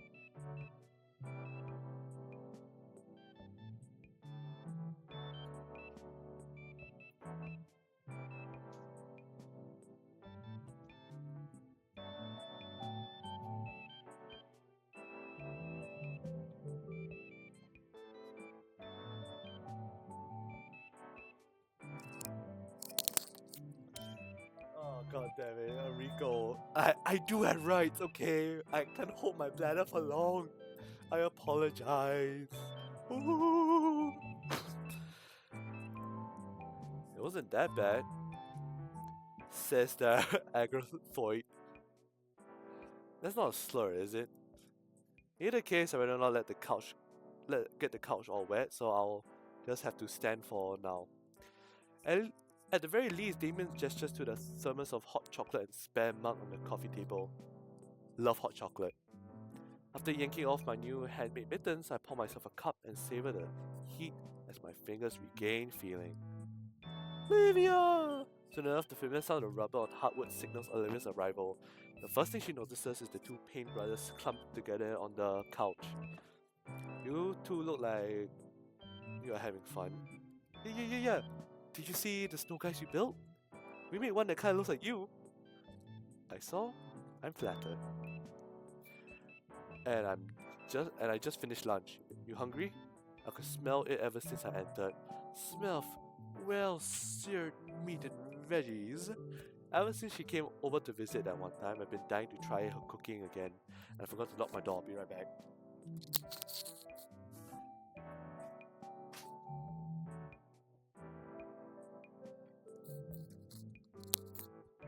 I apologize, but let's get through this. I think I'll stay here for now. Damien, I'm offering you food. No, sir, not getting out of this chair. When he takes the cue from his elder and follows his example, crossing his arms and smugly holding his chin in defiance. You guys suck. Olivia motions me towards the kitchen and I take one last sip of cocoa before joining her. She ladles me a bowl, explaining all the intricacies of the special way she learned to make this from Sophia. Though she never would tell me the secret Payne seasoning that she used to further enhance the taste of all her cooking. I carefully set the bowl on a large tray and I hand the tray to Olivia, who sets it carefully across the armrest. Our meal set, Olivia hollers for food shakes the house to its foundation. Sophia and Wani meet us as I wheel Olivia into the living room, and they are looking well rested from the afternoon nap. Aw, thank you, Olivia. Looks fantastic. Olivia smiles and sets the tray down on the coffee table so she can start passing the bowls out one by one. With a quick flick of his tail, Vinny turns on the television, already set to a sports channel and playing a hockey match, and then he's just watching it to see people get beat up. When he takes a noisy slurp of the broth, licking his chops after. They taste fantastic too.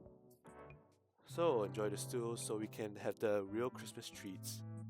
Real Christmas treats? When Olivia sees my confused look, she simply smiles and shakes her head. The rest of the Paynes looks excited though, and start voraciously slurping down the stew. Following the example, I bend my spoon and take up the bowl, bringing it to my lips. Just the right mixture of salty and spicy, and the veggies and meat and creamy broth going down so smoothly. I want to try Olivia's cooking.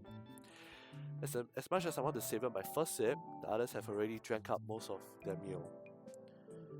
So, I too greedily slurped down my meal until I set my empty bowl back down on the serving tray in satisfaction. Oh man, this really hits the spot, Olivia. I look around, Olivia isn't in the room anymore. Olivia?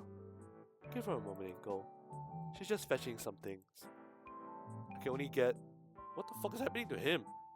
I can only guess the trees based on how Vinny's vibrating the entire couch with his excitement. Alright, what do you mean Christmas without these? These looking to be a treat filled with some kind of oddly shaped cookies. Olivia wheels herself next to me, and so I take the tray from her armrest. She smiles and gracefully tosses herself beside me on the couch. Looking down at the tray again, the tree looks like a bundle of sticks held together by their sugary coating. They're called haystacks in gold. Try one, you'll love it. I pop one of the smaller bundles into my mouth, chewing it on the sweet and salty homemade candy. Marshmallow, butterscotch, and chow mein noodles. I held one of the uncovered sticks to inspect it. It's an older tradition, so I'm not surprised you don't know it, Inko. I took a couple more and passed the tray to Damien. They're quite delicious. Olivia plucks one of the pieces from my hand and pops into her mouth, crunching the candy to oblivion. Just like the stew, the tray haystacks is devoured rapidly to... Wani sinks further into his recliner, drawing his wife onto his lap with a surprised yelp from her. She shakes her head and settles beside him, looking over everyone else with a content smile. This is what the holidays are all about. Candy? Family, son. How about being the ones we love the most, Vincent? Oh, his name is Vincent. Okay, that makes more sense. The young boy considers her words and comes to his own conclusion. Well, I love candy, so we share more. He looks to Olivia, who snorts at his logic. I'll make more later, okay? Sweet. Knowing now that there will be more Christmas candy, the young dino's eyes focus on the hockey game playing. On screen, the hockey puck is finally hit into the net. The shot is replayed a couple more times from different angles, all while the professional commenters talk about the college teams. While they mainly focus on the players' effort, the commenters also highlight the players' plans and degrees, which reminds me of what to come soon. Going back to school next week. Don't remind me. But it's the last semester before graduation, then we're free to do whatever. College, jobs. Vinny will finally have a room to himself. Oh, that's true. Once you guys go, it'll just be Vinny here to keep us company. Oh, I had that feeling once. Oh, when my brother and sister went to university, I was just left alone. I was alone. You know that scene from Ant-Man 2, the beginning scene where it's just like Ant-Man in his house in house arrest? Yeah, that was how I felt like. All my kids are growing up. Don't worry, Ma. Way ahead of you. I'll fail all my classes just for you. Not if you know what's good for you. You sure ain't seeing this place quiet for once? It's pretty lively this year. I have to enjoy it while it lasts. It's a whole 6 months before we even graduate, guys. Yeah, plus I still don't have any real plans yet. School's probably going to be bothering us a whole about applying to colleges starting now. Wait, you have no plans at all? Olivia shrugs. I know what I want to do, obviously. But compared to Liz, she has the next decade of her life planned out. Maybe more. This just goes above and beyond. As for me, I don't really know either. I'm in college, but I'm open to other options. Guess it's a good thing we got half a year still, then... yeah. Damon stands up with a sly grin, marching back to the tiny Christmas tree in the corner. All the gifts had been unwrapped, but some of the presents were still beneath it, awaiting the pains to make the room in their house for them. He scoops up something and comes back to the couch. I see it's the new retro console. I can still wrap my head around the concept. Wouldn't you want a console from the latest generation? Yo, leave the future to the future. We still gotta try all the presents. First game dibs! Can't stop my spell spreading, even though I know Damien is only trying to change the subject. Someone nips my shoulder. Hey, sup? Forgetting someone. I wanna give Guts his Christmas breakfast. Guts! Ola pushes herself to the edge of the couch seat, but before she can set her knees down to the floor, she pauses and turns her eyes my way. Finkel, could you help me? Yeah. No chair? She shakes her head no and then holds her arms out. Oh my god! Please tell me she's gonna. I can feel my face heat up as I comprehend what she really wants. Don't you normally walk on your knees around the house? Just do it. Oh, fuck, it's so cute! It's so cute! The rest of the family looks as amused as I slide one arm beneath her leg and the other around her neck. Olivia further secures herself by wrapping her arm over my shoulder.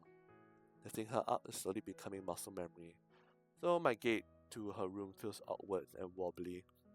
Olivia doesn't mind it though, as she smiles contentedly the entire time and even after I nearly drop her onto her bed.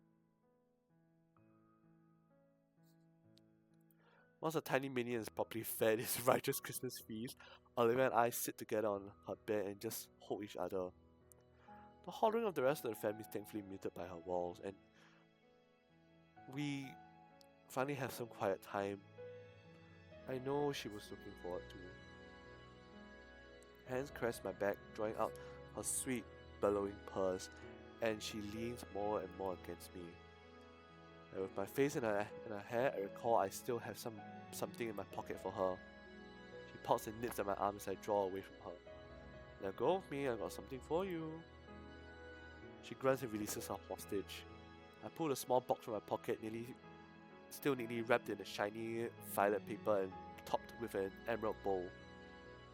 And she sits up accepting the gift, tilting an eyebrow. Wait, why have to wait? You could have given me this when we were opening all the presents. There's one special. Go on, open it.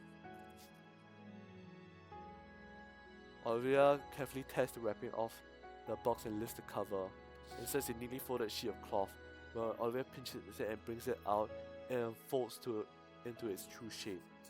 A stylized steel brace, meant to support and warmth. It only requires commissioning, Liz, for the pattern, so we just need the material to put it together.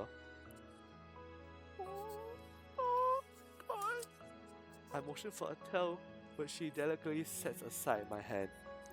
I noticed after our dance, it really took a toll on you. For a few days, the tail was so scratched up and sore you didn't want to use it for anything at all.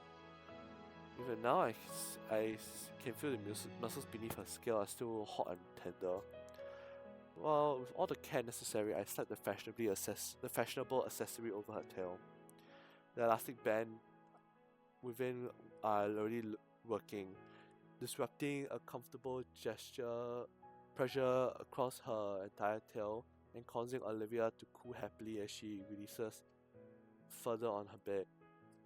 So it won't be so rough on you next time. It takes a moment for Olivia to proceed my words. Her expression of contentment and slowly changed to one of surprise and then a gentle smile. Next time? That'd be nice. The twitch of her cheek doesn't escape my sight. Olivia, you okay? Yeah, just...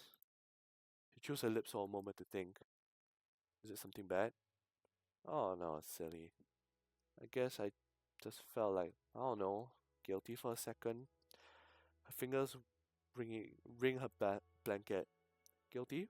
For what? You don't feel guilty. I love you no matter what. It's at some point while I was making the fountain painting, I was resting when I remembered something. When I was a lot younger, I would occasionally go to these physical therapy appointments. There were some other kids like me, actually, maybe 3 or 4 years old. One of them was able to waddle a bit with his tail. Almost everyone was excited he could manage that. But the kid's tail was too short. He was stuck on all fours still. So it's a miracle I could even do what I did. But it made me think, and I eventually found videos of someone dancing like that with her tail. Someone like me, Lucky enough to have this issue, lucky enough so I can still move around a bit on my own. But what about the others, like that boy? What would they think after seeing us dance? It's been on my mind ever since I started practicing. Olivia clears her throat and looks at me with sadness permeating from her moonshade eyes. That's what gave me an idea. But should I have? I feel like somehow I shouldn't have, but I did because I love you. Confuses me. What do those kids think? Did you ever see them again? She shakes her head. What about anyone else you like? Like, what about anyone else like you? What do they think? I don't know. Would any of them be happy to have what you have? So many of them can't even ever do something like that. I guess, but still, it sounds dumb, but it still feels like I'm somehow betraying something. Or maybe insulting. I could only dance because I was just able enough to use an appendage just long and strong enough to allow it. I guess I feel like I'm mocking them. I'm the luckiest unlucky person. I get the occasional glimpse at normalcy. I may as well not even be called disabled. Such an outlier. I thought you didn't ever want to be. I know. Her face balls and her entire mouth trembles. I don't have any answers for her. How could I? She's not some strange exception case, but because of a bunch of crazy variables, and that's not why I love her. She's Olivia, and I love her because she's Olivia. My hands set her tail down on her lap so that they can cup one of her cheeks and tilt her head upward. Looking into those beautiful silver irises, my whispered words carry my honest feelings for her to clearly hear. Hey, I got you this because I love you. No other reason. If you don't want to use it in any particular way, nobody's making you, alright? Concern in her eyes still exists, but as her lips rises and her eyelids soften, I can see the sorrow subsumed by comforting love. Okay. She leans into my palm and sighs softly. That's a good enough reason for now. Olivia starts running her hand across her tail's garment. It's pretty. Thanks, tailor-made just for you. I like it a lot. Thanks. For the gift and caring and being there for me, and Olivia comments to evolve the mumbling affectionate words and about me as she pushes herself onto my chest, wrapping her arms tightly around my body and her tail around my leg. I love you, Inko. I love you too, Olivia. I draw her even closer with my own arms, burying my face into her hair as I cradle the girl against me. Eventually, we'll show off Olivia's newest gift. For now, she wants to be held, and I want to hold her. Come January, the new semester starts. The final semester and the break and New Year provides a nice start to the end. Even Ben seemed to be bouncing back. Contrary to his fears, it was business as usual once the break ended. Sure, there was the occasional rumor or whisper, but they were vastly overshadowed. Yay! Hooray for Ben! Classes pass and the weather finally starts getting warmer again. It really felt like a victory lap compared to how turbulent the first half of the year. Olivia in particular decided she lived here for too long even without exploring much, so she got a new fire in her to see the city inside and out.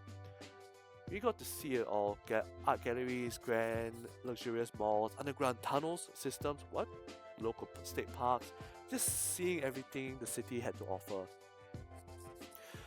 We even went back to visit the arcade a few times, and that brings us here. From public school standpoint, I consider it our final destination. Not the last class or graduation itself, or even the after party Olivia and I had skipped to cuddle together at my place. I had something in mind. Something I always wanted to do since my folks moved here. And I was able to make a plan to put it in action. Okay, chat, we're almost done with the story. We're almost done. Okay, after this, we'll check out the gallery. And then after that, we'll raid somebody. And that'll be the end of IWHTG Gator. For now. This hatchback barrels down the freeway. The trunk is completely packed for the week-long trip ahead of us. Not driving though, the location is shockingly close. Olivia holds my arm close, jittering a bit in anticipation. I always heard of this place, but I've never actually been. I have once. It was in elementary school, but that was a blast. Did you get to go surfing? No, I don't plan to. What about you, Inko? You're up for a hanging 10? Maybe, although I'd rather avoid a burial at sea. That actually does scare me a bit. Worse. I mentioned we got to explore everything the city had to offer. That wasn't exactly true. There's one place I've been avoiding to mention just for the occasion. Something we all talk about together and decide to save for very last. And we're getting ever closer as Liz drives onto a humongous concrete bridge jutting out across the shore. Sorry, stretch. Our fifth passenger speaks up. Benny boy. I've actually briefly considered setting up a senior trip down here. Oh, I'm so glad you didn't. I would resign from treasure on the spot. I would never have filed. Yeah, especially with the audit. Everyone, shut up. I see it! All of us lean forward, trying to get a glimpse of our destination. Oh my god! Just off the coast city, an island. Just, you know how the city is called Volcaldrea Bluffs? Well, I see the bluffs. I haven't seen the caldera or the vol. The island hosts both. Maunu Ahai is called, and Ka Wela o Ka Kai Aikalani being the three volcanoes making up the archipelago. With its large natural forestry, the island was labelled a national park. Every last plant here grew on its own accord, creating a wild judgment that carefully engulfs every section of file here. All the way up towards the mountain peak, there were numerous hiking trails that to a scenic view of the dormant volcano as well as a panoramic of the island itself. There's that small yet bustling town that suits just above the golden sand beaches where the aquatic dino inhabits make their real living. So many unique boutiques there, full to bursting with handmade trinkets that perfectly capture the island's community. And then there were a few resorts such as the one we're staying at, nestled at the foothills to give tourists the best views possible. Our connected suites face towards the towering mountain with our shared balcony providing us a view almost directly of the largest dormant volcano. It was the perfect setup there, not only with the well-padded lawn chairs, but even a built-in grill for Olivia and Damien to fight over.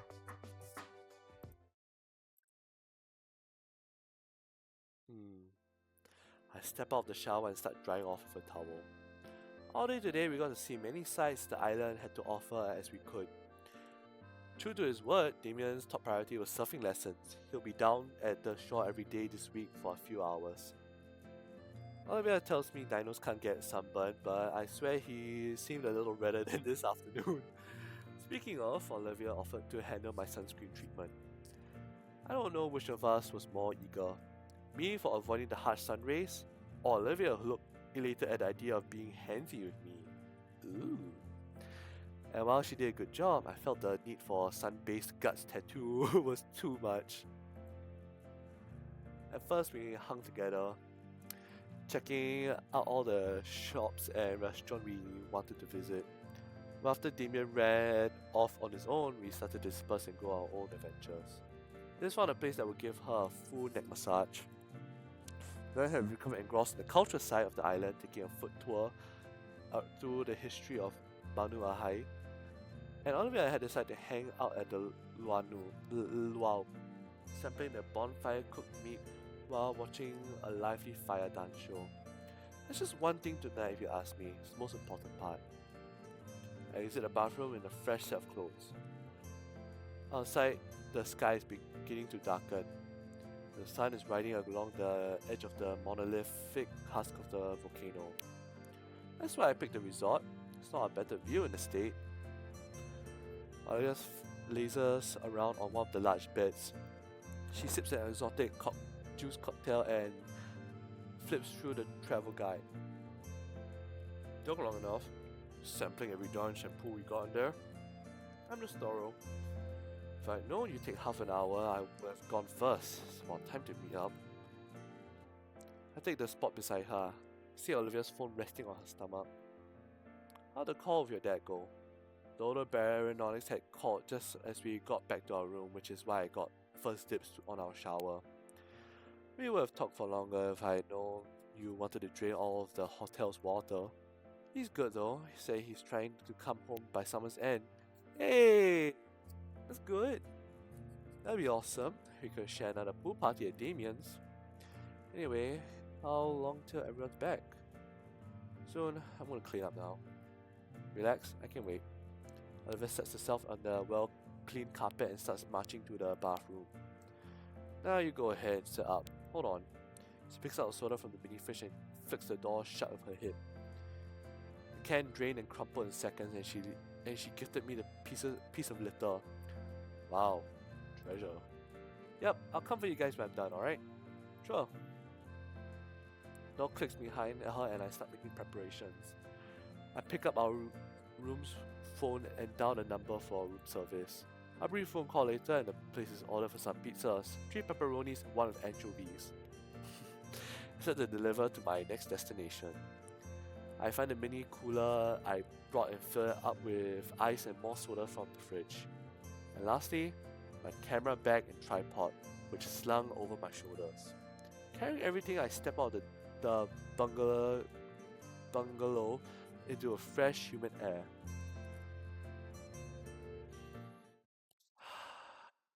Almost there, Chad. There's a huge shared balcony nearby intended for parties and equipment for buffets. To my luck, the whole place is vacant. I make claim to the tables closest to the edge. From here, the whole town below sits in view of us. I notice it layered from tropical jungles to civilization to beachfronts. Across the water, the city is still visible, nearly enough to remind us we are close to home, but far enough to feel like we are in another world. It's a lot to take in. I let my breath out and inhale deeply. Let's make most of this while it lasts. Chad, I really don't want this to end. It was such a good experience, but good things come to an end. Let's make the most of this while it lasts. Settling the mini cooler down on the floor near the wall, I spent the last few minutes gazing out over the view of the island. It's hard to look away, but I'm already getting ideas for where I could go next. But I've asked the performance first, and I set my camera and tripod in the ideal location, retrieving my new remote. Hey, there you are! Turning around, I spot Damien approaching me with a quickened pace. I almost flinched until he walks right past me, stopping next to the mini cooler and patting the top of it as he fetched a can of soda. Don't run away now, you hear?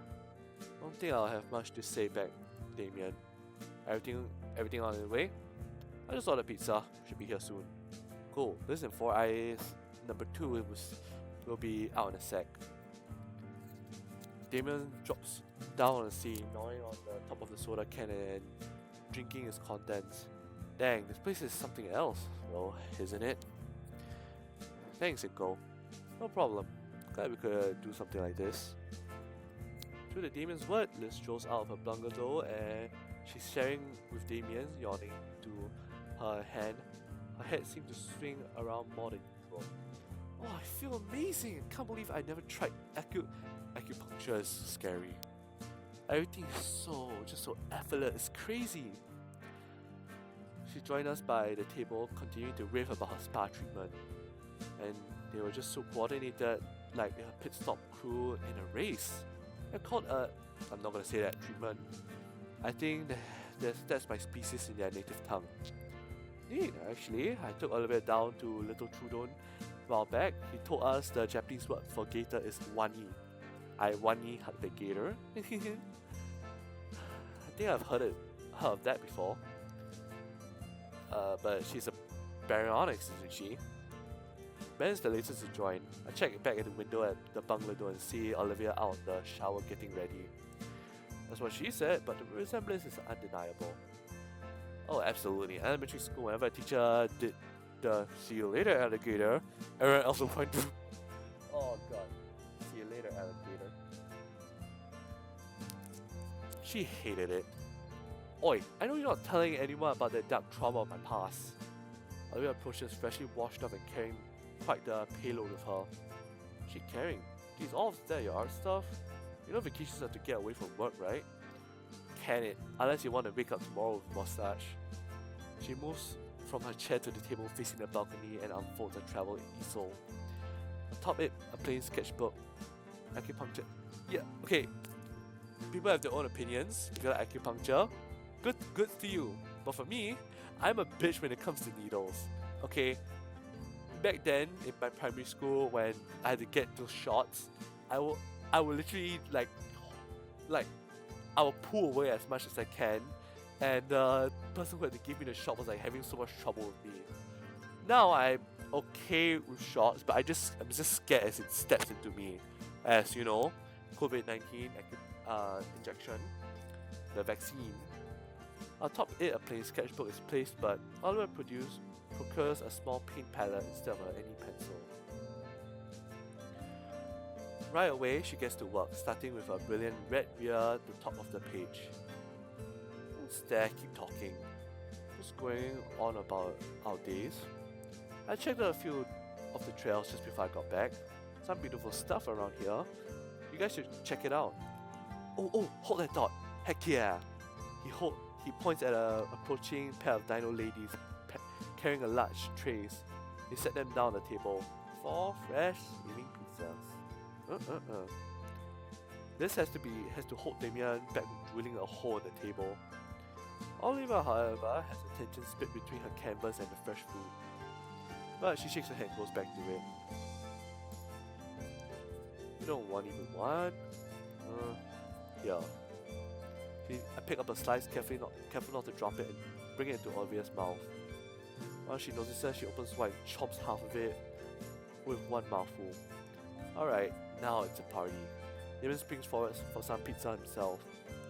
And once we're settled in for real, he gets Liz's attention. Yeah, Liz, your last year go as you expected? I remember you going on about it just being before senior year started. Oh no, not at all. My predictions were way off course. I never expected things to turn out like this. But I'm glad it did. It's been nuts for everyone. I don't think everyone here is the same person they were before. What about you, Inko? Were you expecting as the new guy? That's a good question. I remember when I first stepped off the metro on the first day of school. I wanted lots of friends, and most of all, I've never actually made friends before, not like you guys. Just people I know for as long as I was around before I had to move again. Just so it was my goal to get as many as I could. Yeah, how'd that go? I didn't know friendship could be so exhausting, but so rewarding too. True. All the trials and tribulations and everything, I think they're all worth it. Because I made friends with you all. I look to a certain girl who remains silent but not attentive as I catch her own eyes staring at me. And more? So I'm guess to sum it up, it's been an experience I've never want to give up, Damien. Despite the ups and downs and the twists and turns, I certainly never would have guessed the new student would have been such a wretch in the works, getting so tangled up in Olivia, Mia, everyone else, and me. I was in a bad situation. I'm not anymore.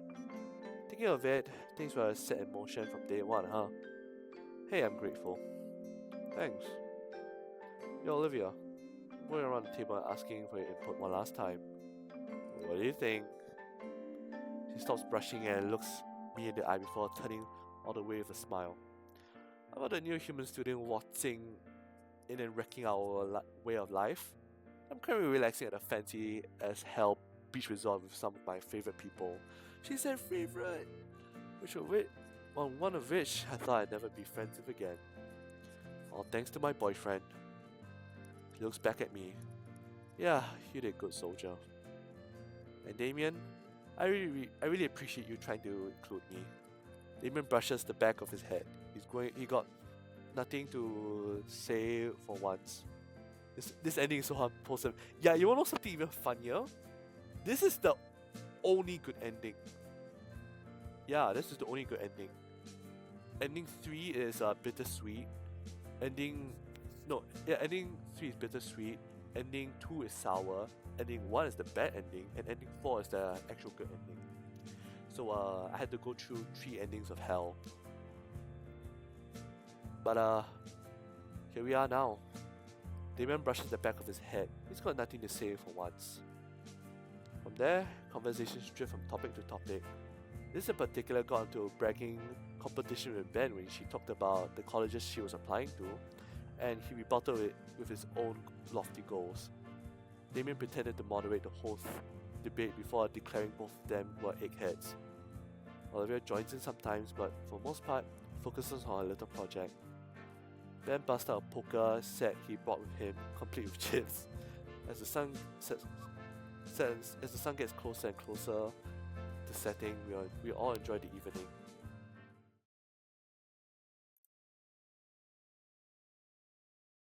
It's not the end yet. The sun nearly set. The rest of the pizza nearly out, and Ben runs out to get more soda and chips. I look out over the balcony to the city below, forming different plans for what we could do tomorrow. The possibilities are endless, aren't they?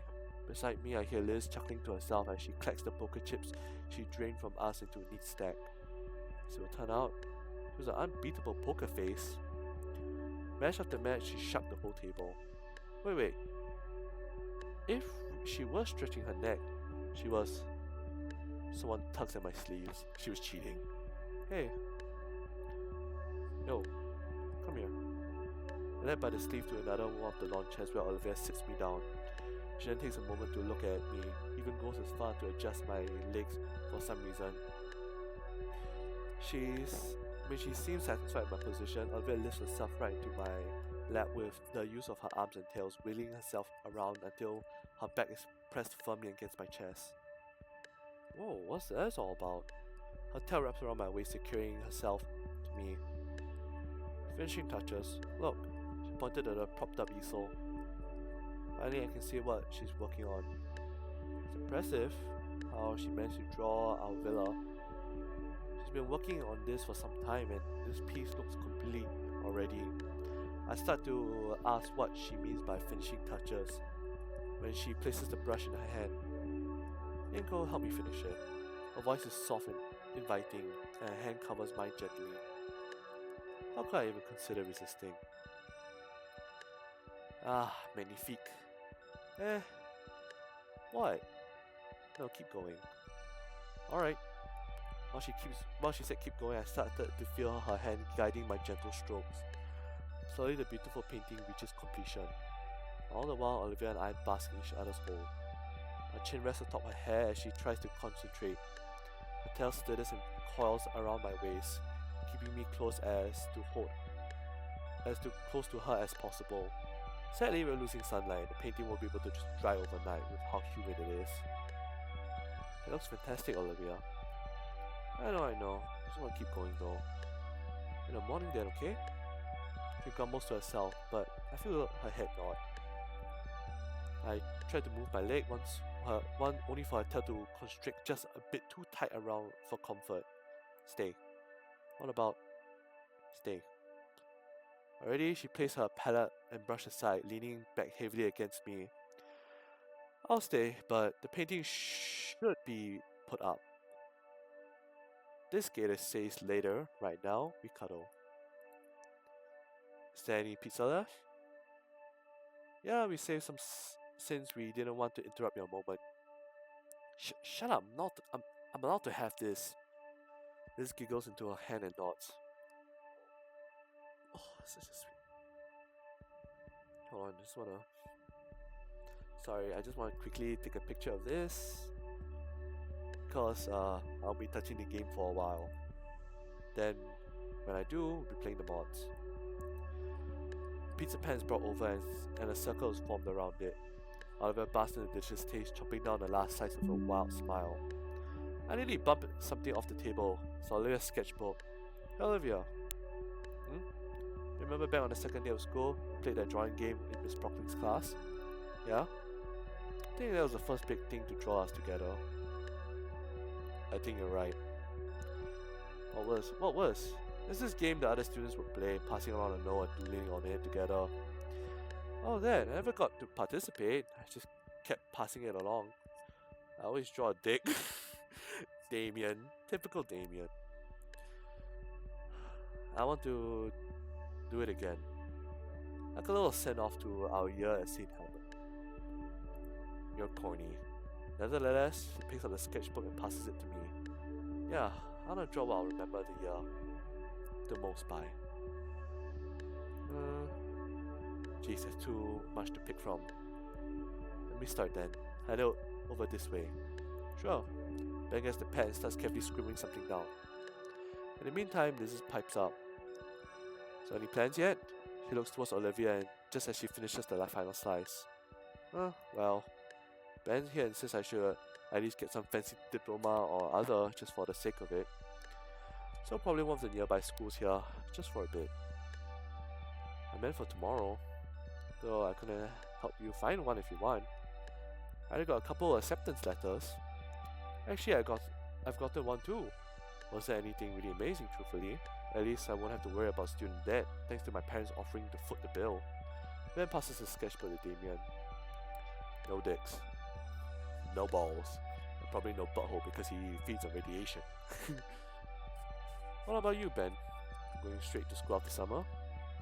Well, he hums to himself and stares off in distance. I was thinking of taking a few months off. Close friend of mine has vacancy in their backpacking trip starting next month. It'd be good for me. I figure I consider my future after I've seen more of the world. Sounds romantic, dude. Should tell Laura how you feel doing it, man. Aww. Damien! Oh, that's right, it's corny. Yeah, it's corny, but come on, if you want to get between the ending where Olivia is not in a good place, where both of us are happy but not, and the one where she's in a coma, I think this is a bit of corniness for a good ending. It's good. He grins and points a finger gun at Ben. Ah man, all of you are going right back to school. I'm just gonna find a job or something. Oh no, not without someone's help, Damien. Knowing you'd end up working as some science spinner or something. Hey, science spinners looks fun. This finally gives Olivia the sketchbook from eye angle. Here I see it's really filling up. No peeking. Bleh. She makes quick work of her sketch and finally the circle is complete. And when I get the sketchbook back, pick something good to finish it off, alright? Page. Okay, I want to take a picture of this. Because it's so adorable. Come on. Ben and I taking pictures. Olivia, the whole gang at the arcade. Ben, Vinny and Liz. Damien, Ben, Olivia. Basically a little scrapbook of our time in St. Helens. Ben had drawn a brief gig as Latican's apprentice for the wedding. Damien tried his best to depicting the arcade trip. And Liz chose to depict her dance with Damien, and I know it was going to come up eventually. Damn, this is a drawing? It's good. Olivia in turn drew our dance alongside it. Boy, do I have some competition here. Alright, one last drawing, let's see.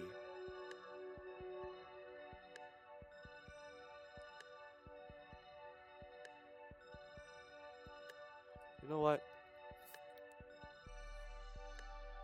know what? Let's draw. No. Don't do it.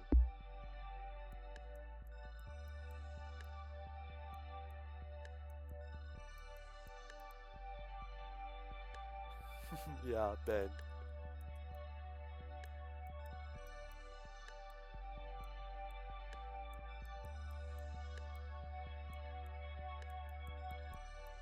Hold on, almost done. And with a poorly drawn heart. Done. I Wani hug that Gator.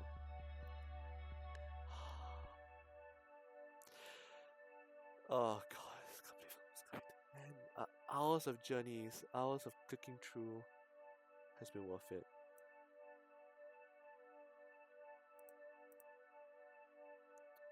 Cute. I think you've gotten a little better. I want to keep this one. It's all yours. Keep talking about senior year and what comes next for some time. Right, the sun has set and the moon has risen, framing the balcony perfectly for what I was waiting for. I motioned to Olivia so she finally let me stand, which she reluctantly does. Standing and stretching, so the pins and needles in my legs slowly fade as I walk to the corner of the balcony. All reliable, I must have taken hundreds of pictures with this bad boy. None of them seem to have noticed it, thankfully, as I look again at the chattering group on the balcony. Friends. Somehow, I think this picture will mark a precise end of one point of our lives and start of another. Maybe this is what all pictures do. Pictures tell a story. I made quick work setting everything up just right. The angle, the setting, everything. Yep, it's time. Everyone. Heads turn. Olivia rolls her eyes but smiles. But I'm used to old tricks. I see where this is going. Alright, just one. Thanks. I have a feeling this one's gonna be a keeper. Damien adjusts his seating to bring Liz closer to him. The focus, f-stop and ISO are also ideal. No worries for motion blur or anything. I quickly go sit right by Olivia again, embracing her in a similar way. How do you know when it's done? It's not on the timer. I've got a switch here. Oh, on cheese? Sure. Actually, better yet, thought something just for Olivia. We were talking about this earlier. I'll tell them what I thought up. Olivia brow furrows defiantly. That's lame. Please don't. My camera. Just this one time, alright? What is it? Got it, everybody? Once I'm enveloped in Olivia's arms and tail, and I can feel her joy and annoyance radiate from her more brilliantly than the last rays of sunlight. All eyes look at my DSLR set in the corner. Smiles adorning faces from the prospects of this moment while being immortalized forever. Here's to the future, yeah? And to good fortunes to come. I have a feeling this is going to be saved in the gallery. I'm going to take a big risk for it. And good friends with me all the way. This is a picture, don't make it weird. I think it is a bit more than that. 3, 2, 1. I Wani hug the kid. Oh my god, they said the line. They said the line. They said I Wani hug that Gator.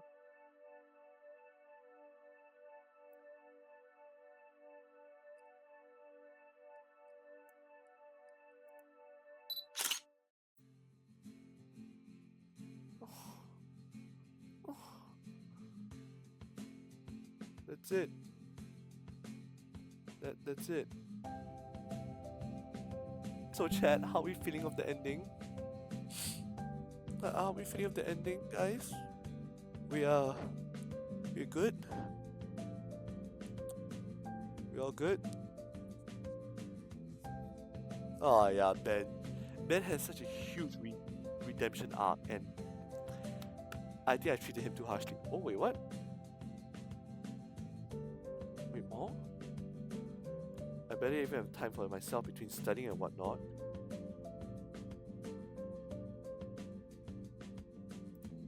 Although maybe I should take a break. It'd be nice to take my whatnot on a double date.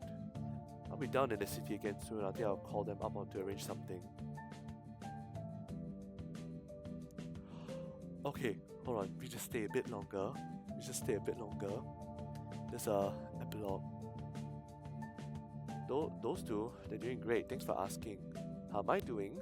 I'm glad to ask. I finally found a career path that really speaks to me. Starting next week, I'm not going to be Damien any longer. My new name will be Rory the Reading Raptor. Yeah, it's sweet.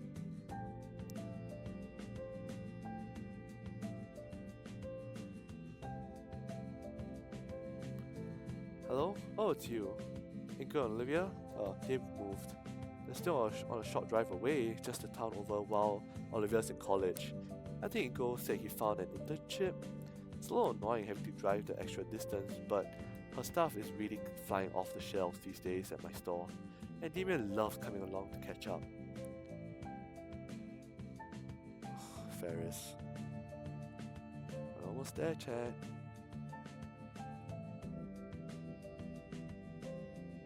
Oh, these two. Hey girl, haven't seen you forever. Like, when was the last time? That was just for the school dance thing. Oh, why'd you even hang around that bitch? I always hated her. She was a different person before. So you got the designs I asked for? You know it, I'll make tribal garbs by the huge thing to take off. Trust me. Excellent. Oh, this is seeing off every character. It's good, it's good. Almost there, chat. Oh,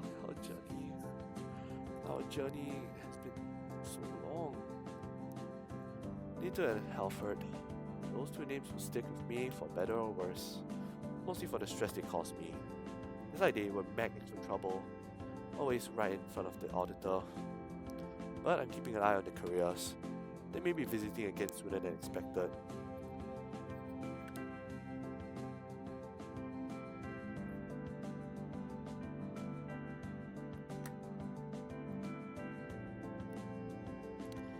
Go on, Olivia. I don't watch cooking shows. There were students here, Solly.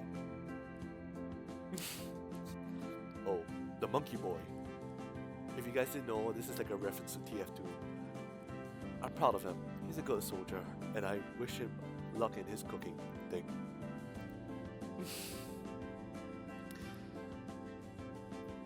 That a good. Oh, so that's how this is drink.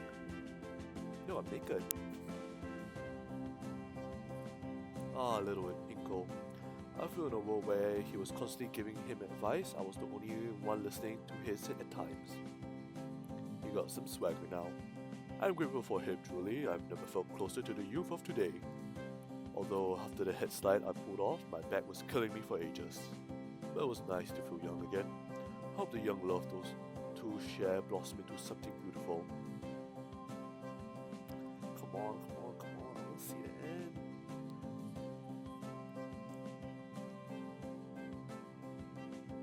Oh yeah, I like seeing these the I think rough sketches.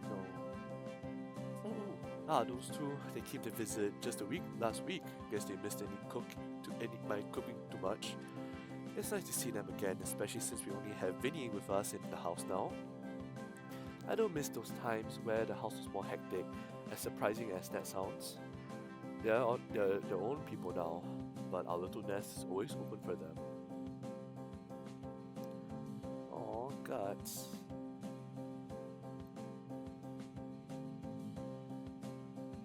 Oh, swagger guts.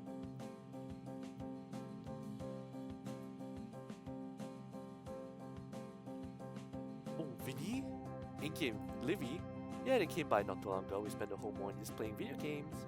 After that, Inky tried to play street hockey with me and it was so much fun, and he looked really happy even after I accidentally hit him with a slap shot. Even Olivia agreed that he had fun, but he was so tired and needed to take a nap because he was getting old. How long has it been? Oh. Almost there, chat. Just stick on a little longer. Oh, so you're that Psycho Ben guy? I never took you for that type. Don't call him that, you skank. You know I love you, girl. I don't mean nothing by it. You found someone too, I see. Yeah, he's just my type. He plays video games, he doesn't shower, he moderates online forums.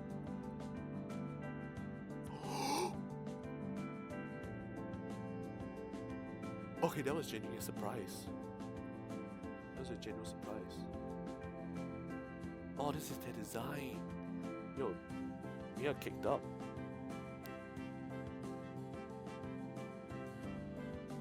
Oh, it's them. And go. He was one of Trent's assistants at my wedding. It hasn't been that long, honestly. Wish we could have seen him at Trent's services, and then lend an ear to him and all. Send regards his way. I may have a request for him soon. We just found out that we're going to have a kid, and we'll definitely need some high quality photos on that day. And come on, draw in different poses for typing. Oh, Olivia, yes, I know her well. Showed up one day with a whole stack of paintings, demanding I put them up right away. She and her boyfriend bought a few particular paintings on the spot as well in cash. Turns out they were going to donate them back permanently, so I gave them a discount, but what a strange couple. Ben, Liz, Michael and Olivia. Oh, a human and baryonyx. That does ring a bell, yes.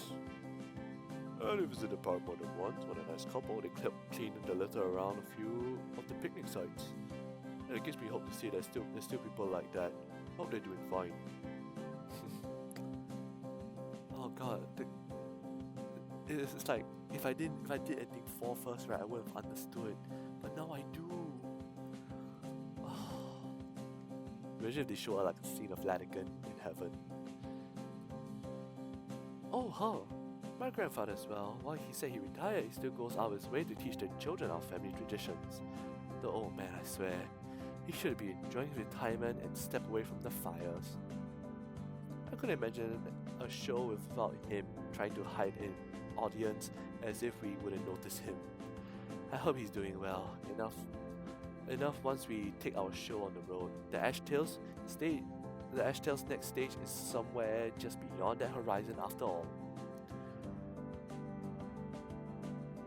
I don't want to click by accident. Oh god, so beautiful. Lanigan, you'll forever be immortalized in my memories. Welcome, my friend. Are you here for the usual? Oh well, I've been practicing a new technique. After all, an artist may always challenge their skill, so also a chef and showman should work to expand their repertoire. Do be mindful though that you should lean back. My last friend is still missing his eyebrows. Aww, it's cute. Oh, never heard of him. What a wrong person. Now scram busy trying to get a certificate as a real mechanic. I don't got time to reminisce about randos and if I know them or not. Maybe I did a long time ago, but not anymore. Not anymore. Oh, IWHTG Gator is just so beautiful, man. Special thanks. And you.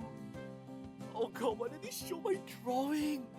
It's just a shit drawing I did in the first playthrough. The end. There might be more.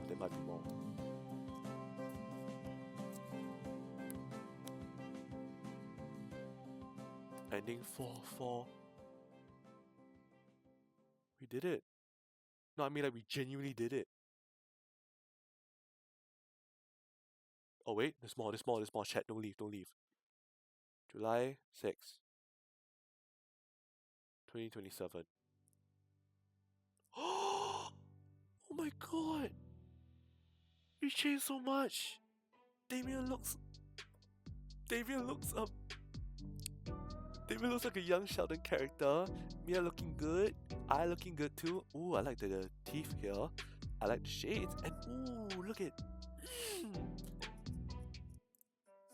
The rest of the group aren't so lucky as I listen to the hisses of pain.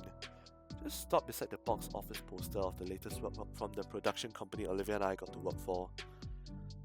What do you think? Olivia and I turned to look at our guests, excited to hear their thoughts. This is the glowing start to our careers after all. And while we only intern now, the studio had promised us at least part-time positions for the quality of our work. My girlfriend's hand-painted poster was definitely drawing eyes. As for me, I was in charge of finding the locals for various scenes. This meant I was out in the field taking scenic photos to show directors exactly how certain shots should be framed. That and I had just started training for actual camera work. Well, I thought it was good. Man, that script kind of sucked, huh? Didn't you ask them for their opinions?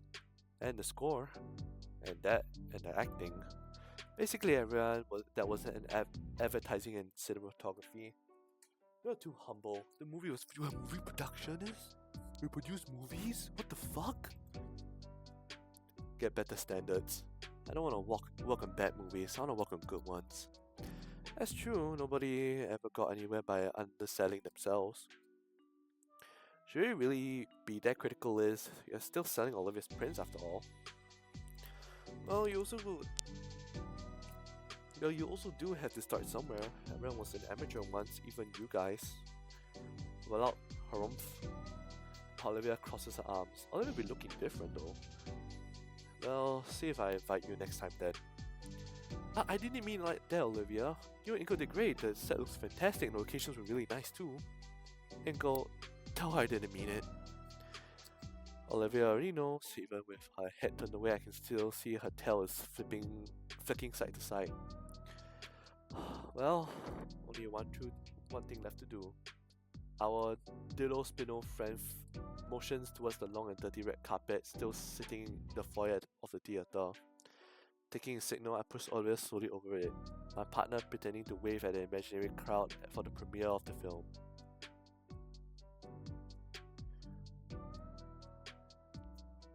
Finally, we exit the building. Liz is right behind us, holding the door open for Damien as he finishes rolling up the runner he brought from home just for the occasion. You guys have any other plans for today? Sorry, but my boss needs me at the studio soon. They wanted to make sure I remember the script for tomorrow's morning show. Morning show? I thought you said you ad-libeled everything. Yeah. Why do you think they're calling me in again? I can't hide my wins. It's all good, the writers are just butthurt that I can come up with better lines all the time. Liz sighs. I also got business to attend to. There's a full crate waiting in my office that I need to process, and Lunara asked me to set some aside. Then there's the historical foundations whose orders is missing and brief sunflower. Aww. Damien rubs her head back soothingly, making her head droop slightly. Right, sorry. That's fine. You received my new set though, right? Yes, and there's already a queue of buyers. You're really starting to take off. Because you're a good saleswoman. They smile at one another. Do you two need a ride? Listen, Olivia shakes her head in the negative. It'll be good, Liz. In that case, we'll see you two later. Bye, Olivia. Bye, Inko. Swing by my office sometime. We'll do brunch. Sounds like a plan. Oh, and Inko? I received a silent message with a nod. My fingers brush over my pocket and Damien nods. He smiles in recognition, both of us grinning as our girlfriend looks confused. With waves of goodbye, we go on separate ways, ours friend heading towards the parking lot while we veer down the sidewalk. Traveling down the warm pavement of Volcaldrea Bluffs, Oliver and I reminisce, pointed at how little the city has changed around us as we wander aimlessly down memory lane. Though as we wander, I know there's a destination I'm particularly heading for. Carefully, I weave our path to my end goal, hearing the tiniest gasp from my girlfriend when we see the familiar water feature. Oh my god. Oh no, I think I know what's about to happen. Oh fuck. Yes, Enrico. I think this is where it's about to happen. Okay, homeboy, let's take this in together. Entering the park from so long ago, Olivia can only smile and take in how all still looks exactly the same. Even the stairs upwards through this time, I'm more capable of carrying her up.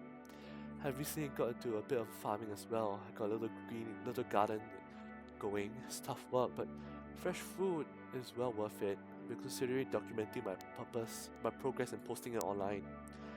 Maybe some of my other findings turn out self-sustaining. Makes you a lot more in tune with the world you live in. I ease her down gently on the ledge of the fountain, her tail tip tracing over the water surface slowly. It's happening. Oh fuck. Oh no, don't cry. I'm trying not to cry. Wow, I can't believe it's still here. Yeah, it brings back a lot of memories. This moment, the park is all white, the air is cold, and a young Olivia is sitting beside me. With a blink, I'm back to the present. Though Olivia seems to still be in what the moment, as she stares wistfully at the waters pouring down the fountainhead.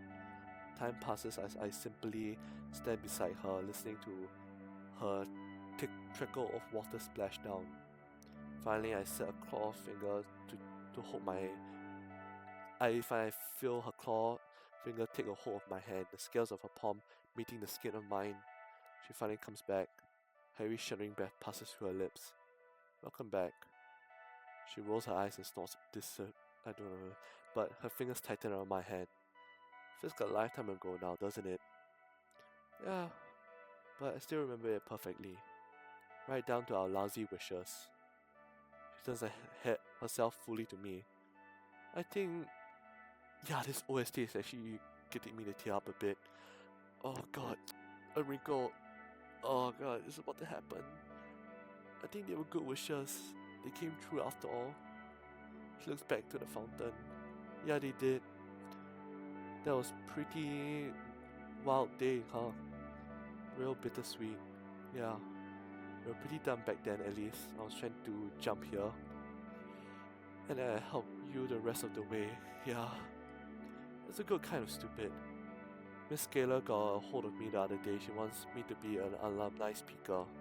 Back in the same classroom even. I'll stand where he stood. You gonna do it? I don't think I will. I want to pass on to the others what he passed on to me. In a way, it all started here. It was. Those were some pretty lucky wishes. Oh fuck. I want to test it. I quirked an eyebrow at her. I'm saying we should do it again. Alright then. With my hand free, I reach into my pocket. Oops, wrong one. Only thing in that pocket, and it isn't a coin. I draw it from mine so I can check my last pocket. And come up with only a single silver quarter. Well, do you want to have that wish? She chews her lips and thought. What if we both flip it and wish? Like sharing? Yeah, like sharing. Together then. Olivia nods once more, taking my hand. The coin is balanced on my finger and her thumb is primed to flick it. On 3, 2, 1. Despite the awkwardness, Olivia managed to flip the coin perfectly into the well. I made my wish, curling my hand around hers. It all sort of forms into a prayer by the end. It's an important one. Well, what do you wish for, looking all intense like that? You go first. Olivia's hands leave mine once more and she clenches her fingers together on her lap. To be a good teacher as he was, and being able to bring out the most in those around me. He already done so with me. You're making me blush. Cut it out. Okay, what's with yours? I wish.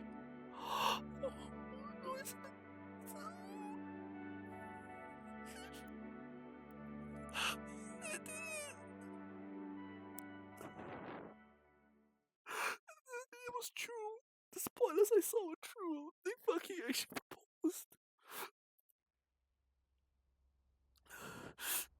I want to hug the Gator by caveman.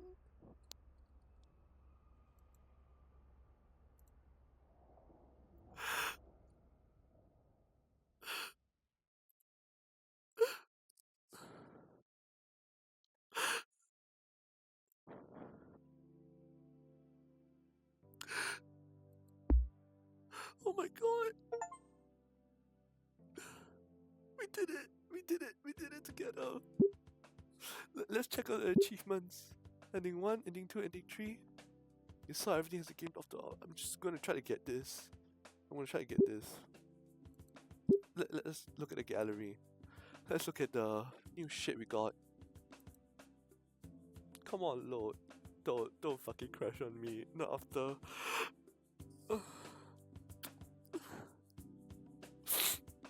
I'm not crying. Okay, we still got like one missing scene. For animations, we really maxed everything out. Backgrounds. Come on, backgrounds, baby. Come on. Come on, background. Background, show me the background. Usually this takes a long time to load. Oh fuck, my model's fucked. Oh wait, no it's not. Oh wait, no it is.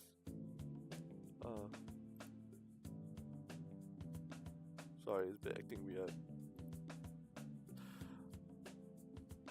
Okay, so we fully maxed out everything. Let's see full bodies. Come on, full bodies, full bodies. I don't think I can click on the loot. Okay, we got everything, even this fucking picture right here. I can't click on loot though. Drawing, yeah, you know. We did it. I want hug the Gator. We finished everything. We finished. We finished everything. We finished everything. Let's quit. Let's quit. Let's quit while we still can. Okay. So, thank you for joining my stream. Today, right now we'll be raiding someone if that's okay. Uh, next stream will be. Next stream we'll be playing Class of '09, another visual novel. I hope you guys will like it. And this time, it's going to be voice, so I don't have to strain my voice and voice the characters. Oh fuck!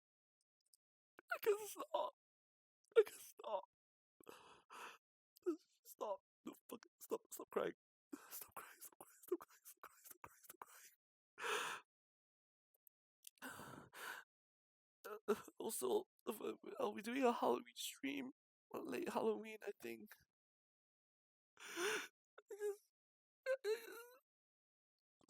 I don't know why I'm crying so much. I think it's because I'll never have this shit.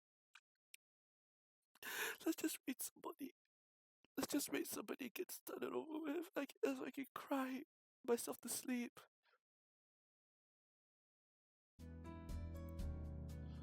Okay. Okay. One of my favorite streamers are streaming right now.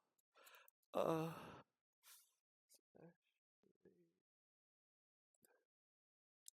my viewers, you can join my Discord to check out you can chat in the Discord, and you guys can check my other socials. Also, if you want to keep updated my stream, the Discord also. Oh, why the fuck's my bottle tweaking out? Uh, yeah. I will see you guys next Saturday. Join my Discord to be notified for my streams.